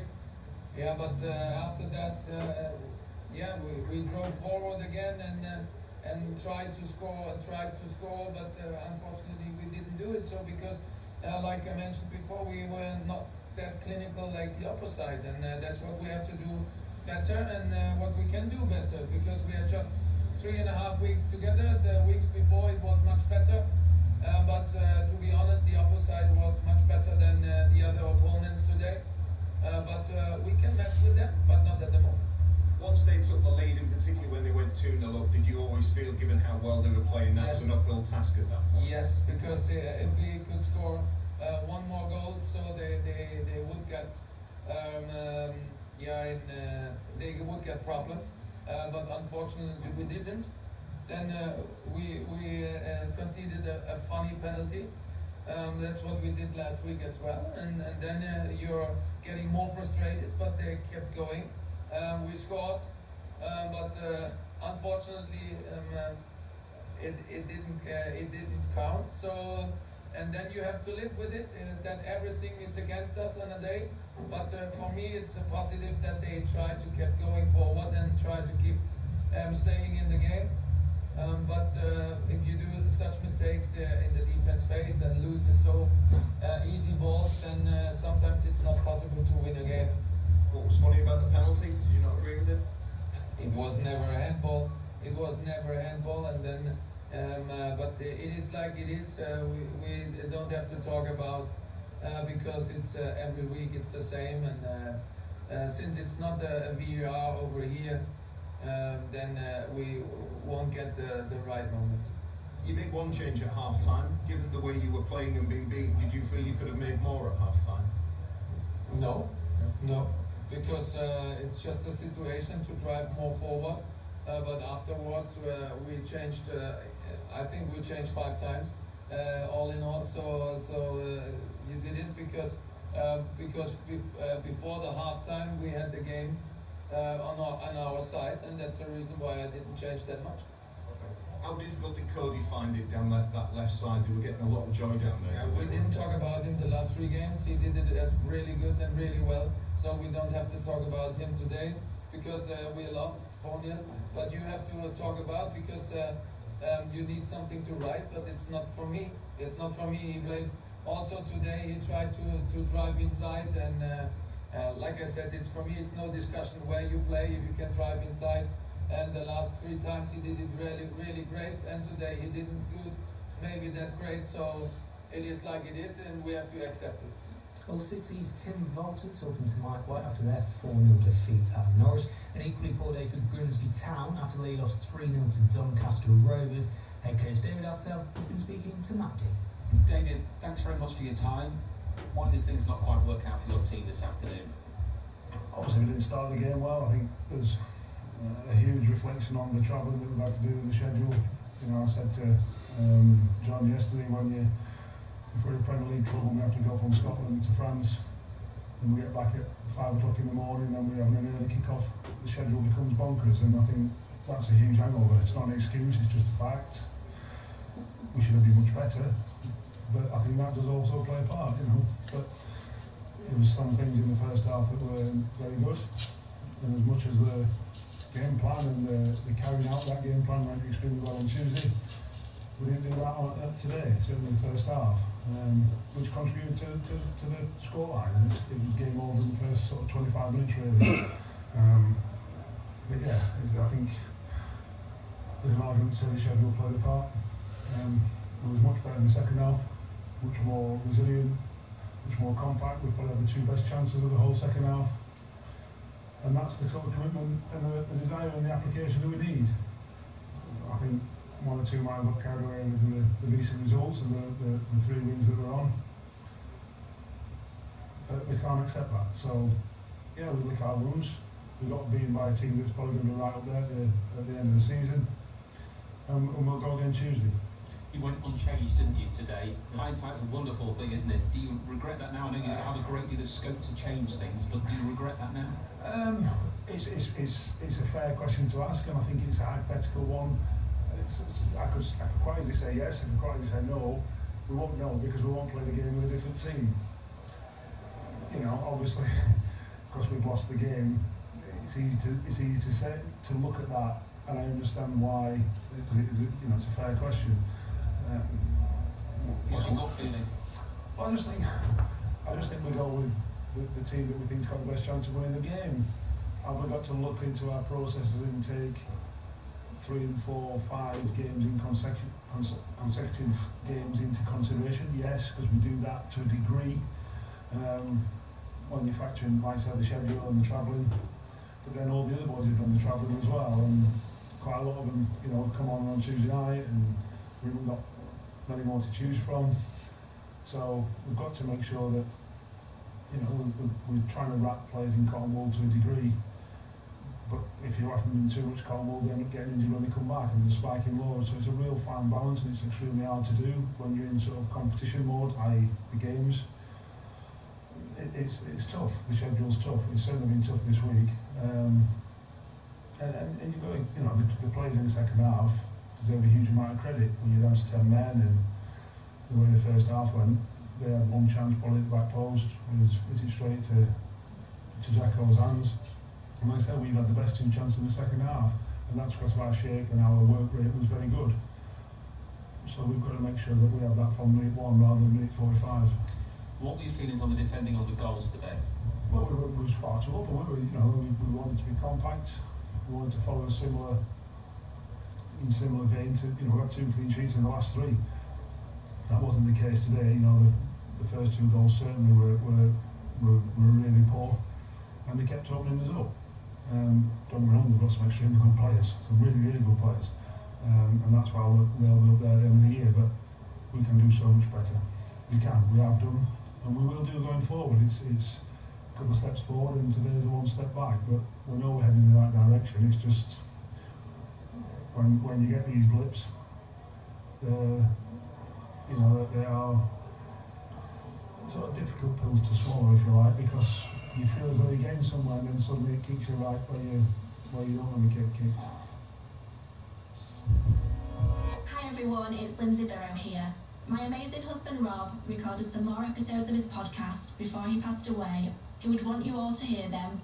We've made some incredible memories already and had so much fun with football legends Stephen and Steph Dowling. I'm going to be honest, I've never even heard of MND. There's nothing that can be done. I think that's probably the worst bit about it. Boxing hitman Ricky Ann. Who would fancy the chances against me? I reckon in my heyday I could have taken you in a fight. And my best mate and rugby league legend Kevin Sinfield. We were buying everybody drinks all night, and I thought that's unusual for Rob. He put all the drinks in my room. All the episodes are available now. Just search for Rob Burrow on BBC Sam. Every game live. BBC Radio Homicide Sports. Welcome back to BBC Radio Homicide Sports with me, Ollie Turner. Scunthorpe United 1, Oxford City 1 in our 3 o'clock commentary. Both sets of players out onto the field, as well as the officials who were booed as they re-entered the fray. So I think that tells you about the reaction from the home supporters at the end of the first half. Callum Roberts' goal being cancelled out by Corey Andrews to make it 1-1. So an interesting second half in store. Thank you for Leo Jocelyn holding the fort at half-time. We had reaction from Hull City and Grimsby Town's results. More to come after 5 o'clock, as well as you having your say on your side's game. You can call 08000 66 5959. Send a text stage 1333. Start your message with the letters RH at Homicide Sports on X. Our WhatsApp number is 08000 321 333. And the email address homicide.sport@bbc.co.uk. Scunthorpe United will be attacking from right to left in the second half towards the Donny Road end in their claret and blue striped shirts, blue shorts with claret trim and blue socks. Oxford City to right towards the very empty south stand in their lime green away kit. As we are just waiting for the referee to get us underway here, Joe Moss. No changes for either side at half-time. Joe Moss checking his whistle and getting us underway then. Second half commentary of Scunthorpe United against Oxford City in the National League North, available on all frequencies here on BBC Radio Humberside Sport, as well as online via BBC Sounds. I will bring you the thoughts of the former Ryan striker Steve Torby, but he's had his half-time coffee spill and his notes drenched in the process, so I'll let him regain his composure while I talk you through this latest passage of play. As Oxford City have possession at the back, they fire it forward. Boyce is there to lump it back into the visitors' half. Josh Parker holds it up just over the halfway line. Clunan picks his pocket, now Barrows. 1-2 between him and Roberts. It's weaved in behind. Can Fishburn get there first?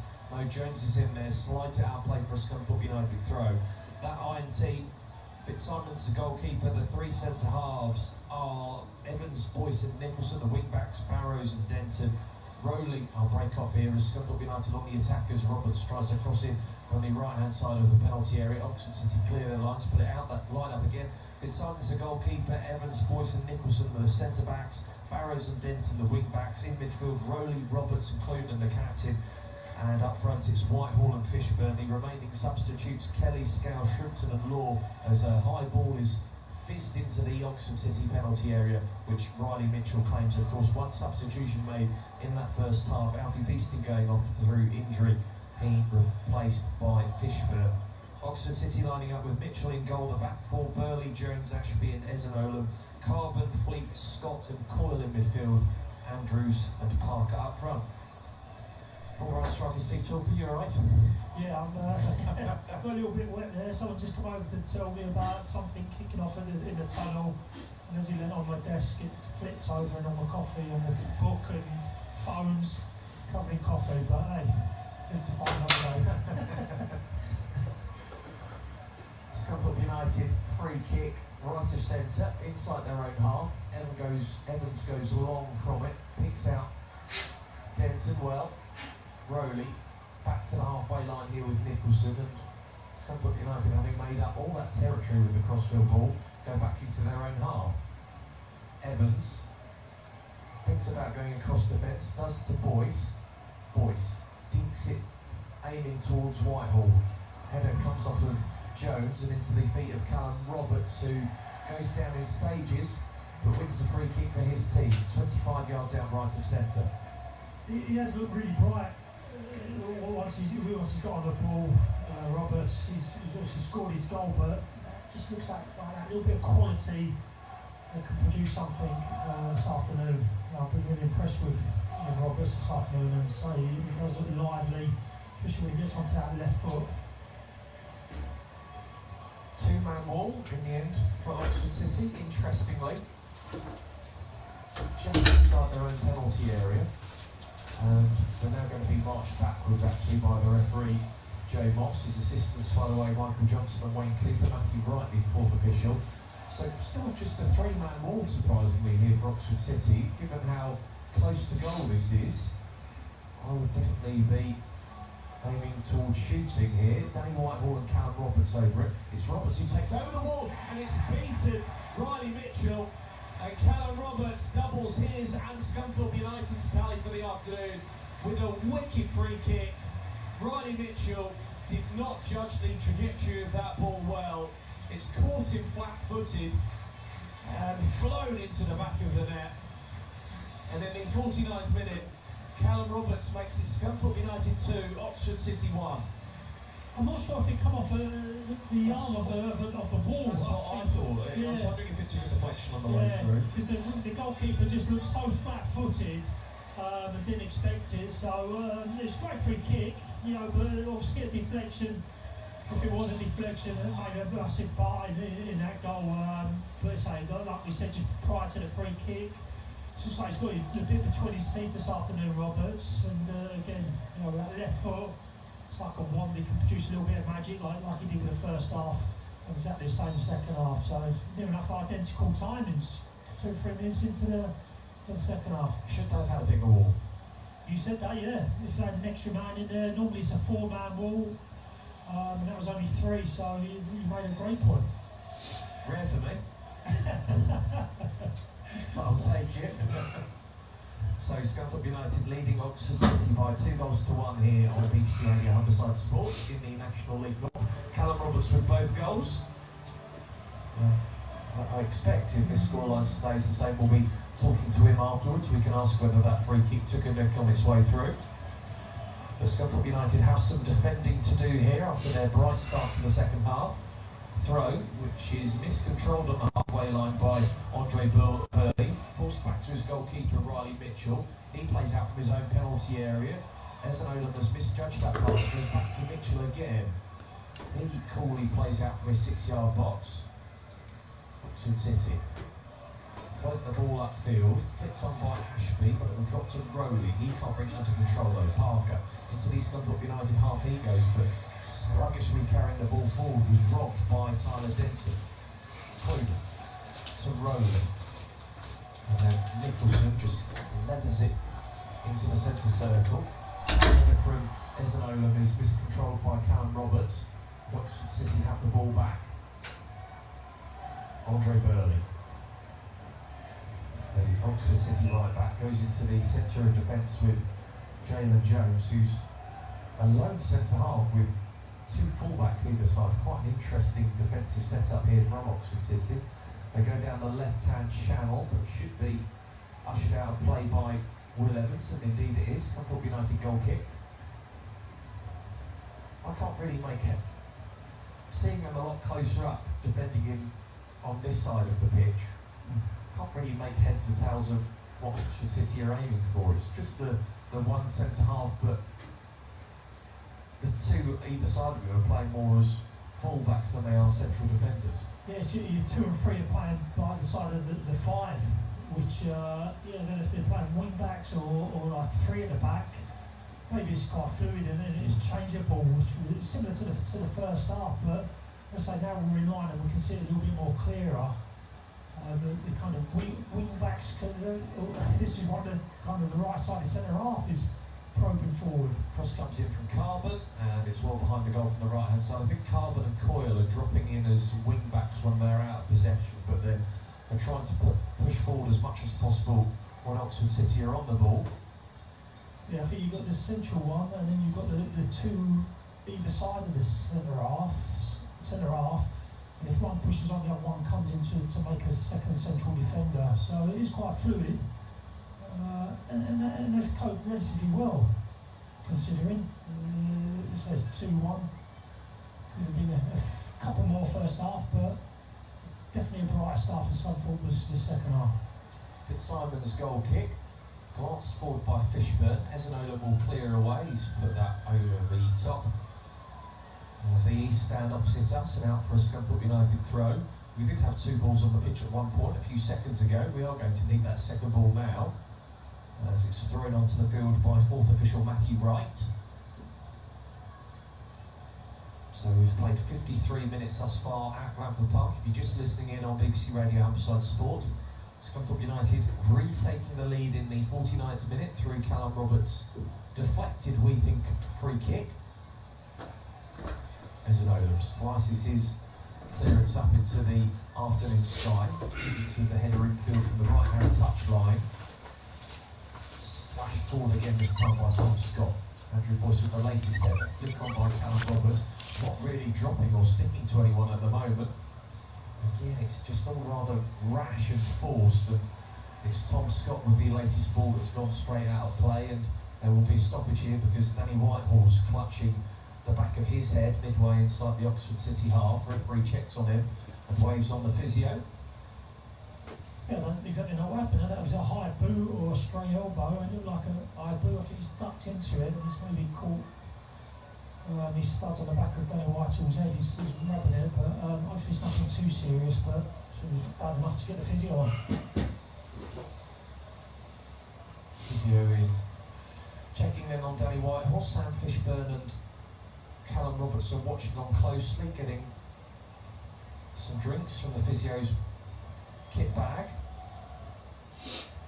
Delay to play here as Danny Whitehall receives treatment. So I'll try and look at the other scores for you in the National League North. Of course, there's FA Trophy qualifying action today as well. So that's forcing me to scroll quite a way down the BBC Sport live scores page. Alfreton Town 0, Hereford 0, Buxton 0, Curzon Ashton 1, Chester 0, Barnsley Celtic 0, Chorley 0, Warrington Town 0, Kings Lynn Town 1, Darlington 1, Leamington 0, Scarborough Athletic 1, Marine 1, Radcliffe 0, Needham Market 3, South Shields 0, Peterborough Sports 0, Rushall Olympic 1, Southport 0, Brackley Town 0, Spennymoor Town 1, Kidderminster Harriers 0.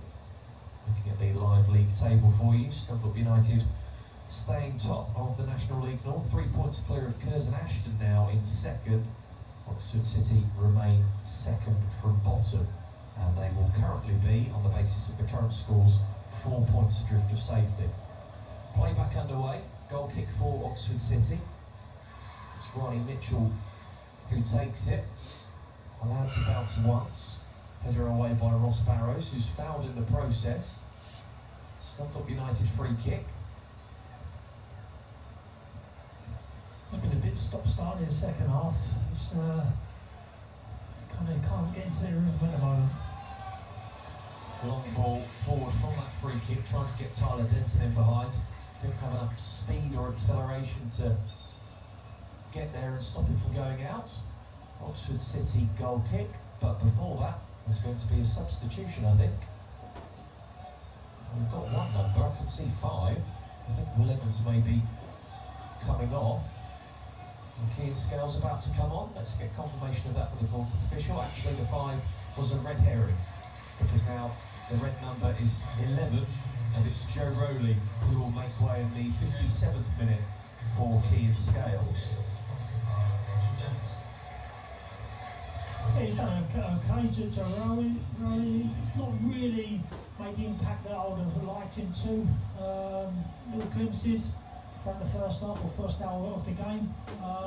So he's done okay, I would say. Boyce with the header into Oxford City territory. James Jones gets it away. Another header, this time from Fleet. Boyce lets it bounce. Nicholson comes in and takes control of the situation. Nicholson again with the pass, he's rushed it though, and Oxford City have possession back here with Coyle, but he's forced his pass forward as well, and Scunthorpe United have it back. Chested down by Fishburne, shovels it back to Michael Klugen, flicks it over the halfway line. Danny Whitehall's there to collect. Now Denton whips it forward, leaning backwards, can't pick out a teammate, and Oxford City, it's an interesting exchange of passes, and then it's looped over the top by Fleet. Nicholson heads clear. Fleet again with the header forward. Boyce with the latest header. Eventually someone brings it down to Callum Roberts. Lays it off to Ross Barrows. Now Clunan. Clunan into Whitehall on the edge of the centre circle. Back to Clunan. Scuffs his pass, but it finds its target in Tyler Denton. Now Nicholson on the halfway. Back into the Scunthorpe United half with Boyce. Evans. Over to the far side here with Barrows. Skips away from the challenge of Lewis Coyle. Boyce again to Nicholson. Scunthorpe United stringing together a few passes here. Denton. Back to Nicholson. Hill crossing from deep. Fires it straight into the back of Josh Ashby. Gets the throw. Scunthorpe United try again. Going back to their goalkeeper, Ross Fitzsimons. That's what I've done. He made 3 or 4 passes central to draw, in this case, the midfield in, and then you utilise the space down the sides. But what they're trying to do is put maybe 1 or 2 passes to him in that central zone, and just get intercepted. Denton. 1-2 between him and Scales. The subsequent pass by Scales wasn't the best, but Scunthorpe United have got themselves a throw, which they take quickly. Nicholson to Boyce. Over to the far side here with Will Evans. Room in front of him, on halfway. Switches it right to left. Picks out Denton delightfully. Denton pulls the ball back to Scales, 30 yards from goal. Scales again. Back to Clunan. Barrows is in space, but his avenue is shut off by Fleet. Denton to Clunan again. Now Whitehall, first time pass to Denton, 20 yards from goal, forced to Barrows on the edge of the D, perhaps one touch too many, but he gets caught as he was trying to funnel the ball back to Michael Clunan and gets the free kick 20 yards from goal left of centre. Yeah, better play, moving it with a bit more ball speed and tempo to their play, rather than the first half where we were slow and quite lethargic. A bit more energy in the second half for sure.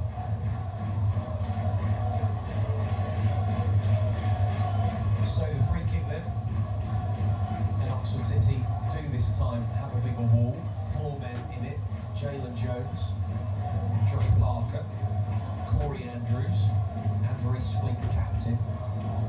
As I say, probably 20 to 25 yards from goal. Danny Whitehall and Callum Roberts over it again. Will Evans, Sam Fishburn, and Andrew Boyce currently inside the penalty area as Jay Moss blows his whistle. Callum Robertson, Danny Whitehall still deep in conversation about this set piece. Not sure if they've decided who's going to take it yet. I think it'll be left to Danny Whitehall over the wall and over the bar. Yeah, wrong decision. I thought Roberts would have had that, especially being on his hat-trick as well. I thought he could have just picked it around the wall with his left foot. Whitehall chose to take it and high and wide. 61 minutes played. Scunthorpe United 1, Oxford City 1 in the National League North. Behind looking to respond to back-to-back defeats in all competitions, having lost away at Guiseley in the FA Cup last weekend, after Scarborough Athletic inflicted Andy Butler's first league defeat of the season. Free kick for the Ironmen, and inside their own half. Jaden Carbon is trying to make sure that Scunthorpe United speed up the amount of time they're taking to get on with this free kick. Brad Nicholson places the ball down and goes short to his right hand side to Andrew Boyce. Will Evans. Still plenty of sunshine kissing the Glanford Park pitch as Evans' long ball rolls straight through to Riley Mitchell. Now it's Andre Burley for Oxford City to Jaden Carver. Tries to exchange a 1-2 with Ashby as he continued his run forward. Scunthorpe United cut that out briefly. Oxford City back on it. Long ball funneled down the right-hand channel. Too long for Jaden Carbon. Now for a Scunthorpe United goal kick. Yeah, it seems to be managing the game a little bit better second half. Maybe once you go 2-1 up or go ahead, it's easier. It's at a time when to increase the tempo, when to slow it down. And they seem to be a little bit better the second half compared to the first half. Oscar Simons all in yellow this afternoon, preparing to take the goal kick. Runs up to it. And it goes into the Oxford City half. It's sliced up into the air by Jalen Jones. Comes off the forehead of Fleet. Sam Fishburn challenges for that loose ball, but Ezanola clears away. Should drop to Ross Barrows here, but the bounce is somewhat awkward, but it invites contact from Tom Scott. Barrows gets bundled over, and it's an iron free kick. 5 yards behind the halfway line on the right. Yeah, I'm going to try and find the stats of how many free kicks have been conceded this game so far. Just over an hour gone. Just those little nudges in the back. There must have been at least 2 dozen of them for me. I'm going to make it my mission this week. They've taken it. Have Scunthorpe United the free kick from right to left. Scales with the first time cross. Fishburn heads it towards goal. I think there's a touch in there off of Jalen Jones. And he's got enough on that ball to stop it from travelling goalwards. Puts it out for a throw. Will Denton take it or will he leave it to Nicholson? It's Denton who takes. Goes short to Scales and gets the ball back. Scales on it again. Pushed it into Danny Whitehall. Turns away from Burley. Tries to whip it infield, but it's blocked. Good tackle there from Clunan to win the ball back. Roberts onto it. Into the penalty area. Chance for the hat-trick! Wide. Great endeavour there from Callum Roberts. He had a wall of lime green shirts in front of him. Powered his way into the penalty area, but can't find the bottom corner again on his right foot. Yeah, he's been really, really impressive this afternoon. A little bit of cutting edge to the team that we need, and again, create something out of nothing really. Bad play by Oxford City's midfield play. Lost it in the central area, about 25 yards out. Beat 1 or 2 players. with his left foot, just on his wrong foot, or weaker foot should we say, and he just screwed it wide of the far post. But I thought that was his hat-trick call in there, but really unlucky, and he created that chance out of nothing. Roberts, of course, had a chance for a hat-trick earlier this season. Last night for that FA Cup replay here at home to Newcastle Town was brought off before he could get his third. Will he get an opportunity this afternoon? Oxford City are going to make a change. Zach McEachran is going to be coming on in a moment, but here comes Scunthorpe United on the attack, looking for a third. Clune to the right here to Ross Barrows inside the Oxford City half, cuts it back inside to Callum Roberts, who miscontrols, and Oxford City in possession. Carbon drifts away from Keane Scales and digs up a bit of the turf in the process. Fleet, the captain for Oxford City, but they lose it in trying to exchange passes between Josh Parker and Jayden Carbon. And then Callum Roberts is fouled as he was trying to ride a challenge from Tom Scott. Free kick for Scunthorpe United, and that change is going to be made now in the 66th minute. Oxford City substitution replacing number 15, Tom Scott, having committed that foul, will come off. Zach McEachran, you may recognise the surname, brother of Grimsby Town midfielder George McEachran. And of course there was Josh McEachran as well, who played for Chelsea in the Champions League, broke through under Carlo Ancelotti, but didn't manage to make much of an impact under the successive managers at Chelsea. Let's see how the McEachran, Zach, who's on, who was also part of the Chelsea Academy. As cross comes in, Whitehall heads towards goal, and it's kept out by Riley Mitchell. Beautiful delivery. Callum Roberts having some game this afternoon.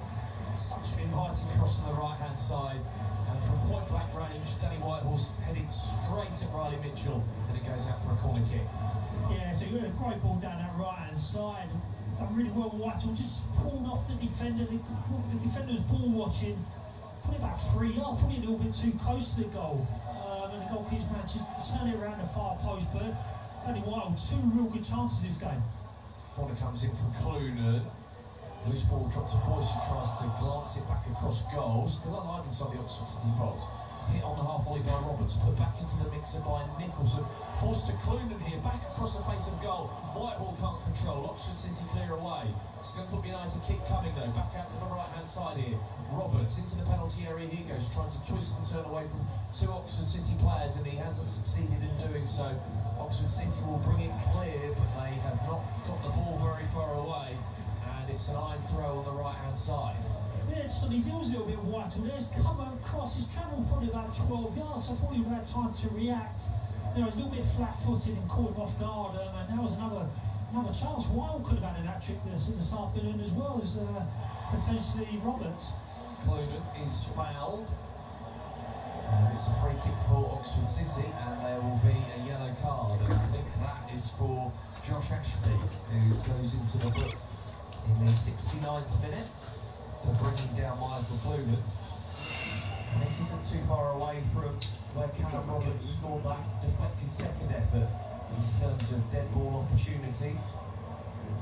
Callum Roberts finding the back of the net with that free kick to see Scunthorpe United retake the lead in the 49th minute.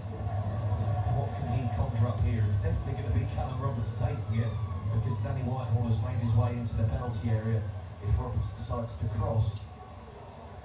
Looking at the wall here, 3-man wall for Oxford City on the edge of their own box. And Roberts is going to take this free kick 30 yards from goal. The wall is marked back by referee Joe Moss. A real gaggle of players around the penalty spot at the moment, featuring the likes of Sam Fishburn, Danny Whitehall, Brad Nicholson, etc. As Roberts takes the free kick, drives it low, it's blocked. Roberts trying to get onto the rebound, does do so. As he kept it in play, he has. Attempts to nutmeg his man, he's got the final touch off of Ezanola and wins the corner kick. Yeah, a little bit disappointed with the free kick. The Oxford City ball and their legs didn't get much height or power on that one, but really kind of reaction to get the ball back, and get a corner for the team. He's done really well so far, so good for him, and pretty much player of the match so far.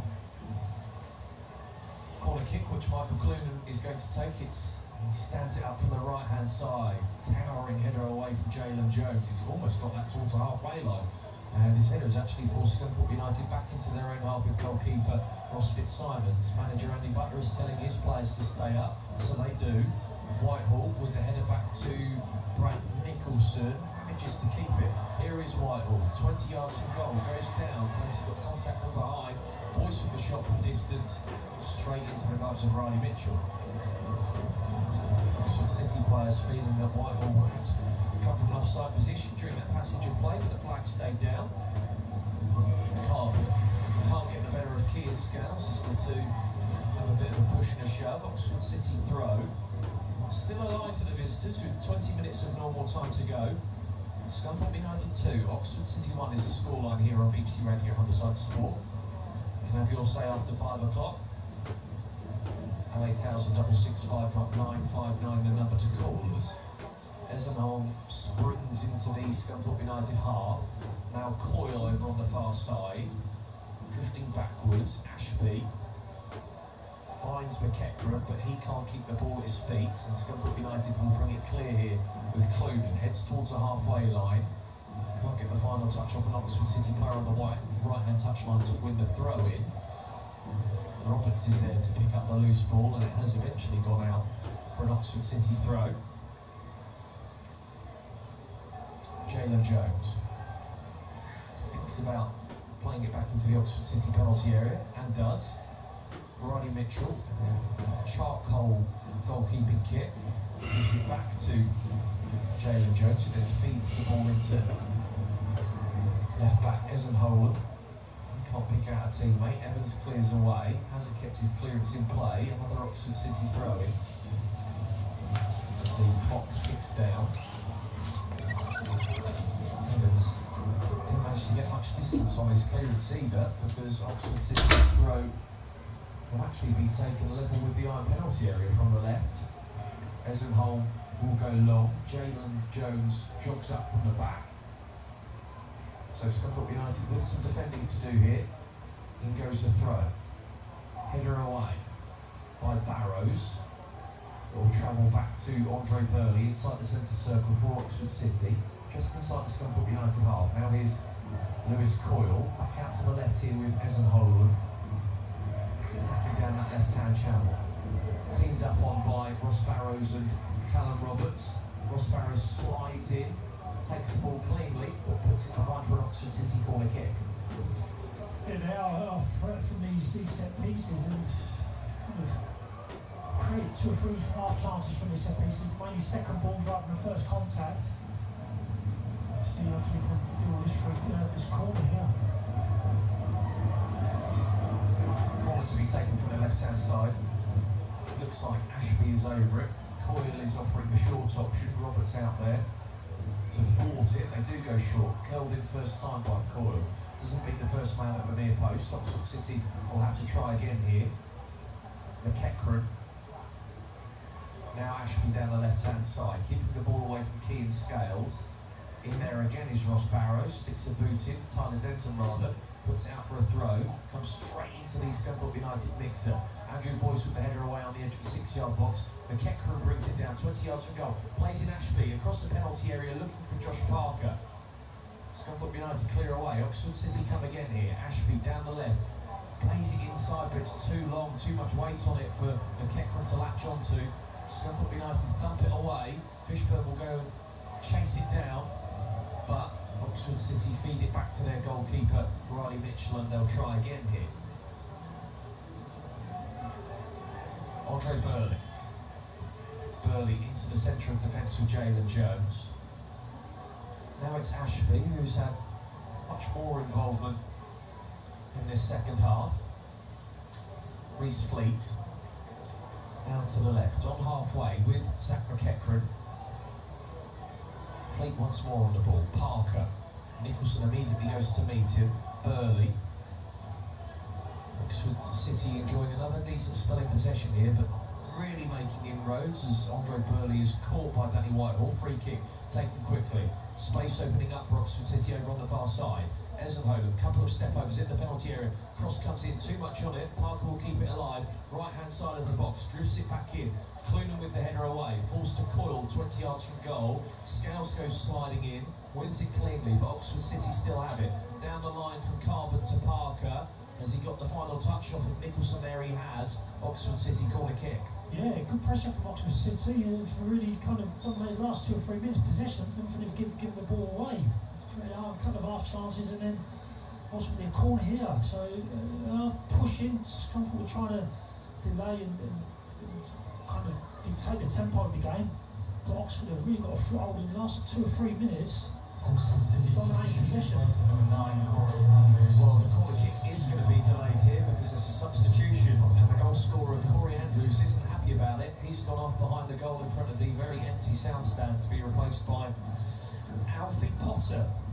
One of those names that's part of that memorable FA Cup run by Haverton Waterlooville many years ago when they got to play away at Liverpool at Anfield. Scored a couple of goals, if I seem to remember, in a 5-2 defeat. So Alfie Potter on for Corey Andrews. Finlay Shrimpton is waiting to enter the fray as the corner kick comes in from the right-hand side, and it's turned over the top of the crossbar. Allowed to bounce once inside the Scunthorpe United penalty area. Jalen Jones was there.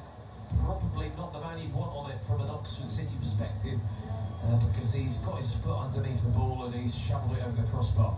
Yeah, it was like a half volley. As his bounce, he's kind of used his studs, I think, to try and direct it. He's come off the top of his studs and just looped over the crossbar. That's an half chance. Need to get a little bit tighter, Scunthorpe, defensively. It was far too easy. You've been missold, perhaps, on the away attendance. 23 Oxford City fans here. I mean, they must have camouflaged as Claret seats because I can't see the other 21. I can only see 2 fans in that south stand. Yeah, as I say, Andrews coming off. He did give a ripple to the other side of the stand, so maybe they're in there blending in with the Scunthorpe United supporters. Callum Roberts again won't get a chance at his hat-trick because he is being brought on to be replaced by Finlay Shrimpton in midfield. So perhaps Andrew Boyd and Andy Butler looking to shore things up in there. The attendance, by the way, 23 away fans. The attendance in total 4,318. Fishburn almost manages to get hold of a loose ball high at the park. Boyce headers it towards the Oxford City penalty area. Comes off the back of Jalen Jones's head. Oxford City onto the loose ball, and then Jaden Carbon is fouled by Kean Scales. So it's a free kick for Oxford City, just about level with their own penalty area on the right. And Riley Mitchell, the visiting goalkeeper, will push his team up the park. Pumps it forward, right-footed. Josh Parker is watching it come down. It comes off his left arm. Play continues, and Scunthorpe United have given the ball away here. Ashby looks up into midfield. Ezenhoven has come inside from his usual left-back position, then drifts out there. Coyle on the ball. Now McEachran, one of the 2 substitutes so far for Oxford City. Ezenhoven again, cuts inside. Ball at his feet, trying to get past Finlay Shrimpton. Now it's Fleet, first time pass, pushed it into Coyle. Parker tries to hold it up on the edge of the D, can't do so. Scunthorpe United making a hash of bringing it clear. Eventually they do get the ball under control, and they loft it forward. Whitehall in behind. Oxford City hesitant in their defence of this long ball, and Whitehall has won it, keeps his footing. Right hand side of the penalty area, crosses in, gets the corner. I think Whitehall could have gone down there. Yeah, it could have. I think both kind of tangled legs, but it looked definitely in the favour of Whitehall, which is not like it. He normally goes down at the drop of a hat. Quite honest play there, and Jones kind of went down expecting a foul. Referee waved play on, which was a first for this game, and just tried to square it back and just got intercepted and for a corner now, but good play from Whitehall. Just over 10 minutes of normal time to go. Scunthorpe United 2, Oxford City 1 on BBC Radio Humberside Sport. And the Iron have a corner kick from the right with Michael Clunan. Nicholson, Evans, Boyce all up from the back. Clunan stands it up again. Header away by Jalen Jones again. He's getting a yard run on those Scunthorpe United attacking players and heading clear. Denton puts it back into the Oxford City box. Comes off with Clunan's shoulder. Slashed forward on the volley by Josh Parker to get the ball away. Denton with the header towards the halfway line. Brought down by Barrows. Goes back into the iron penalty area here with Ross Fitzsimons. Oxford City are set to make a double change. Ball over the top. Andre Burley has missed it, but the referee, Joe Moss, has decided that's due to a nudge in the back from Danny Whitehall. So it's an Oxford City free kick as Whitehall goes down off the ball. Claiming he's been fouled. Is Danny Whitehall going to go into the book? He is. What's that yellow card? He's not kicked it away, has he? No, I think he's just gone down. I don't know if he's play acting or diving. He's throwing his hands up in the air. I think referees do. He's kind of that wind-up merchant, is he, as a player? And I think over a period of time, referees do get fed up with it. And like this afternoon, he's punished him with a yellow card. I think it's very harsh, but referee's perspective, you can see why he's done it. Those two wide players for Oxford City, Lewis Coyle and Jacob Carman, have come off to be replaced by Jacob Roddy and Aaron Drew. Michael Kelly is going to wait to come on. Not sure why we're not making all substitutions at the same time. Maybe that's just me, but I find with the added 2 extra substitutions he can make, it's just killing momentum of games. And now we do get that substitution made, but the fourth official, Matthew Wright, hasn't got his board ready yet. So that's going to further retap time.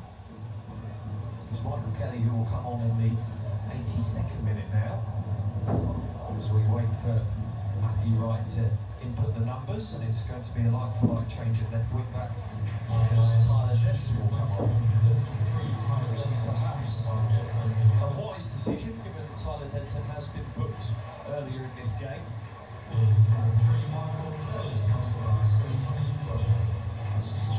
Sponsored by Jackson's, Stapleton and Accountants.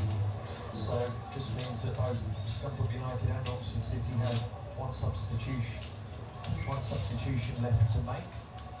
Jason Law, the only other Ryan substitute, Brad Stretton for Oxford City. Whitehall with his left arm around the shoulder of Andre Burley, trying to chase down a long ball forward, doesn't succeed. Smashed aimlessly towards the Oxford City penalty area, this time by Michael Kelly.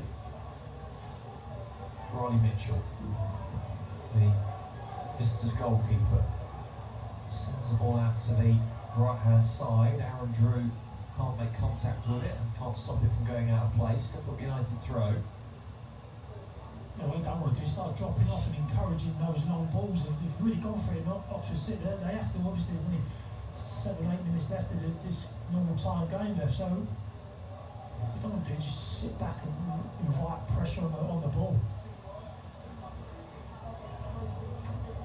Throw in taken. Glances off the side of Sam Fishburn's head.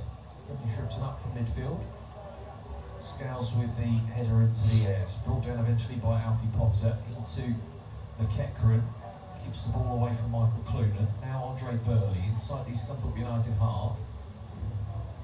Plays it off of the ankles of Cian Scales, who's got his socks rolled down a la Jack Grealish. Concedes a throw. Burley with it. Level with the Scunthorpe United penalty area. Smashed clear by Nicholson. Straight out of play again. Oxford City on it with Jalen Jones. He almost loses him there, lost his footing, and that nearly allowed Danny Whitehall in. Scunthorpe United have won it on the halfway line as Scales goes down. Caught by the Oxford City captain Reece Fleet. It's the Scunthorpe United free kick behind the halfway line on the left. Yeah, just calming it down and taking the time now with his free kick on his left-hand side. Nicholson, that experience. Nicholson, who is he's been growing his hair out over recent weeks, and he's now got an wristband on. That's how long it's getting as he switches play from left to right with the free kick. Held up by Fishburne. Back to Schruter, who crosses in from the right straight into the 6-yard area where it's easy pickings from Riley Mitchell. He calms play down, which I'm slightly confused about given his side are running out of time here to find an equaliser with just over 5 minutes of normal time to go. Fleet to the right here with Ashby. Goes back into defence, Burley. Fleet over the top. Parker is backing into Michael Kelly and actually is nowhere near the ball as a result. Scunthorpe United back in possession here with Scales into the penalty area. He goes left-hand side, switches it onto his right foot, tried to shoot, was knocked off the ball. But Oxford City crowd out the Scunthorpe United attacking players and will bring it away here with Potter. Tries to cut the pass inside, but it's blocked. Kelly has kept it alive on the touchline, but it's booted back towards the Scunthorpe United penalty area by Aaron Drew. Fitzsimons plays out from his own penalty area to Evans. Evans with a few touches as eventually McEachran goes to close. Crossfield ball from right to left. Header away by Drew, will fall to Kean Scales, who controls with his chest away from Alfie Potter. Stabs it back to Michael Clunan inside the Oxford City half. And now it's Evans behind the halfway line. Feeds it into Ross Barrows. Right hand side. Powers it into Sam Fishburne. The pass was behind him. No one making the run beyond the Oxford City back line. Doesn't come to anything. And now here come the visitors. Parker turns it around the corner to Alfie Potter. Andre Burley making an overlapping run, but Potter going forward himself. Now here is Burley. First time cross, doesn't get enough on it. Comfortably dealt with at the near post, but Kelly doesn't clear away convincingly. Oxford City have another chance here. Cross this time from Drew from the right-hand side. Comes off the head of Kelly. Third time lucky. Potter skips past his man Scales. 18 yards from goal. Plays it to Ashby. Back out wide to Drew. Crosses in. Floats it towards the back post. Header away there by Barrows. Roddy was unmarked. And it goes out for an Oxford City throw, which they take quickly. Ashby can't find a teammate in lime green, but McEachran onto the loose ball, tries to drive into the penalty area. Loose ball falls to Roddy, crosses in, clearance away by Nicholson. Burley onto it, but Whitehall back there, sliding in and puts it out for a throw-in. Bit of a sense of hanging on here, just under immense pressure down this final third of the pitch. Oh, cross comes in by Alfie Potter, and as you can tell from the exasperated groan from Steve Torpey, it's gone out of play for a Scunthorpe United goal kick. Good, I'm glad they could just relieve a little bit of pressure and make their looks like fifth and final sub. It's still flat though. It is flat, yeah, it's been like throughout the game. Little glimpses of 5-10 minute bursts of energy, and it's gone back to exactly how the game started. Slow, lethargic, everything seems hard work this afternoon for both teams. I think the nature of it being flat in this latest passage of players, Scunthorpe United are happy to sit on this 2-1 lead. They are not rushing to take this goal kick. And I don't think there's any belief in this Oxford City side at the moment that they can get back into this game. That's the way they've approached these last few minutes. There's no urgency from them. No, they've had a little bit of possession, but they've not delivered the ball in the box. They've not created anything, even half chance. Jones with the header across defence for Oxford City, and Jacob Roddy has rushed that clearance. His teammate over on the far side stops it from going out of play. McEachran. Here is the Oxford City number 10, attempts the back heel, doesn't come off. It's cut out by Finley Shrifton. Over on the far side, pulls the pass back to Michael Clunan. Now it's Evans. Still operating inside Oxford City territory. Evans tries to ghost his way into two Oxford City players and it doesn't come off. Roddy miscontrols, gives the ball straight back to the hosts. But they're forced back into their own half here with Shrewton. Now Boyce whips it forward and it's straight out of play. Scunthorpe United are going to make their fifth and final change in the 90th minute. Jason Law coming on. And he is set to replace Danny Whitehall.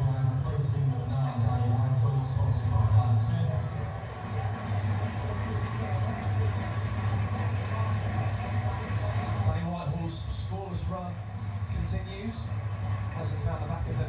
since August's 1-1 draw at Tokes Chorley. He's had some decent opportunities and really should have put a couple away, heading wide in the first half and then straight at Riley Mitchell in the second. Danny Whitehall comes off for Jason Law. Yeah, as a fellow striker, I think as long as you get in those positions, and with his record last season and his goal scoring last season, I'm sure those goals will come back. Again, two real good chances this afternoon. He'll be disappointed if he takes at least one of those. 5 additional minutes to go. 5 minutes added time. Additional time sponsored by Jackson Staples to Jackson. As you may have heard, 5 additional minutes at the end of this second half for Scunthorpe United 2 out. Barrows has put another clearance straight out of play for an Oxford City throw-in. And the fans in the East stand opposite us trying to eat up a bit of time by juggling the ball between themselves before eventually giving it to Chi Ezenholm to take the throw, launches it forward, Edmondson nods the ball up into the air. It's eventually smashed clear by Andrew Boyce. Fishburne will go to chase it down. It bounces once, then twice. Burley is onto it, brings it down well, waits for support and then flicks it into Fleet. Fleet now to Ezenholm, midway inside the Oxford City half. His pass forward rolls over the halfway line into McEachran, feeds into Roddy, left-hand side, level with the Scunthorpe United penalty area. Roddy again on the ball, thinks about crossing, goes back to Ezenholm, now Fleet. Fleet almost loses it there. To Jason Law. Jones, just over the halfway line, carries it forward. Scunthorpe United have everyone behind the ball at present, and Oxford City are running themselves into cul-de-sacs at the moment over on the far touchline, and eventually give the foul away, fouling Michael Cluden. Crossing opportunity there for them, Steve Torp, and they didn't take advantage of it.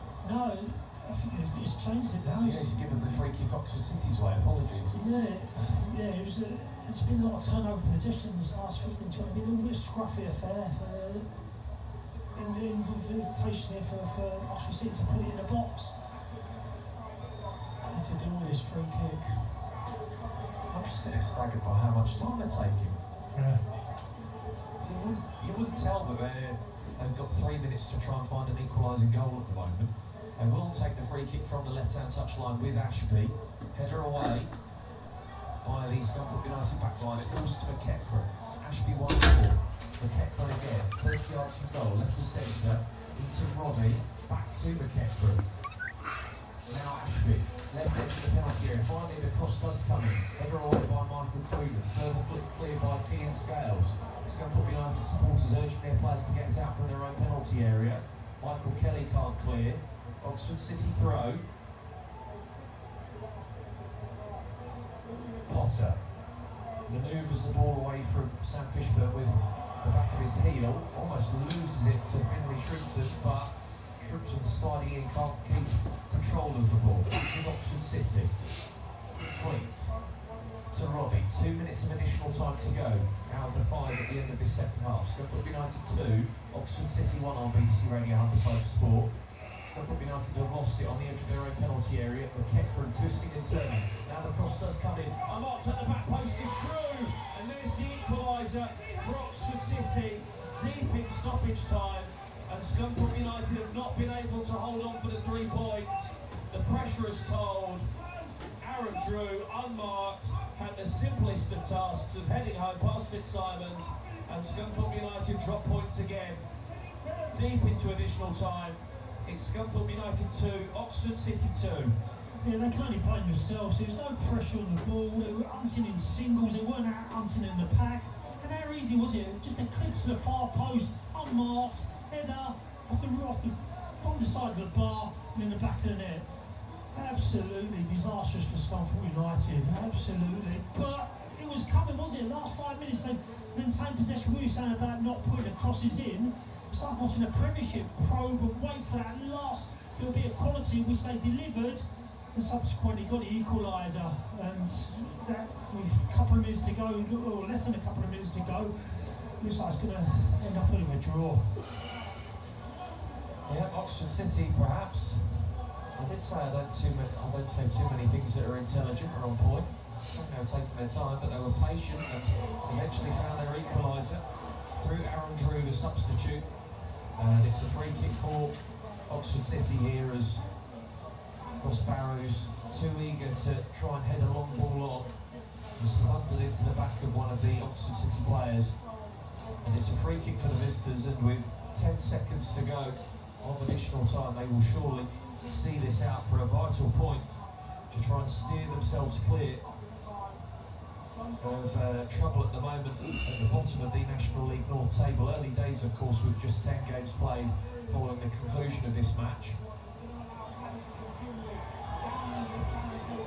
Just shows how costly those misses were. White's missed two real gilt-edged chances, two gilt-edged headers. Robertson screwed one past the far post, albeit he scored two. They're vital times and moments in games that could have really killed this team off, and they've given that encouragement, being the scoreline 2-1. Subsequently, they've punished Scunthorpe with a real killer of an equaliser. Maybe a chance for Oxford City to find themselves a winner here, because we are still playing. We've gone well over the 5 minutes of additional time, into a sixth now, and Oxford City have a throwing opportunity on the right hand side. I'm surprised here that they've not put Esenholer on it, because there is a chance here given how Scunthorpe United have sat back during additional time. Drew, the goal scorer, takes it, goes down the line. I think they're going to take the ball towards the corner flag. It doesn't matter, and boos ring out around Glanford Park, because Scunthorpe United, after back-to-back defeats in the National League North and then the FA Cup, drop points again in the league. They have been held to a 2-2 draw here by Oxford City. Had taken the lead early doors through Callum Roberts with 5 minutes gone. Oxford City scored their equaliser through Corey Andrews though in the first half.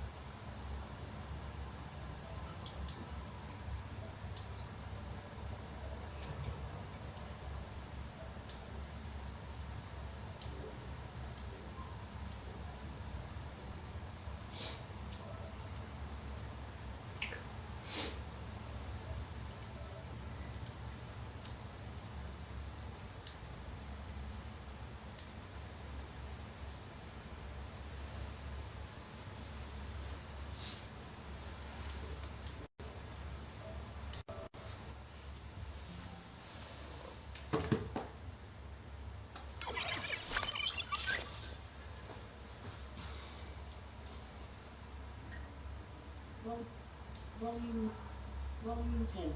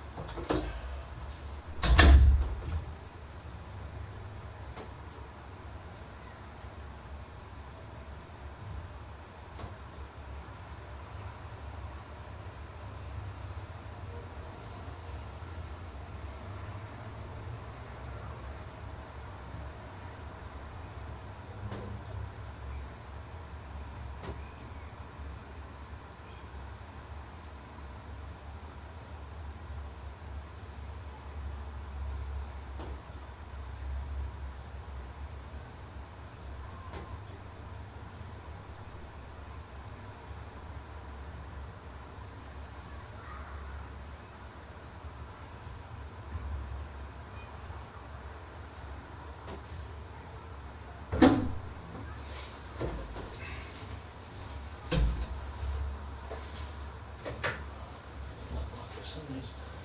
Yeah, jump back in with you.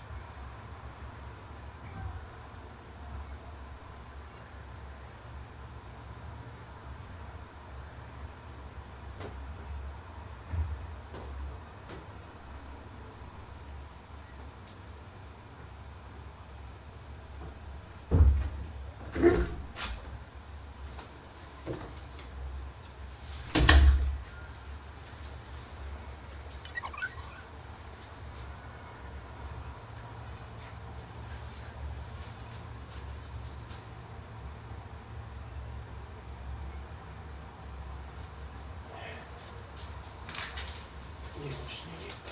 Just need it better now. Enough's enough.